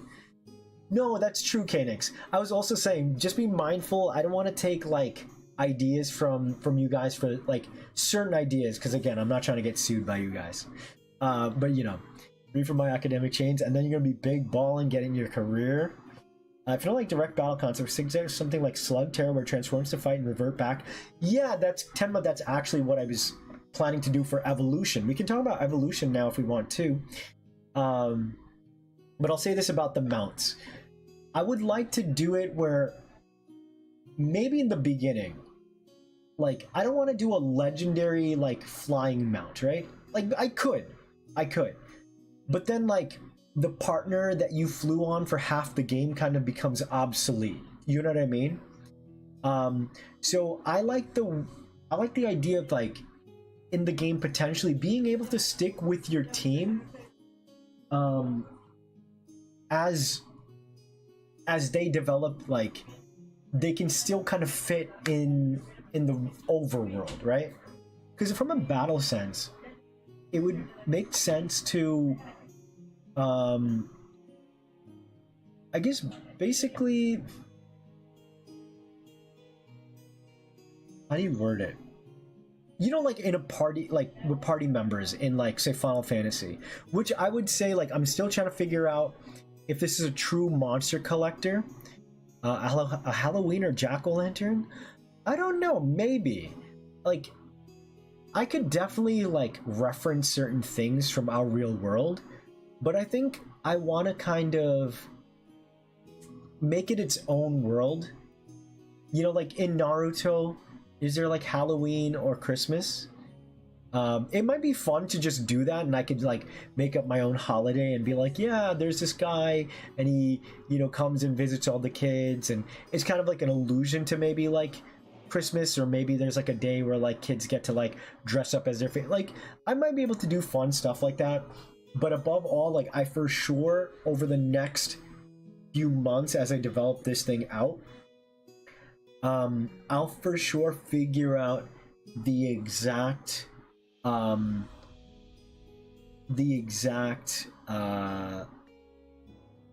what's the word, like look feel of the monsters, right? Because on one hand, like I wouldn't mind Objectmon, I wouldn't mind certain like things, but like it has to be cohesive. Like it is not a bad thing that Pokemon like keeps breaking their own rules. I love that for the franchise. You know, I can't stand when people are sticklers like, oh, it's not looking like Pokemon anymore. It's like, who cares? It's a fucking cute, cool design. That's all that matters. Like, if people like it, dope. But since I'm starting from the ground up, I really like the notion of basically establishing the rules so that like I could like keep my monsters in line. So will we help you make up those? No. So as I was saying earlier, like, and I mean this in the most polite way, like I'm not really looking for help from you guys to like create original concepts. It's not going to be a collaborative thing, you know what I mean? Yeah, maybe, but again, I don't really know what the monsters are going to look like. What I am looking forward to is like getting feedback from you guys, right? The cursed curves. Wait, what are you sewing up right now? I mean, I'm guessing cosplay, right? But yeah, like I'm basically like live developing my original world. I don't mind, say, for Dex Neo, like for it to be more of a collaborative thing where I'm like kind of like the director leading the ship, because I'm still at the end of the day kind of like you know, putting my foot down on what I think works and what doesn't. Like, it's still my vision. This, like, it's not Pokemon, right? Like, it's gonna be something that I push out into the world that I want to be proud of, and that I would be so grateful that people want to watch me do this journey and kind of like keep me accountable. But yeah, it's not a thing where I'm like looking for, oh, I'm running out of designs, give me a, you know, tell me how I can make this thing work, and then I take that thing and then I don't give you guys credit and then I get sued, you know what I mean? Not even a cosplay, a dress form. What is a dress form? Are we like beta testers? Not beta testers, I would say more like, you know, I'm inviting you guys to hang out. You guys can do your own thing, keep me in the background. I can inspire you, you guys inspire me to keep working on this stuff. It's definitely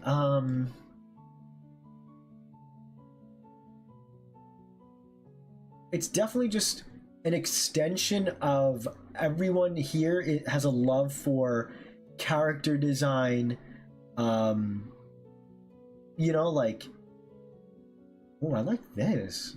I like this. Shiny Eevee blue. Want us to give you questions more? Yeah, like basically, I would love it if you guys, you know, just keep me on track of my goal. You know, you guys know that like I work very hard, that I get, I don't want to say sidetracked, but like I overwhelm myself with a lot of projects. I think you guys want to see and learn about Monstars as much as I want to learn about my own world, because I'm actively building it, you know? So I love when you guys ask me questions. One of the hardest things that I learned as a streamer in the beginning was like how to manage getting, not critique per se, but when people would be like, do this, make this, and it would make me not want to do that, you know? It's like a way of like learning how to kind of roll with the consciousness of the stream. And so I think the consciousness of something like this, where it's not, again, it's not going to be as collaborative as, say, when I make my Pokemon videos, right? Like, Pokemon has become so big, it kind of belongs to everyone in the sense that like we're all celebrating the fandom when we're doing fan art and conceptualizing and stuff. This thing right here, it is still very much early development, and I'm just trying to figure things out, you know? Even this kind of thing right here, being able to talk about it, I'm able to like sit down and think like, oh, maybe this is the mother of all monsters. Maybe this is a holy tree, where this tree is like where the spirit world connects to the real world. Like, my mind is kind of thinking ways of like how I can connect this beautiful tree into this story. You know what I mean? Just form as a copy of your body to help. Ah, copy that. Very cool. Where's conscious? Yeah, exactly. You're like floating around. I'm drawing Palutene for Smash Brothers. Nice. I did this whole series, dude, like where I drew Smash characters and like in general where I was practicing my character design and everything. That could be like fun stuff to work on like after I finish a lot of my things. But like, yeah, I've just like way too many things to just try and figure out like what to do, because like I just have so many ideas and stuff, like and that's why like, you know, body doubling really helps, like being able to sit here and like you guys are like asking me questions or reminding me, oh Bonnie, you said this, and I'm like, oh shit, I did, didn't I? It just kind of keep me on my my path, you know. That is just something that makes this process, which, because I usually, you know, work on a lot of my stuff by myself, like most artists do, right? It's not entirely out of the question. Like, art can be a very lonely kind of field. And so, oh wow, I'm finding some older art here because I wanted to show you.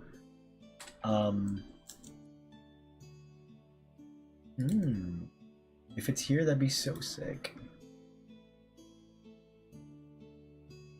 Dang, I'm finding like all this old artwork. It's pretty cool.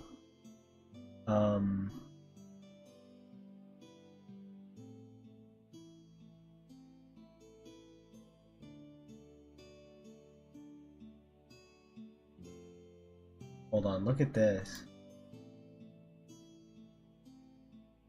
Have you guys ever seen this? This isn't, if I get accepted to a con soon and I need to get like some prints, well, I have one print that I have to like remake. I would reline this on stream. I love Smash, if anybody knows that. So as soon as I heard, you know, so I made, honestly, I could go and make a print of this now. It's a pretty big poster, 16 by 20, but I did this a few years back, and it's based off the Marvel vs. Capcom poster.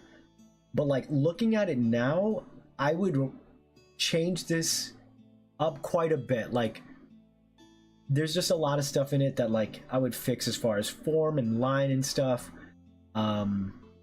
So maybe I'll do that on stream sometime far down the line. Would a monster continue to take care of the mystical? Yeah, see, that's the kind of questions I like, that I think could at least help me figure out the story. How many favorite pop culture things would you like to turn into monsters? You know, these are good questions. If you want, you guys can leave me. I'm gonna make a monsters Discord thing to help me kind of keep track of a lot of this stuff. Nice. These are the things that I can, you know, use. Does a monster take care of the tree? Because it'll help me figure out the lore. Is the tree a monster? That could be cool. Maybe it's the very first monster. It's like this, the link. Ooh. How many pop culture things would you like to turn into monsters? Do monsters follow a certain color palette? Excellent question, Tenma. Or are they more realistic? Can I make my own official monster? Like, what do you mean? You can make your own monster, whatever that means. I don't even know what a monster is. I don't know how you do your own. Hey, thank you, Drago. Thank you. Okay, so to answer these questions, which again really help me figure out my story stuff. Are there any archetypes or types? Yes, there are. I don't need a question for that because I actually have that on the side. I'm wondering now if I maybe make this peacock tree the very first monster to have ever sprouted. So in the Amayekshi story, this one woman, she gets chased out of her village. She had like a child out of wedlock. It was like taking place in India, so I pictured like a really kind of old world school of thought. And she got chased out of her village with her baby. The baby dies while she and the baby are trying to survive in the forest. And where she buried her child, a single like beautiful peacock feather grows out of that spot. Maybe I can do that story for here too. What ended up happening there is she saw that as like her child reborn. So she started to live in the forest where it was safe for her, far away from humankind. And she raised this tree as if it were her child, putting all her love into it. Little by little, over, I'm talking hundreds of years. So clearly there was a magical thing going on with this tree. The tree probably kept her alive. I think I can reuse this for monsters. What ended up happening is stories started reaching the village that a beautiful tree had erected in the forest. and that every single leaf was this shining blue, green, gold leaf, and that if you were to pull a leaf, you could make a wish on it and it would come true. And what happened was, over time, people would come into the forest and then kind of give up because it was just so deep in. And one day, the people, just completely absorbed by their greed, come with torches, and they're burning down the forest. At this point, by the way, the woman had been taking care of the animals in the forest. They came to her. They could sense she was pure and had so much love. The villagers come, burn down the forest, and naturally, the tree, her child, was caught in the flames as well. The tree burns down, and in her grief, she transforms. Picture all the burnt, fallen kind of leaves as she's under it, kind of like smelting her body, and she transforms into. It's a little hard to tell here, but you could see that this was the original Amayekshi. And so you would see like all the kind of, it's supposed to look like a wood stork who's kind of got a burnt face, as it were. I believe I do have art of the original Amayekshi that I could find and share. And so Amayekshi, Mother Witch, she's wearing her dead child, like the leaves of that burnt tree, kind of like what looks like the stork plumage, you know? And now I'm thinking it could be a story where it was like the first monster or something could have been, you know, like I kind of like replace all that stuff. That's feeling really good to me. There's like a nice beginning to this story.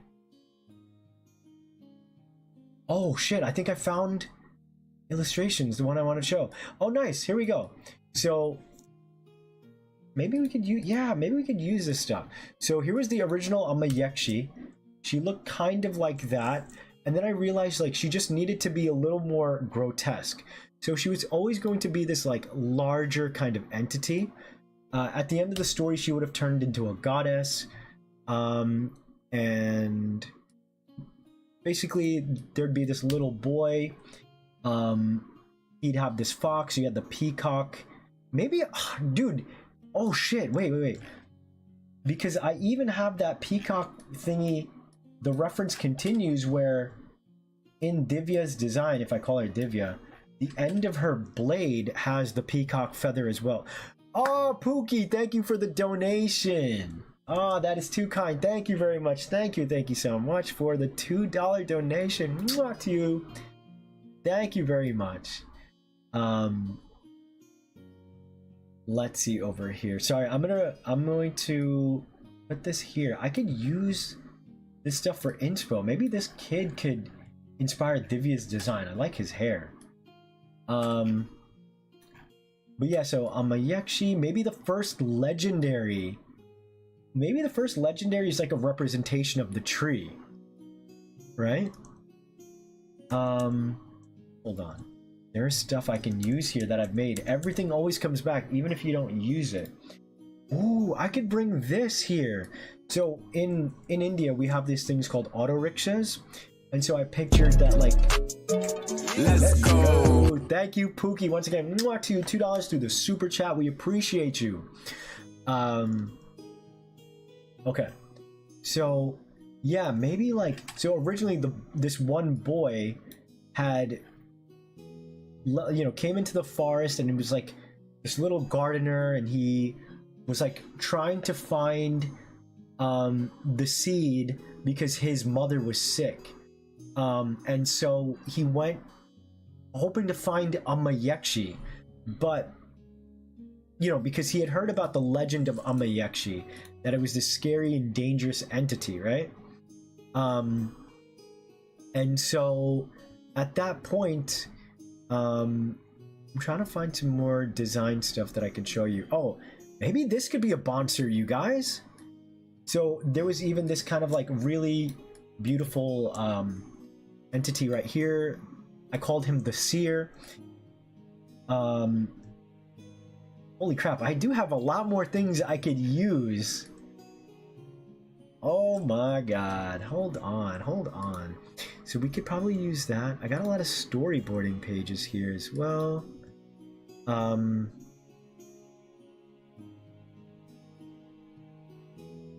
So yeah, little by little, the story unravels in that this boy, he pretty much enters the forest, right? This is like years have passed since those events. And more or less, he has heard of this very scary spirit that like everyone is fearful of. They're like, Amayekshi will eat you if you try and go. There's no more tree. And the boy's like, I don't care. I have to like save my family. I believe actually the whole village was suffering from a drought. That's what it was. And he's like, if I go into the forest and find this tree, you know, I can save the village. And so the boy comes in and then becomes a friend to Amayekshi. And then long story short, Amayekshi kind of like adopts the child as their own. And, you know, I don't want to reveal the ending in case I want to make it the ending for this. But basically, there's like a more grotesque version of Amayekshi that I want to show you about. Let me catch up over here. Do monsters eat each other? That is a great question. Things that I wouldn't normally ask myself. Do monsters eat each other?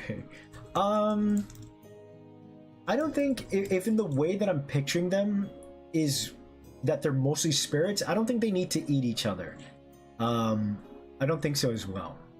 Their purpose for fighting, I don't think they actually fight.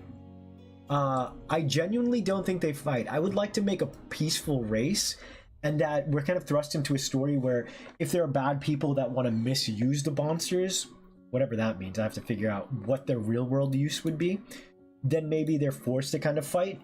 And it's like, we're not fighting for sport. Like in Pokemon, it's very much a sport kind of thing, right? I want to be the very best, and the gym leaders and the champions, things like that. And that's all fun and fine. But I think for the vibe of the story I'm telling, maybe at some point it could be like a competitive scene, but like I don't really feel that, you know? I feel like this is a story, a monster tamer with story first and design first. So again, don't expect like 150 creatures, right?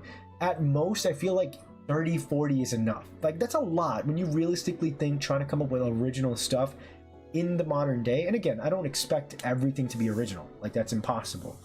I just want, again, design first if they're enjoyable designs. Are monsters intelligent enough to make communities and holidays or events? Oh, that's a great question.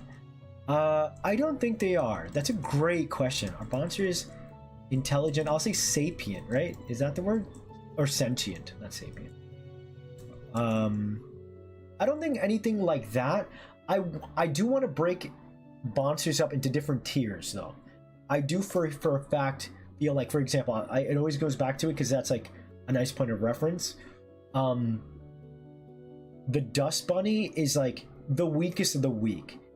I'd like to gauge them as like the bare level entry of monsters.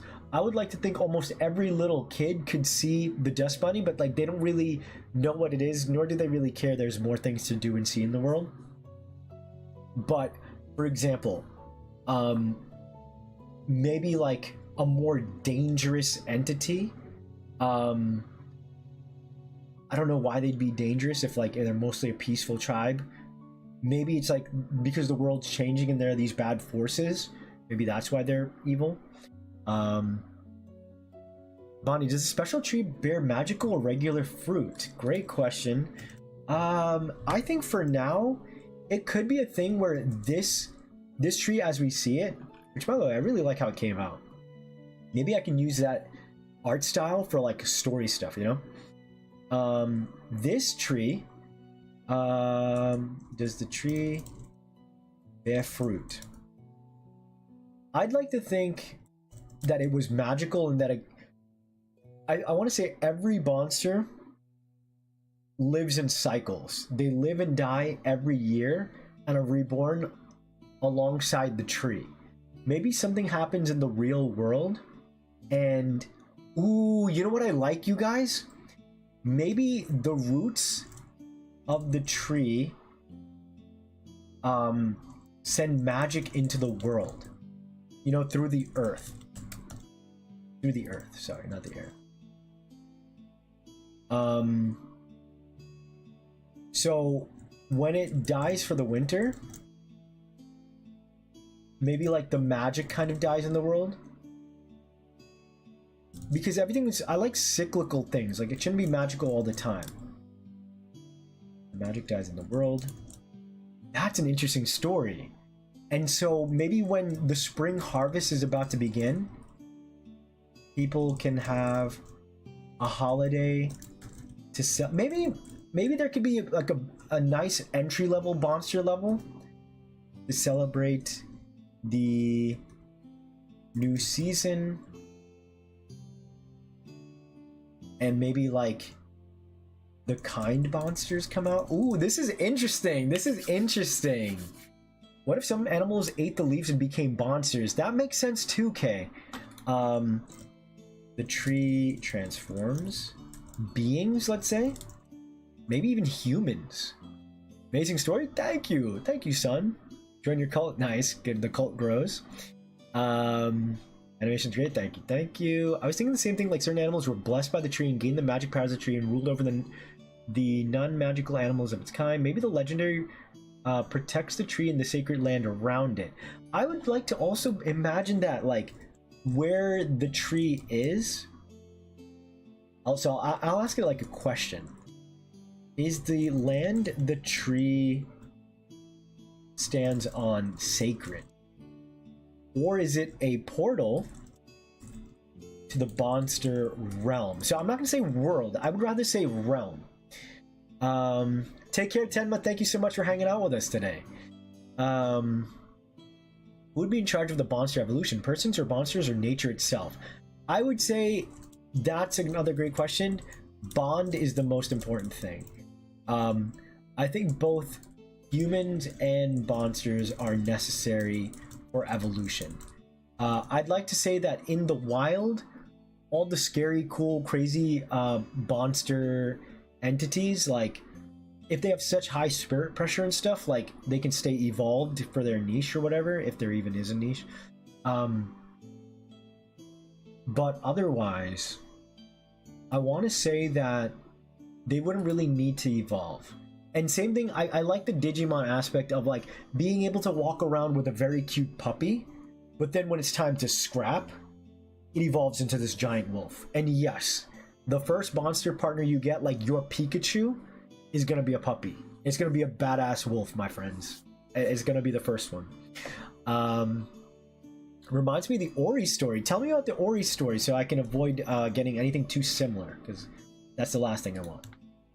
And that's another thing you guys can help me with, right? You can be like, Bon, I think this was a little too similar to Ori. And I'll be like, oh shit, okay, let me know and I can adjust. Maybe the big bird could sit on the old burnt tree trying to protect what little remains of it. I gotta show you guys, I wish I could find the original Amayekshi, or not the original, but like the finalized Amayekshi design. It looks so sick. It's got like the plumage coming out, its face looks really burnt. Maybe that could be like the legendary, you know, one of the legendaries. I do want to, we can also do something like this, where I want to figure out what monsters we do, okay? I was thinking, nice. Who would be in charge? Do monsters love? Asked Draco. Wow, what a simple but loaded question. I don't think they have a romantic love for one another. I think they're absolutely... Wow, what a question. Do monsters love? I think they love their family and their community. I want to see, maybe they don't live with too much direction. I want to say, like, monsters represent... Monsters represent... nature in its most purest form. So like a tree wouldn't love you, right? However, you can sit under a tree that your father planted when you were a kid and 40 years later he passes away, but you can sit under the tree and feel like, wow, my dad planted this so I could have shade and sit here with my son one day. You know what I mean? That's the kind of vibes I want for this story. Dang, I'm getting really into this shit. Oh my god, we're gonna go crazy. Can monsters be corrupted and turn aggressive? I think so. I think we're gonna have to do something like that. Be corrupted and turned aggressive. Now, does that mean it's gonna be like the typical dark, smoking, flaming kind of things? Yes and no. I don't want to outright like do like a demon type or dark type. It would be like in the same way that like a tsunami isn't trying to kill you, it is a product of nature. It would be like this monster has been corrupted by, and I think if anything it would be like the humans that turned them that way. And it's like, I have bent to the whim of my environment, which is an awful person with dark heart. You know what I mean? Good question. I like to see some vehicle inspired monsters. I don't think I would do that at all. I don't think that's the vibe at all. It's going to feel very like, I want the world to feel medieval, high fantasy, right? There's not gonna really be vehicles. Like, if anything, I could see like horse and carriage and buggy and stuff. Maybe like a simple buggy, like 1920s ass, really cute buggy. But it's not going to be cars and flying cars and jets and stuff. Who knows? I might be eating my words.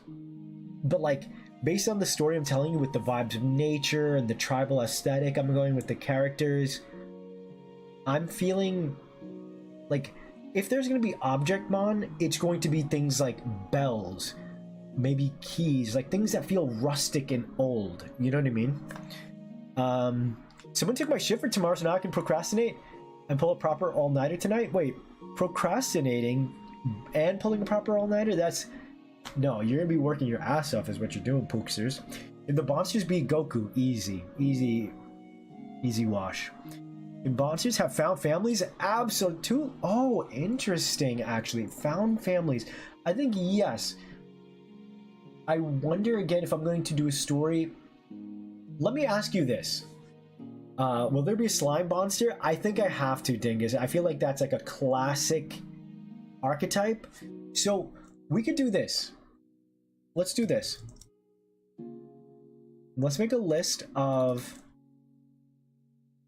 monsters that I'm not promising you guys, okay? But I just want to kind of hear where we're at. Must have archetypes. Because there are certain things that I think could really work. And then some that I don't know if they'll work. Like a slime seems like a must-have because it's easy. Easy to do, but also it's a classic. You have Ditto, you have of course slimes from Monster Hunter. There's always some sort of variation of it, so I feel like I would love to figure it out. I don't know what it could represent. Maybe it could be the ooze of humanity, you know, like we can figure that kind of stuff out as I go. Must have archetypes. So this is what I'm going to do. So you have your partner archetype. Okay, so in this case, like a Pikachu type of thing. So I'm going to make it a puppy. I'm going to be doing, and I'm going to say this as well. I don't think I'm going to make a T-Rex monster, but I think a dragon monster is a must. Whether it be legendary or not, a slime mold is such a fun idea. Holy shit. Oh, Kanix, let me read this. The story of Oris. Roughly, Ori is a creature born of light and is adopted by this creature of the wood. And the giant tree that provides life to the land gets overtaken by the dark owl creature, and a famine hits, and the mother that took care of Ori dies, giving what little food was left to keep Ori alive. So Ori goes on a quest to save the tree so no one else has to suffer like they did. Dang, that is really similar to, well, it's not entirely similar, but I see what you're talking about. But thank you for sharing that. That's the kind of stuff I definitely need to hear. let's see. Go to space on a chopper bike? Oh, really? But without wheels, I feel this type of design could work for a vehicle vibe. I don't know. I just don't want to. Oh, okay. Well, maybe as far as mounts, but see, for my mounts, I would want to do things like a horse, a giant wolf, a giant panther. You know what I mean? Like, each monster should represent something nature-esque. Yeah, I think that's the vibe I'm thinking. It did help. Thank you for sharing that, man. Thank you. I just love nature, and I want my story to be a story about, you know, conservation, respecting animals, respecting the environment, and almost every monster tamer is like that. But like, I feel like that message always gets lost, or it's always secondary. Like, and I'm never dissing Digimon, Pokemon, all this kind of stuff. But even something as much as I love Monster Tamer, like, I always get sad when I see monsters get slain for armor. It's badass. I love wearing my fucking cool ass armor. But I'm like, dang, I had to kill like this beautiful, gorgeous beast 30 times, you know? Rek, you're back. Welcome back. No full RPG archetypes. There would be the government foot soldier sort of thing. It would probably be abstracted. Yeah, I mean, more so for animals, but yeah, I'm gonna have like the evil bad guys, like, because you have to have some sort of disruptor, right? So there could be like the bad foot soldier guys and stuff for sure. But I mean, for this one, what I'm going to do is we have the partner archetype. Is the partner archetype a thing? No, I'll say this. So rather than calling it partner archetype, mascot archetype. So I'm going to come up with a mascot. I don't think it needs to be the puppy. I'm just going to give everyone the puppy as their first thing for, like, again, the story-based kind of thing. Basically, I'm putting it in for my dog Coda. That means everybody gets their own version of Coda in the story when they start. Mascot archetype. So, like, say I have to come up with my own Pikachu, right? So I'll mark Pikachu. Slime is like a classic. I'm gonna do this, and not in a Pokemon kind of way. So we're gonna do green. Grass starter, I'm gonna come up with. Fire starter, water starter. Okay. What I mean by this is it's not a thing where you start the game and then a professor in like a tribal lab coat comes up to you and it's like, choose your first monster. Here's one with vines on its head, and here's one with fire out its ass, and here's a water one with, you know, leaking like boogers from its nose. I don't think you're gonna outwardly kind of like receive one, because again, I want to make it different. But I think it is such an iconic part of Pokemon that, like, I'm paying homage and my respects, saying, hey, y'all did that. Y'all did that. Let me say thank you for everything you've done as a fan. I'm gonna make my own thing just to like pay homage to you. I'm not like jacking your thing just to, like, you know, just say like, yep, this is how the game starts, just like Pokeball, you know. Might want to look up more detailed dive into story in case no worries, don't worry. Monster can be corrupted or a natural disaster. So Tarrasque's monster, maybe? I know Draco told me what that was a long time ago. Is a Tarrasque like, I'm not making a Tarrasque, right? Like, I'm not trying to do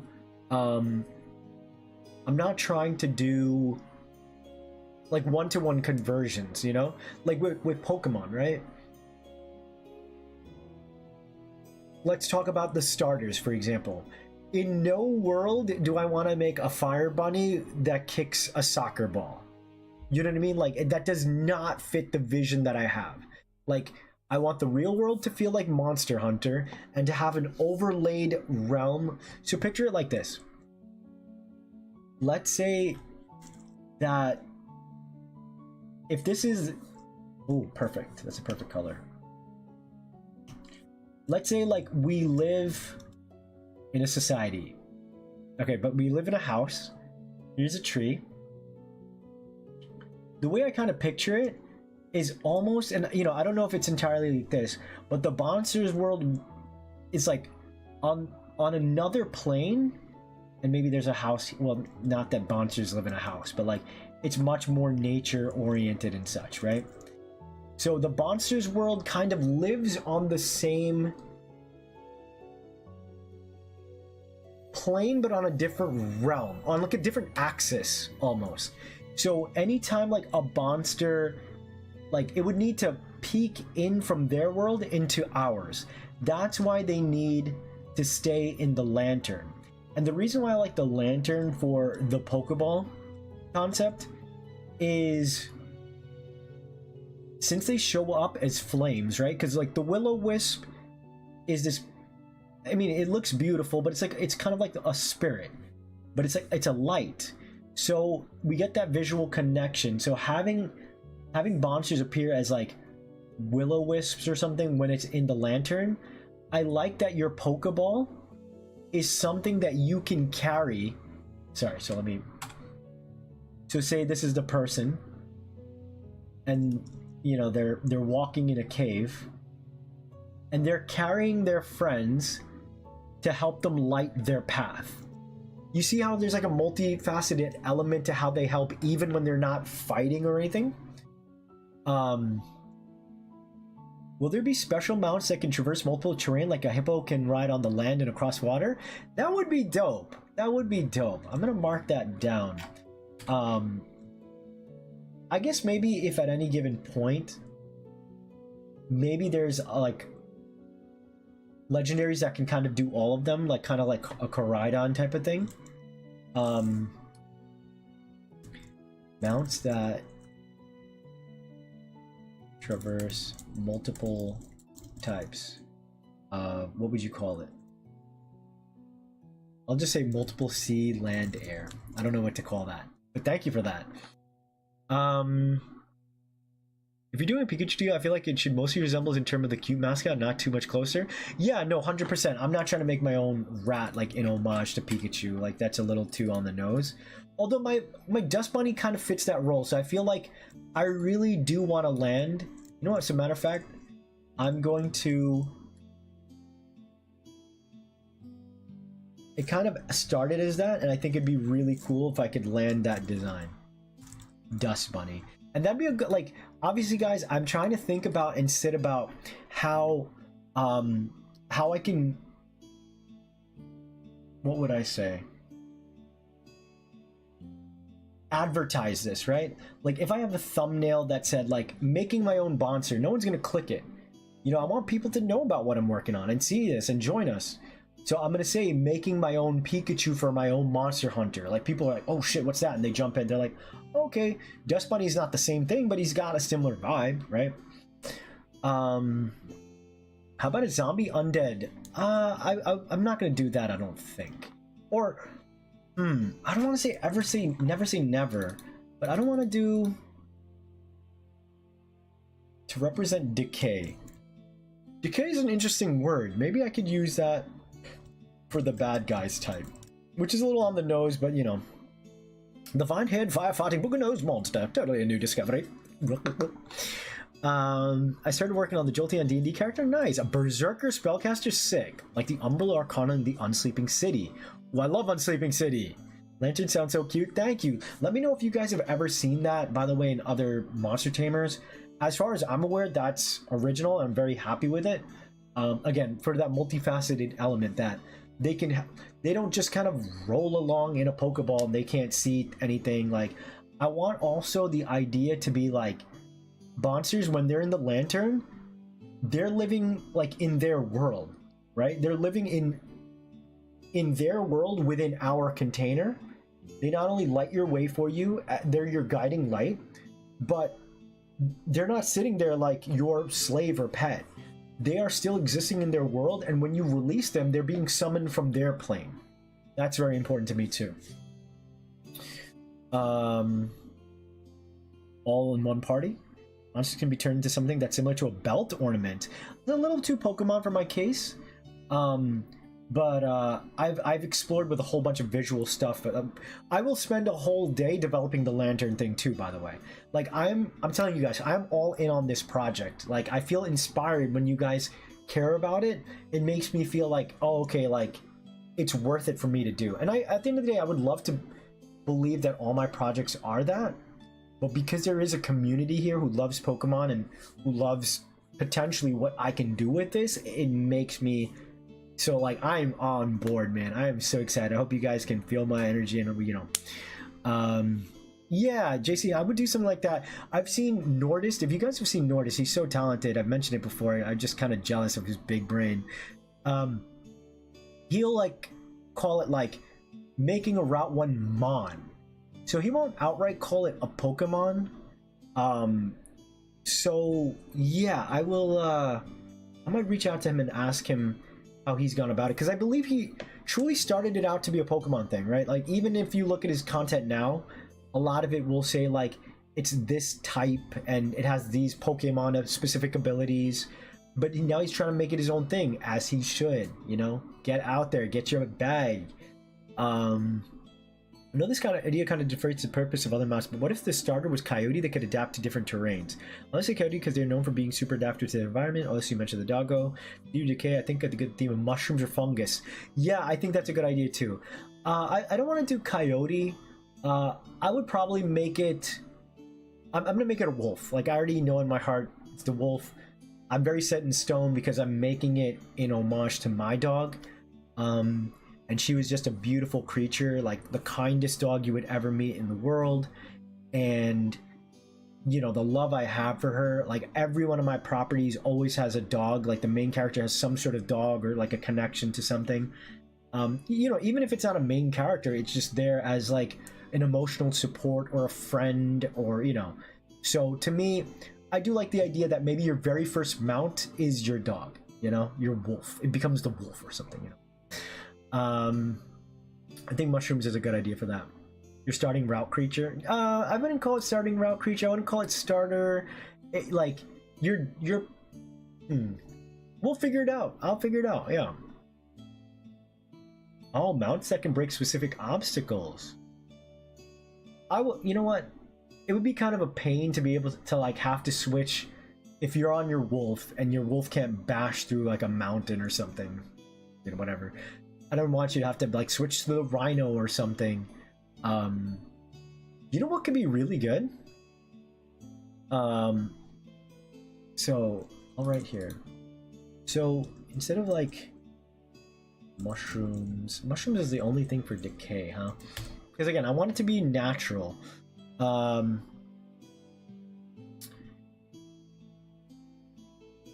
Maybe you spin the lantern in, that's what releases the creature. I've got a whole animation thing planned for, because part of the idea is like, I was thinking you could have some sort of cool glove and it's like fire resistant, and then you kind of like, or rather not so much that it's fire resistance, it kind of allows you to reach into the spirit world and like call for them, you know? Maybe instead of like pulling them, maybe you like ask your hand. I think intention in design is very important, because if you do this, you're like grabbing and plucking. If you ask and they gently enter your hand, there's like a nice kindness to it, and I think that is something I like. Yo, take care, Kanix. Thank you for hanging out with us for today. I will, let me see, tomorrow is what? Wednesday? I will stream tomorrow, and I'll be taking Thursday, Friday off to, you know, get my YouTube video stuff done. We will do some more heavy... yeah, it's gonna be like yeah, JC, you're right. It's gonna be something companion. Again, like that's if I want to go like the whole. I keep getting torn where I don't know if I'm gonna make it so much a monster tamer or like just create a world where you interact with monsters and get to see, and like I want you to have like a childlike experience going around looking for, you know, beautiful monsters. So it would be kind of like, I like the idea of going like Chrono Trigger or Final Fantasy, like rather than, so for example, look at, I was originally like thinking I would love to do like a griffin or an owl bear as a starter. Let's say that I'm gonna click this. If I do it the Final Fantasy way, right? The Final Fantasy way is like, there's a ton of humans, but then you get a human on your team. So what I would like to do is like, there are a ton of griffins out in the world, but maybe the griffin you get on your team is maybe it's a hatchling griffin, right? And this hatchling griffin fell out of a tree, so its wing is broken and it's kind of like all fucked up. And so it allows you to be able to see the other quote unquote normal versions, but you know this is a unique griffin that's solely for your party for the story reasons, you know? So that's the way I'm planning on potentially telling the story element. Maybe there's going to be a monster taming element after the fact, like, maybe there could be like either a side story where you like build your own party if like that's really important to a lot of people. But yeah, I don't know if I'm going to do like the Pokemon style thing where you like compile a team. I don't think that's a bad thing at all. But then that just creates a lot of work where I have to like balance a game out, right? Like the typing, the story, the balance would be in jeopardy. Whereas like if I'm like, you are going to guarantee get 5 monsters over the course of this story, and there are these, you know, characters that kind of teach you about the world.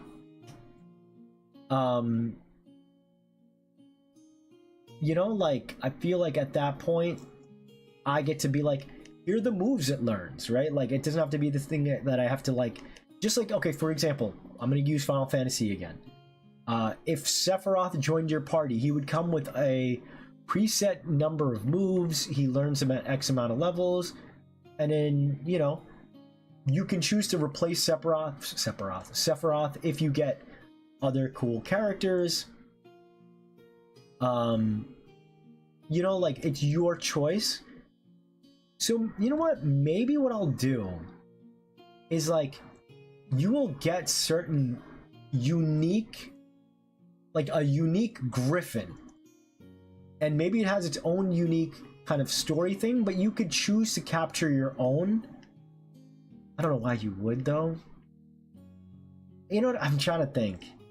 Like, what did you want the unique griffin? I don't know. Like, so basically I'll use it in Pokemon terms, right? Like you could, if we're making this like a Pokemon version, you know Pikachu exists out in the wild, right? Here he is. Pikachu. You got Pikachu. But in the game, you're going to get a Pikachu who has a hair like this.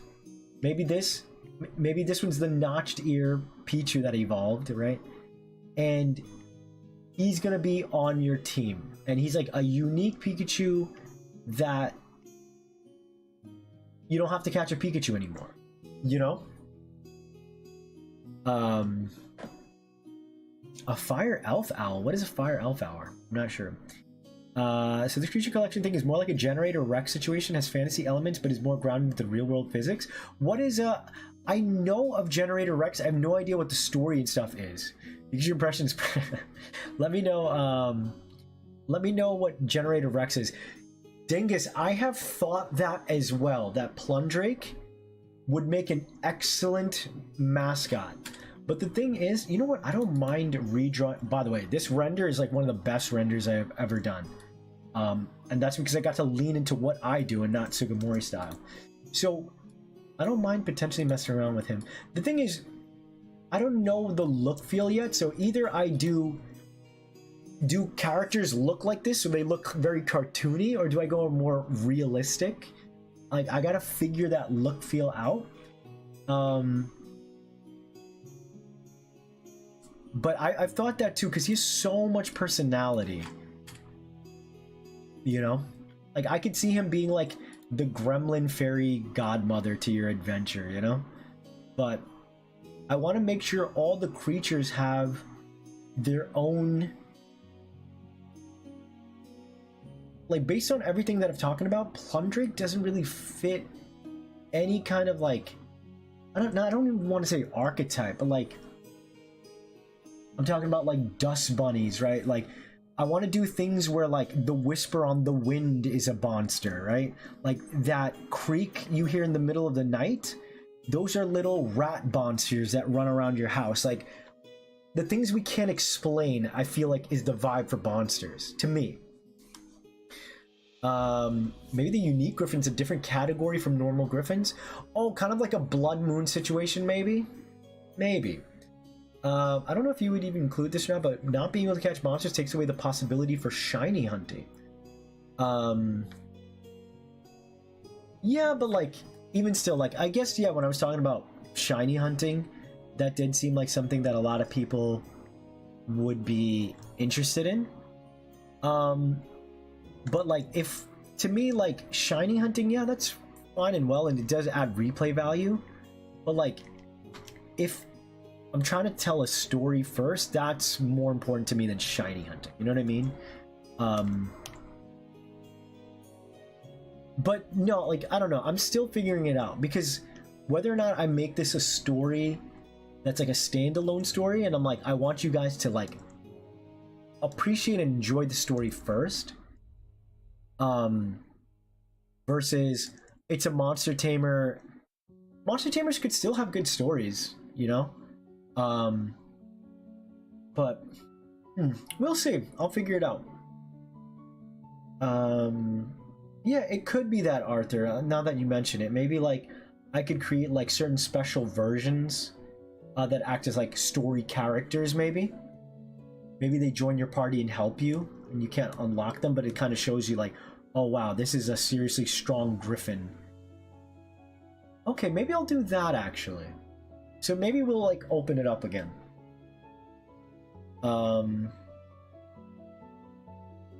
Let's see. Generates oh, by the same creators as Ben 10. We're all getting affected by a virus.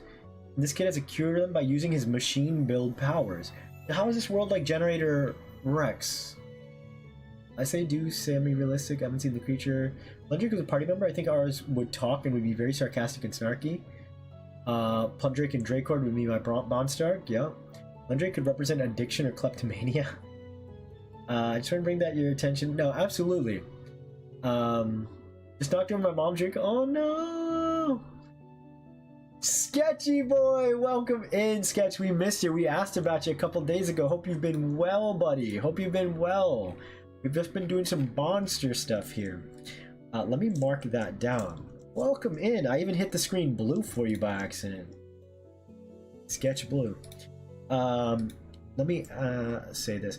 I don't know if it does seem crazy to not have at least one monster talk. Because Plundrake definitely gives me Meowth vibes, right? A crossover, that's cool. Zach, remember earlier, like, I think at 3.5 hours, you're like, isn't it too early not to work on like stream or whatever, or like to end stream? And now I'm coming on to 5.5 hours. I think honestly I might close up just because I do have to get some art stuff done. Let's close up in 6 minutes. I've had a blast. I hope you guys enjoy. But people get infected by viruses and turn into monsters, so Rec has to go and cure them. It's treated like how superpowers would be affected in the real world. Oh, so you're talking about like the overlaying element, right? A lawless wasteland, indeed. Yeah, I really want to kind of figure out, because if Plundrake doesn't move over exactly, say, depending on the art style that I like land on. Because, for example, I'm sure, yeah, it is way stronger. But at the same time, like, how do I even figure out strength and stuff like that? Maybe I'll keep it very simple. I'm like, their abilities, their strength is like, maybe, you know what? I'll do it on like a D&D scale. Like, maybe it's going to be a thing. Let's look at Plundrake, for example. Maybe I'll do like HP, attack, naturally, defense. I think we have to have speed. So we have dexterity, constitution. I'm trying to think D&D terms, you know?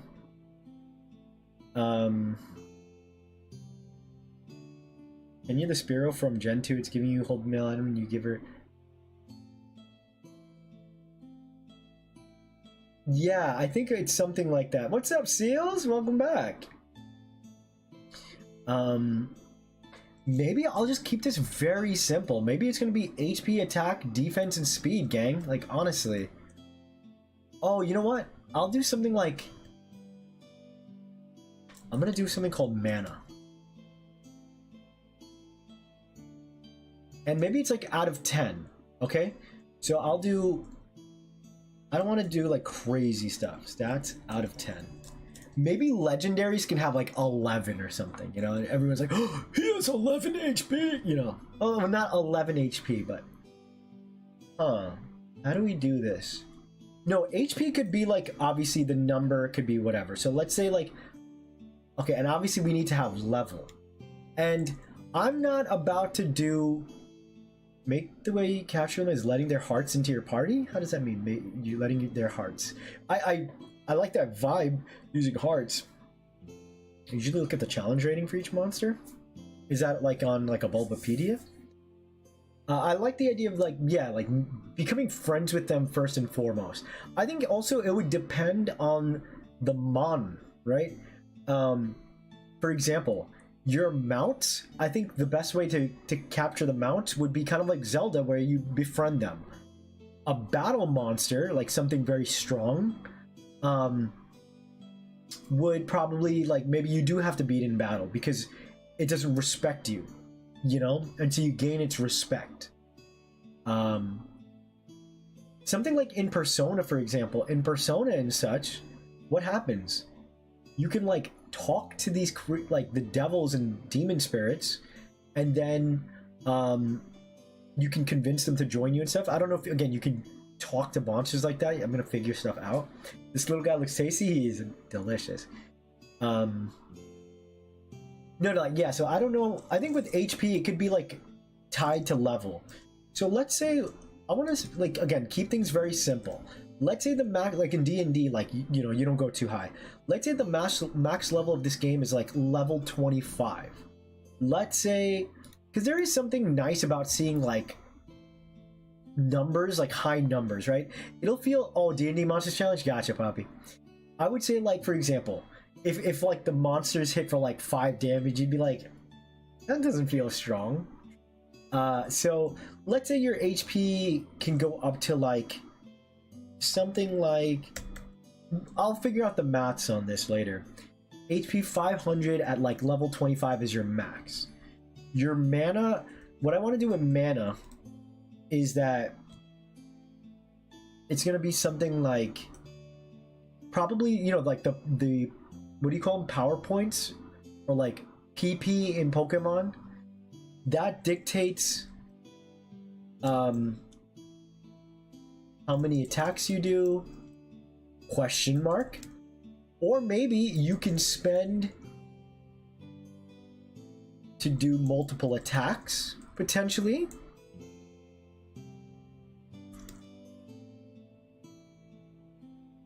I want to like really figure out a fun system, you know, of like, maybe it's like, I do like turn-based, but like I kind of like the idea of like Pokemon Masters. If you've ever seen Pokemon Masters, it's 3-on-3 battling, and there's a timer that continuously goes, so you can kind of just keep attacking and yeah, I think I'm gonna do that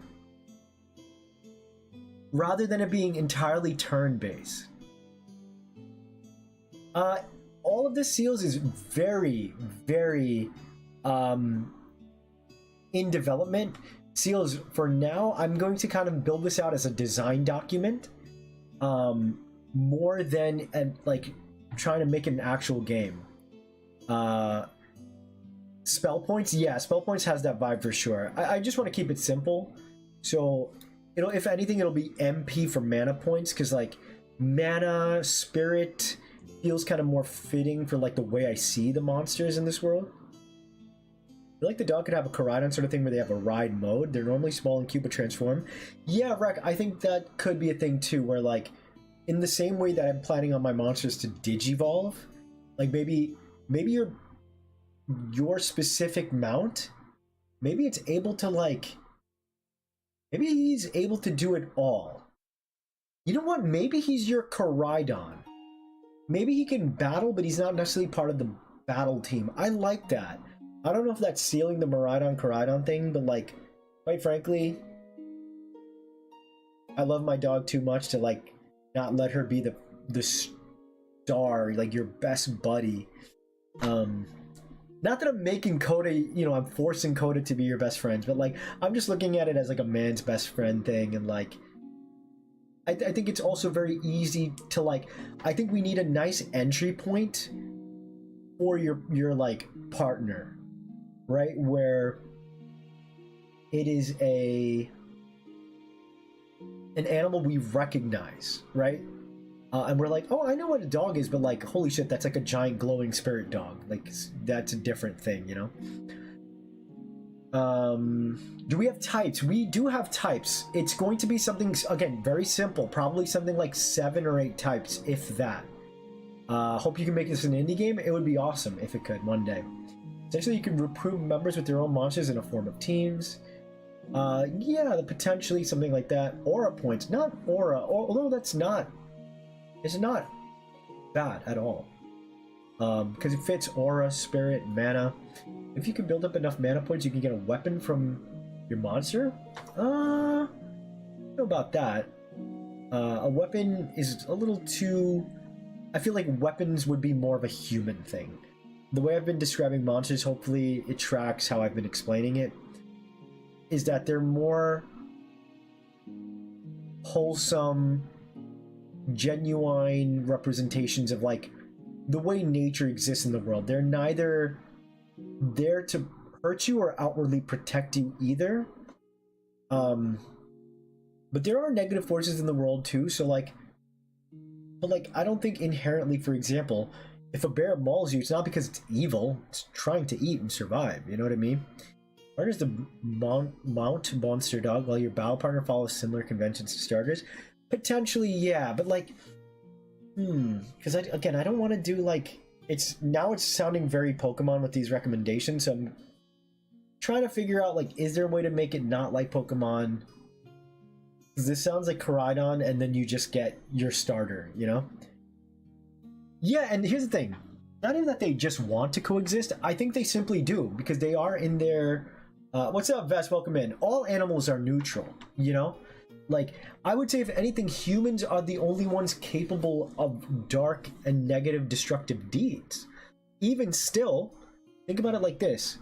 Those people that are like that, let's be honest, they're people who hurt. They have been hurt by the world and then they lash out. Or maybe they have mental illness and that was born of, you know, their environment, their family. Maybe it runs in their family. Like, it's not something that they chose to do. So even that negativity and darkness that exists in people, there's a reason for it. No one's outwardly evil for no reason, right? When they've done tests on like sickos and serial killers, like they're lacking little things in their brain that don't forge empathy in them, right? More anime design or D&D kind of style? It's just the Bonnie John style. So I would say the way I draw is very much a fusion of Western and, you know, like Japanese or Eastern styles. Just that's how I was raised and how I put into my work. So I do know about that, Vest, sadly. Ride Pokemon is an exist. Yeah, that's true. But I mean, I guess in the sense that like Koraidon being straight up like a built-in bike for us, you know. Maybe there's a dark legendary in the game that controls a small amount of people, and that's what forms the evil team. No, Justin, I just literally mentioned that there's not really dark in that sense, you know? I would not want that to happen at all, where the monster is evil. If at any given point why there is dark or an evil type monster, it's because the humans are the virus, right? The humans were the one. You know, I disagree. Some animals have been proven to be able to perform intentionally malicious actions. Let's find out. I'll debate that, Zach. Well, give me an example. Hurt creates more hurt. Yeah, exactly.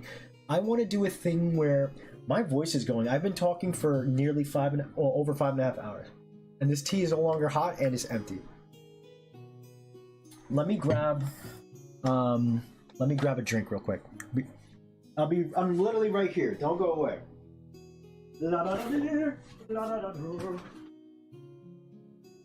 Okay. Ah, tasty. Yummy.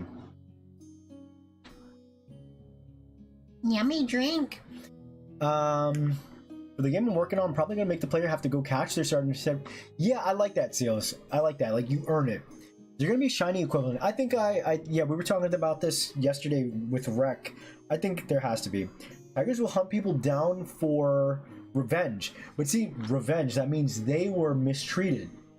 And I love that for the tiger. I hope they eat that human. Yeah, dolphins, because dolphins are kind of intelligent, so it's almost like a certain level of intelligence allows you to, like, start to breach that barrier. But I also don't like that connotation, because in a lot of media, science is portrayed as this dark and evil thing, because it's like, you can't understand it, but that's a skill issue. You know, sorcery can be a dark and evil thing. Like, if there is science in this world, I would want it to be a thing that progresses society, you know, and not seen as a dark and dangerous kind of thing. So have the intelligence to cause harm purposely on a human? Is it like because they purposely do it on their accord, or is it like always like in a revenge thing? Orcas will punt seals into the air and bully them for entertainment. Oh, I mean, but at the end of the day, they will die, and then they get to eat the seal, right? They kill the seal. Feel immersed in this ASMR? Did it get better? Oh, you mean with the Coke, right? Duo of orcas that hunted over 100 sharks for fun. People found out because they washed up on the shores. So no dolphin monsters, they're too far gone. Yeah, Brent. Yeah, gotcha. But okay, either way. How did we even get to this? Oh yeah, I don't want to make a monster that is the reason why, like, controlling people or stuff like that are just underwater humans. What is this comment over here? Maybe evil team that's referencing poachers. Maybe. I think it's gonna be something like that, where it's like people disrupting like the ecosystem in some capacity is like the main thing that I'm thinking about. Like how, you know, if there's, again, I don't want to make evil monsters outright. You know, there's not, I was gonna say there's no evil Pokemon. Yeah, there's dark type, right? So I can't say that.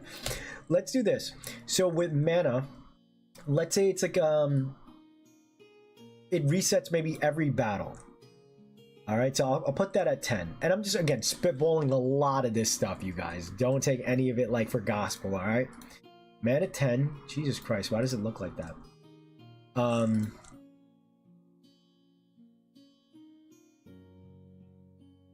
Why does it look like that? So mana will be, let's do like a 10 scale, like for strength and stuff. Mana, 10. Attack, same thing, goes up to 10. When you do your damage, nice fluffy numbers pop up, okay?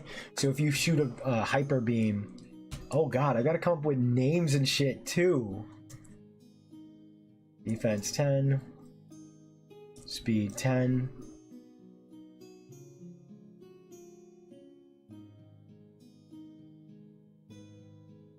These are just the maxed out things. I don't know if I'm gonna do dexterity or con. I like low-key want to keep it simple. It's gonna have an attack stat, defense stat, HP 500. Mana lets you attack things. Is this fine? maybe I could potentially do something. I like that aura that I heard earlier. If not aura, it could be something like spirit. Maybe it's like SPR, and that's your like special attack, special defense, kind of like in the first game. I mean, the first Pokemon. And maybe that will be its own thing. I don't know exactly. Tinkaton's evil. Maybe the humans of this world are trying to figure out where monsters came from, but they have conflicting theories about it. Some people go through dark math. That's kind of what I've got right now for the story, Justin. State of evil is a boundary made by humans to dictate what's good from bad. Evil is just a concept. Okay, there we go. I'm kind of hard to agree with that. Names are the hardest part. Yeah, good and bad difference between every person. That's true. Looks good to me. Yeah, I think, guys, I want to keep it simple, you know? And again, I like the idea that if it is going to be a video game, I like the idea if, like, say, you know, you had these monsters, right? Let's say, like, let's say, for example, these were concept art, or it still will be for a short that I'm doing, so this is not going to be, I don't think I'm going to recreate this creature from that story to be like this, but I'm just going to kind of move this here, and then we'll just bring in this guy.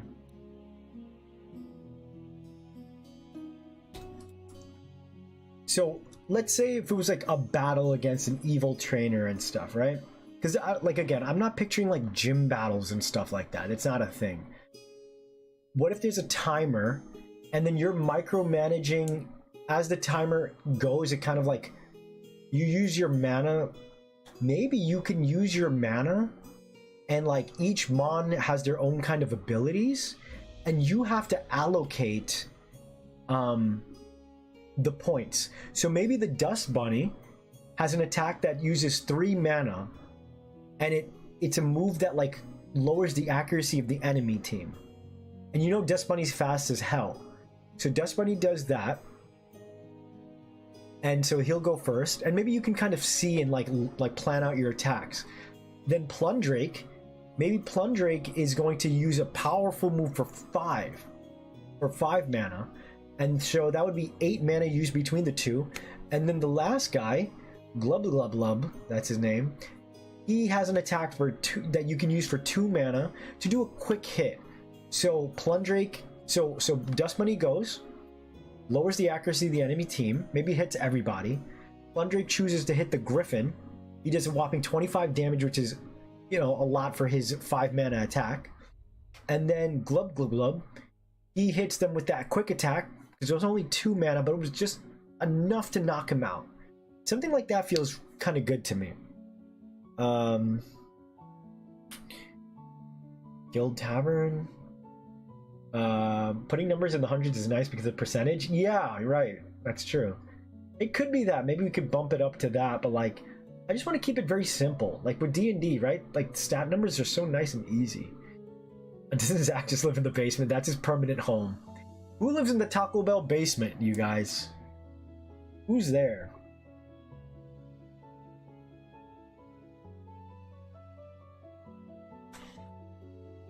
But, yeah. Okay, cool. Guys, we figured out a lot. I said I was going to get off at 10:30. It is now... Alright, I'm going to stay till 11, but Blue, please kick me out at 11. I do not... Temporary Persona? I love Persona so much. It's one of my all-time favorite games. Persona 4. And I love 5 too. So actually that makes a ton of sense. A wizard? A wizard what? Like a wizard mon? He's got like a big hat. Okay, cool. I guess, you know what? Maybe I'll work on the art stuff tomorrow, and maybe when I get out, I can like sit down. Well, first of all, I should probably take a shower. Or maybe I should take a break when I get off. I don't know. I feel inspired. No self-control, not at all. Eating in public bathrooms, sketch why? Sketch why? Alright, cool. So let's do this. To close this off, you guys have really helped. Wizardmon could be your tutorial. Thought you were going to sing a new version of SpongeBob. Who lives in the taco basement under the... Yeah, bully. And with bully with hearts. Like it says bully scratched in, but there's like a ton of hearts around it. So here are the must-have archetypes. This is going to be a free-for-all. I need you guys to help me whittle this down. Oh my god, I have so many messages here. Somebody like explode and I have to go put them back to pieces? What is all this?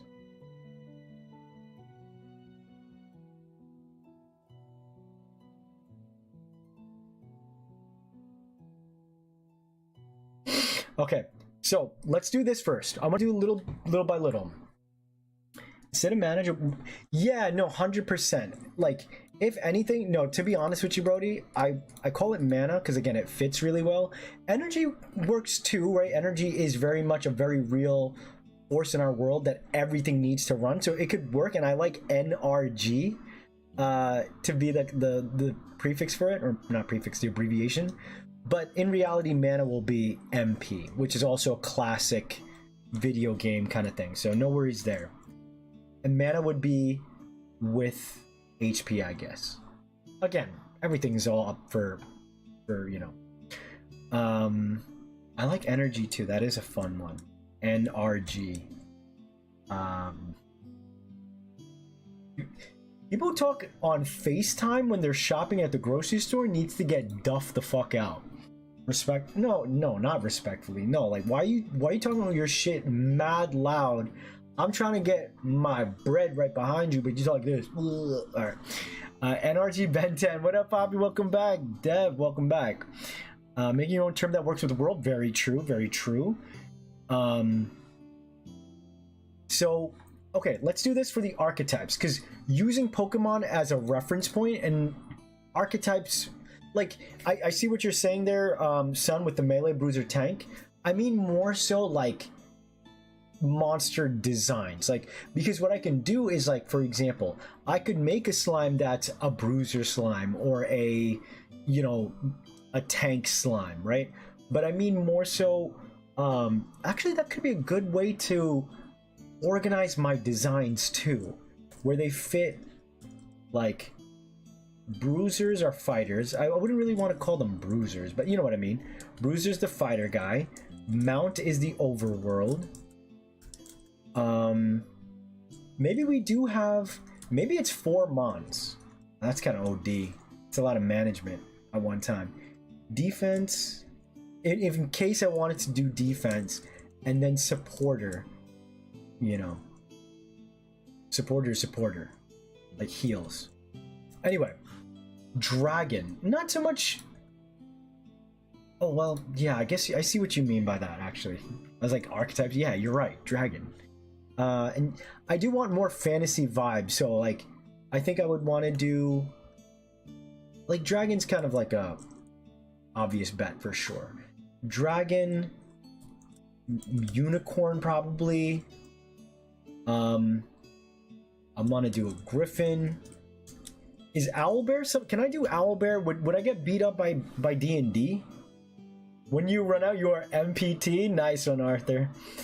I throw cereal at people who talk on FaceTime. Good. I hope you throw. You know what, Sketch? You gotta keep what cereal on you? Captain Crunch. That shit is spiky.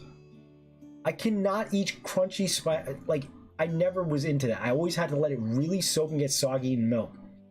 I've been lurking. Monsters giving me the inspo. Let's go, Dev. Let's go. Milk could be subtype that's using the overworld. Some could be swim, land, air. Yeah, I think that's more like a, like an organizer thing. I have like types that I can show. Fish, obviously, Vest. I mean more like specific ones, like truly ones that I have to get, like that I think like I could be like, I can make a. Remember, making YouTube titles is very important. Making my own unicorn Mon, right? And like I say Mon so I can get people, and they're like, this isn't Pokemon. I'm like, it's better. A burrow mount? We could do burrow, although I feel like that does add a lot of development. Now there's like an entire underworld, you know, so I probably wouldn't want to do that. I'll mark it just to, you know, it doesn't hurt to mark these things. Ogre. Do I want ogre? Ogre's kind of humanoid, so probably not an ogre. Maybe there are multiple different races in my world. I would kind of love that. ogre, mermaid, elf, goblin,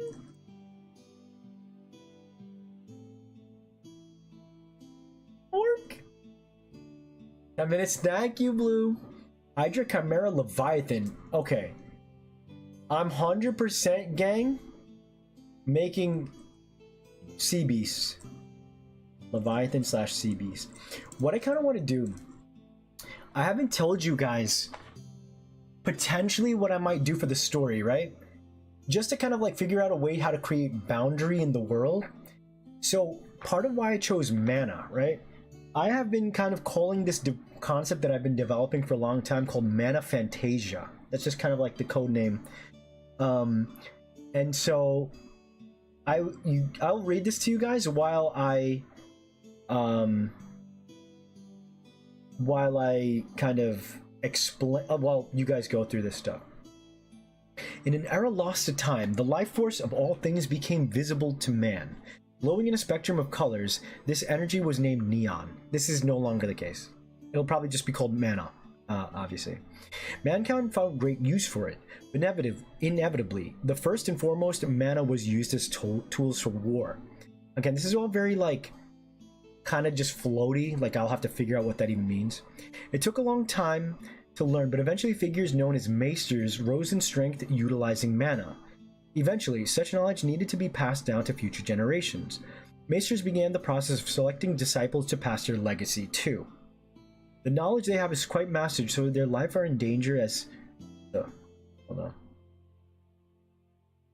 Maesters are masters of the mana, who and their main goal is to study and learn the world that time for a god. Scavengers scoured the world and found relics of past civilization and unearthed them in the mana. So, picture it like this. I really want to make a world... yo, take care, Dev. Have a good one. And yes, everyone like the stream. Handcheck, thank you. We're like a couple of hours late on it, but I always appreciate that. You know that. Like, thank you. I want to create like sections of the world that's cordoned off by like magic, or like in this case, like whatever the mana that like power their world kind of seeps into the world, almost like a poison, right? Like, I don't know exactly what that means and whatnot, but part of me is wondering if I transform a lot of the animals in the world because they get like poisoned by this other spirit world, right? Maybe not poisoned, but like transformed. Maybe like too much mana and stuff like is harmful to humans, you know? In the same way when you think of like carbon monoxide and stuff, right? So I think that could be a fun way to kind of like explain why there are dragons or unicorns or leviathans. Like, I want to be able to, like, in like the desert, right, we see this like sea beast like spiraling and swimming through sand and dust and stuff like that, right? Like kind of like the dune worm, but kind of sort of not, you know. Maybe there's a guardian on that guards a special traversal power up. As long as you keep it legally distinct. Can a golem be one? So I do potentially think, like, my take on Object Mon could be like Relic Mon, let's just say. Oh, let's be honest, realistically it's Object Mon. Now, I don't necessarily want to do that, but it could be some stuff like I want to think like things that have like a spiritual connection. Bells, like a golem. It was even like a Jewish kind of thing, right, where it was like life brought from like sand and earth. But in this case it could just be like this kind of kitschy fun kind of thing. But erase from existence, my memory is gone. Giant bugs for enemy archetypes. I don't know if I would do giant bugs. I'm not doing all archetypes, but I am asking for them, so thank you for saying that. I don't know if I want to do like crazy bugs. If anything, I could see like, I want to have, again, and that's why it'll be very fun about these coming streams, I'm going to be simultaneously developing two kinds of mons at any given time, right? I'm doing the overworld mons, right, where you have like animals that live in the world, and then you have monsters. And I think because you have two, it just makes real world animals. And I was writing this down earlier. So it could be cats, dogs, bugs. There could be like a mountain with large spiders, things like that, you know what I mean? So I can still hit that archetype there. Dogs, cats, bugs, horses, fish, like they're like regular animals, you know? Chimeras, I'm so fascinating. Captain Crunch is the best cereal in the whole world, nobody argue with me. I think you mean Cinnamon Toast Crunch, the taste you can see. Cinnamon Ride Pokemon are a good example for how the ride ones. Yeah, I do like that. I love me Bugmons. I love bugs, you guys know that. But like, I don't know if I'd make bug monsters, you know? Like, I kind of picture like the monsters again. The best way to describe them, I think this is the best way I can describe monsters. Someone mentioned it earlier and I'm like kind of blanking. Let me see if I can go back. Oh no, I won't go. Let me go that far back. But basically, they're like wisps. The things we can't explain. When we see a little bit of dust, we call it a dust bunny, right? The whisper in the wind, that's actually a monster. The creaking at nighttime when you're afraid, those are rats, monster rats going through the thing, right? Like when you look and nothing is there, it was probably a monster. That how do I explain that, you guys? Because I feel like that's the best way of like how I can decide what kind of mons I want to make, you know? And of course I got to figure out the art style too. That's going to be a very important thing to do. Let's see, Wisp Spirit, Circle of the Chimera Druid, Tales of Berseria lore. Oh, tell me more. I think is it Berseria or you mean Vesperia? Because I think I played Vesperia, but Berseria could be a brand new one I don't know about. Serpent, worm, bug, spider, salamander, amphibian. Like those kind of animals seem like regular guys to me. Snakes, worms, bugs. Yeah, like those are like just regular guys to me. Salamander. Ideally, I want to do more like basically like cryptids for monsters, but not out like, for example, I'm not going to do a chupacabra and then because they're from Mexico, like because I'm saying like based on like stuff I've seen, I would put like Dia de los Muertos kind of makeup on it and be like, this is my chupacabra now. Like I would like to do more like universally owned fantasy like entities, right?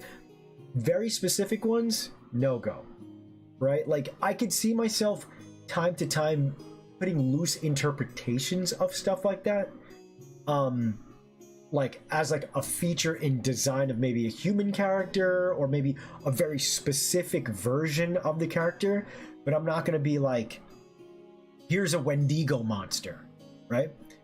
Jack-o'-lantern or scarecrow? No, like so for example, like I wouldn't necessarily do that.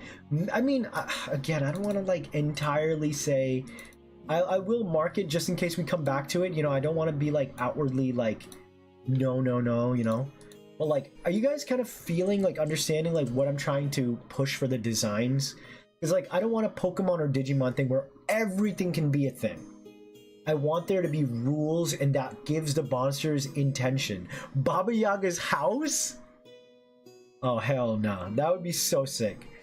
A witch toad salamander would be funny. See, like, yeah, I don't want to do like a that sounds like a Pokemon, right? Like a witch toad. I might change my tone again as I go, but like I don't want to do like soccer playing fire rabbit, right? Witch toad or singing crocodile clown, you know, like fire ghost clown.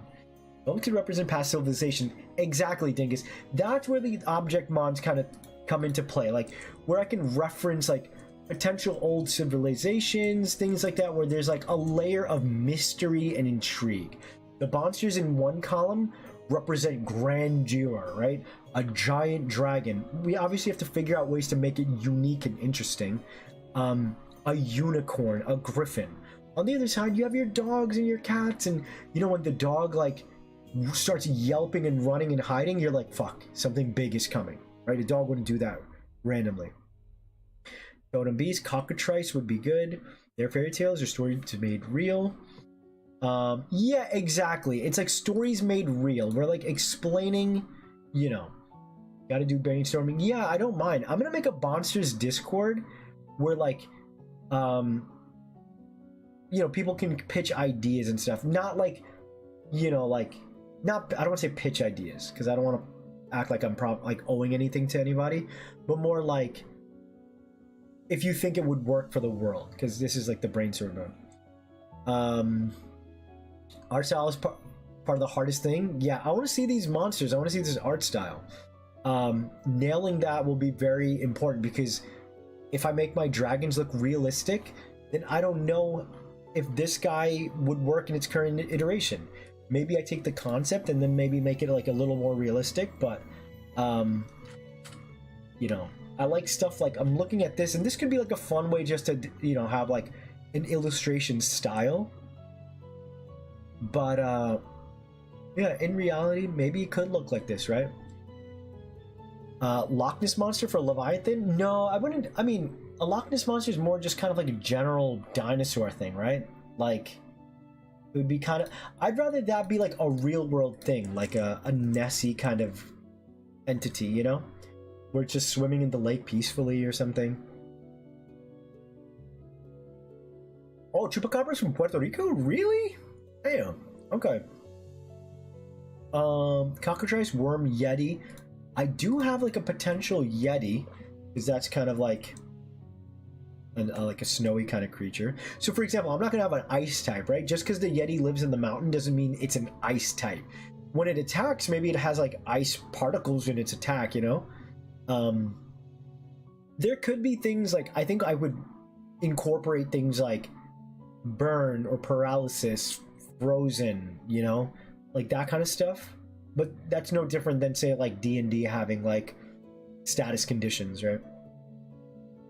Bigfoot, world turtle. Thank you. That is something I really like, actually. So I was thinking about what my legendaries could be, and I want them to be like, world turtle sounds more epic. I have to be careful because I worked on a paid project as a lead art director, and I was like helping bring somebody else's designs to life. And so like I did make a turtle with like a civilization on its back for that card game. So you guys want to see that art? Actually, it's time. Oh crap, it is time. Monsters are things that can't be fully explained. Myths, people told to explain. Yeah, they're like living myths, you know, potentially living myths, question mark. Let's see, don't say the word after dark. Oh nah, oh nah. Not that say their name at all. Dang, I'm gonna swing on that thing if it comes near me. Fantasy creatures in a sort of real world. Yeah, exactly, because how old is the protagonist? I don't know, maybe like 12, 13, 14. Hello Darren, welcome in. 2 minutes after time. W2, how are we doing? Okay, yeah, we're about to end right now. Catching up now. Yeah, I'm 6 hours in. Zach, you're testing me, bud. He said, leaving so soon? And I said, bet. 3 hours later. When I design my monster, I think about how they interact in 3D space. Good, man. I will change some parts of their design. Absolutely, absolutely. Real candy. So, okay, cool. I'm going to make, in the Discord, I'm going to make a Bonsters kind of server. Again, please don't pitch like, hey, Bon, here's a fire rabbit who should be a soccer player. Just give me general things, because I'm not trying to have you sue me 5 years from now. I'll show you this. I'm going to show you one last thing before we leave, because it'll kind of tell you what to pitch, if anything. And when I'm asking for pitches, again, it's not like I'm outwardly trying to like steal your ideas. These are more general things, right? Like an ogre. What does that mean? You know, it's 6 hours in, Kay. I know. This is my last thing, I promise. If I can find it, it should be around here. Because I want to show you the work that I did.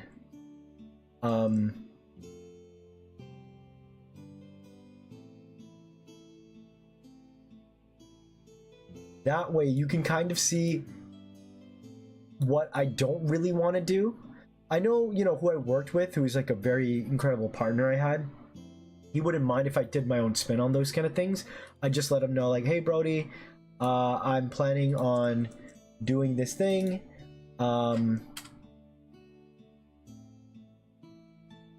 we not have... Hold on.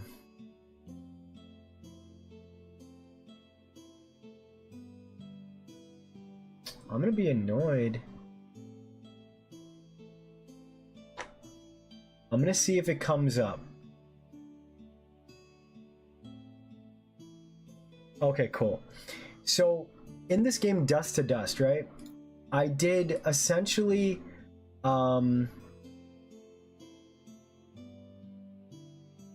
there's 3 factions. So I did 30 character designs that essentially I'll put in stuff over here for you guys to see. So there's 3 factions. It's Machina, which are the machines, the humans, who are known as like the colony, and then Biofauna, which are like the fusions of plants and animals. So you can kind of see it when I show this to you. The designs, here's some cover art I did for like the playmat. Here's some allies I designed. I built out the world. It's a very similar kind of concept with the mana. So and I even told my partner at the time, like, yo, I got this thing in development. But here's something where it's just like more sci-fi kind of oriented world. I won't show you all the designs that I did. That would be insane. I will show you the animals I created. And that way you can kind of see like where I'm kind of, not because like this inspired me to do this or the other way. Basically, so in this one, this Machina character is dead, but the spirit of the entity became living animals, right? Over here, this is the bonsai boar, where they're like boar and like, so there's at least a kind of concept and through line that continues here. So the boar is like, it grows like bonsai's armor, right? Not bonsai, sorry. Bamboo. Over here, these are the fern ear hairs. This art wasn't finished. There's like another finished one. Basically, these like kind of things grow up out of their ears to look like, this is like a very almost like pseudo Pokemon like approach. Here was like a potential template that I was designing. So the name is obviously off, but like these were like wolves coated in like these vines, right? This is also again not finished, but you can kind of see the vibe that I was going for. These would be magical, powerful entities, gigantic elephants as tall as trees, bark like skin, stuff like this. I would not be doing an art style like this for monsters. To me, this was like I was doing for someone else's vision. I still like gave them my all, of course. And here's that world turtle that, and this ended up going in the, you can kind of see all the little vegetation growing and stuff. I don't know what the heck this is though. But you can see how massive it is. There's like this dome shell on its back that protects the city. I want to do legendaries that feel like this, you know? I want to be able to, with all these kind of animals, like I don't necessarily want to do designs where it's like, it's a like it's a wolf with vines on it. Again, am I going to be eating my own words? Maybe. But at the end of the day, I'm going to be exploring all this and more with you guys, and that's why I want to do separation of regular animals and really sell the monsters concept as like, wow, that creature, okay, that is the bump that I hear at night, right?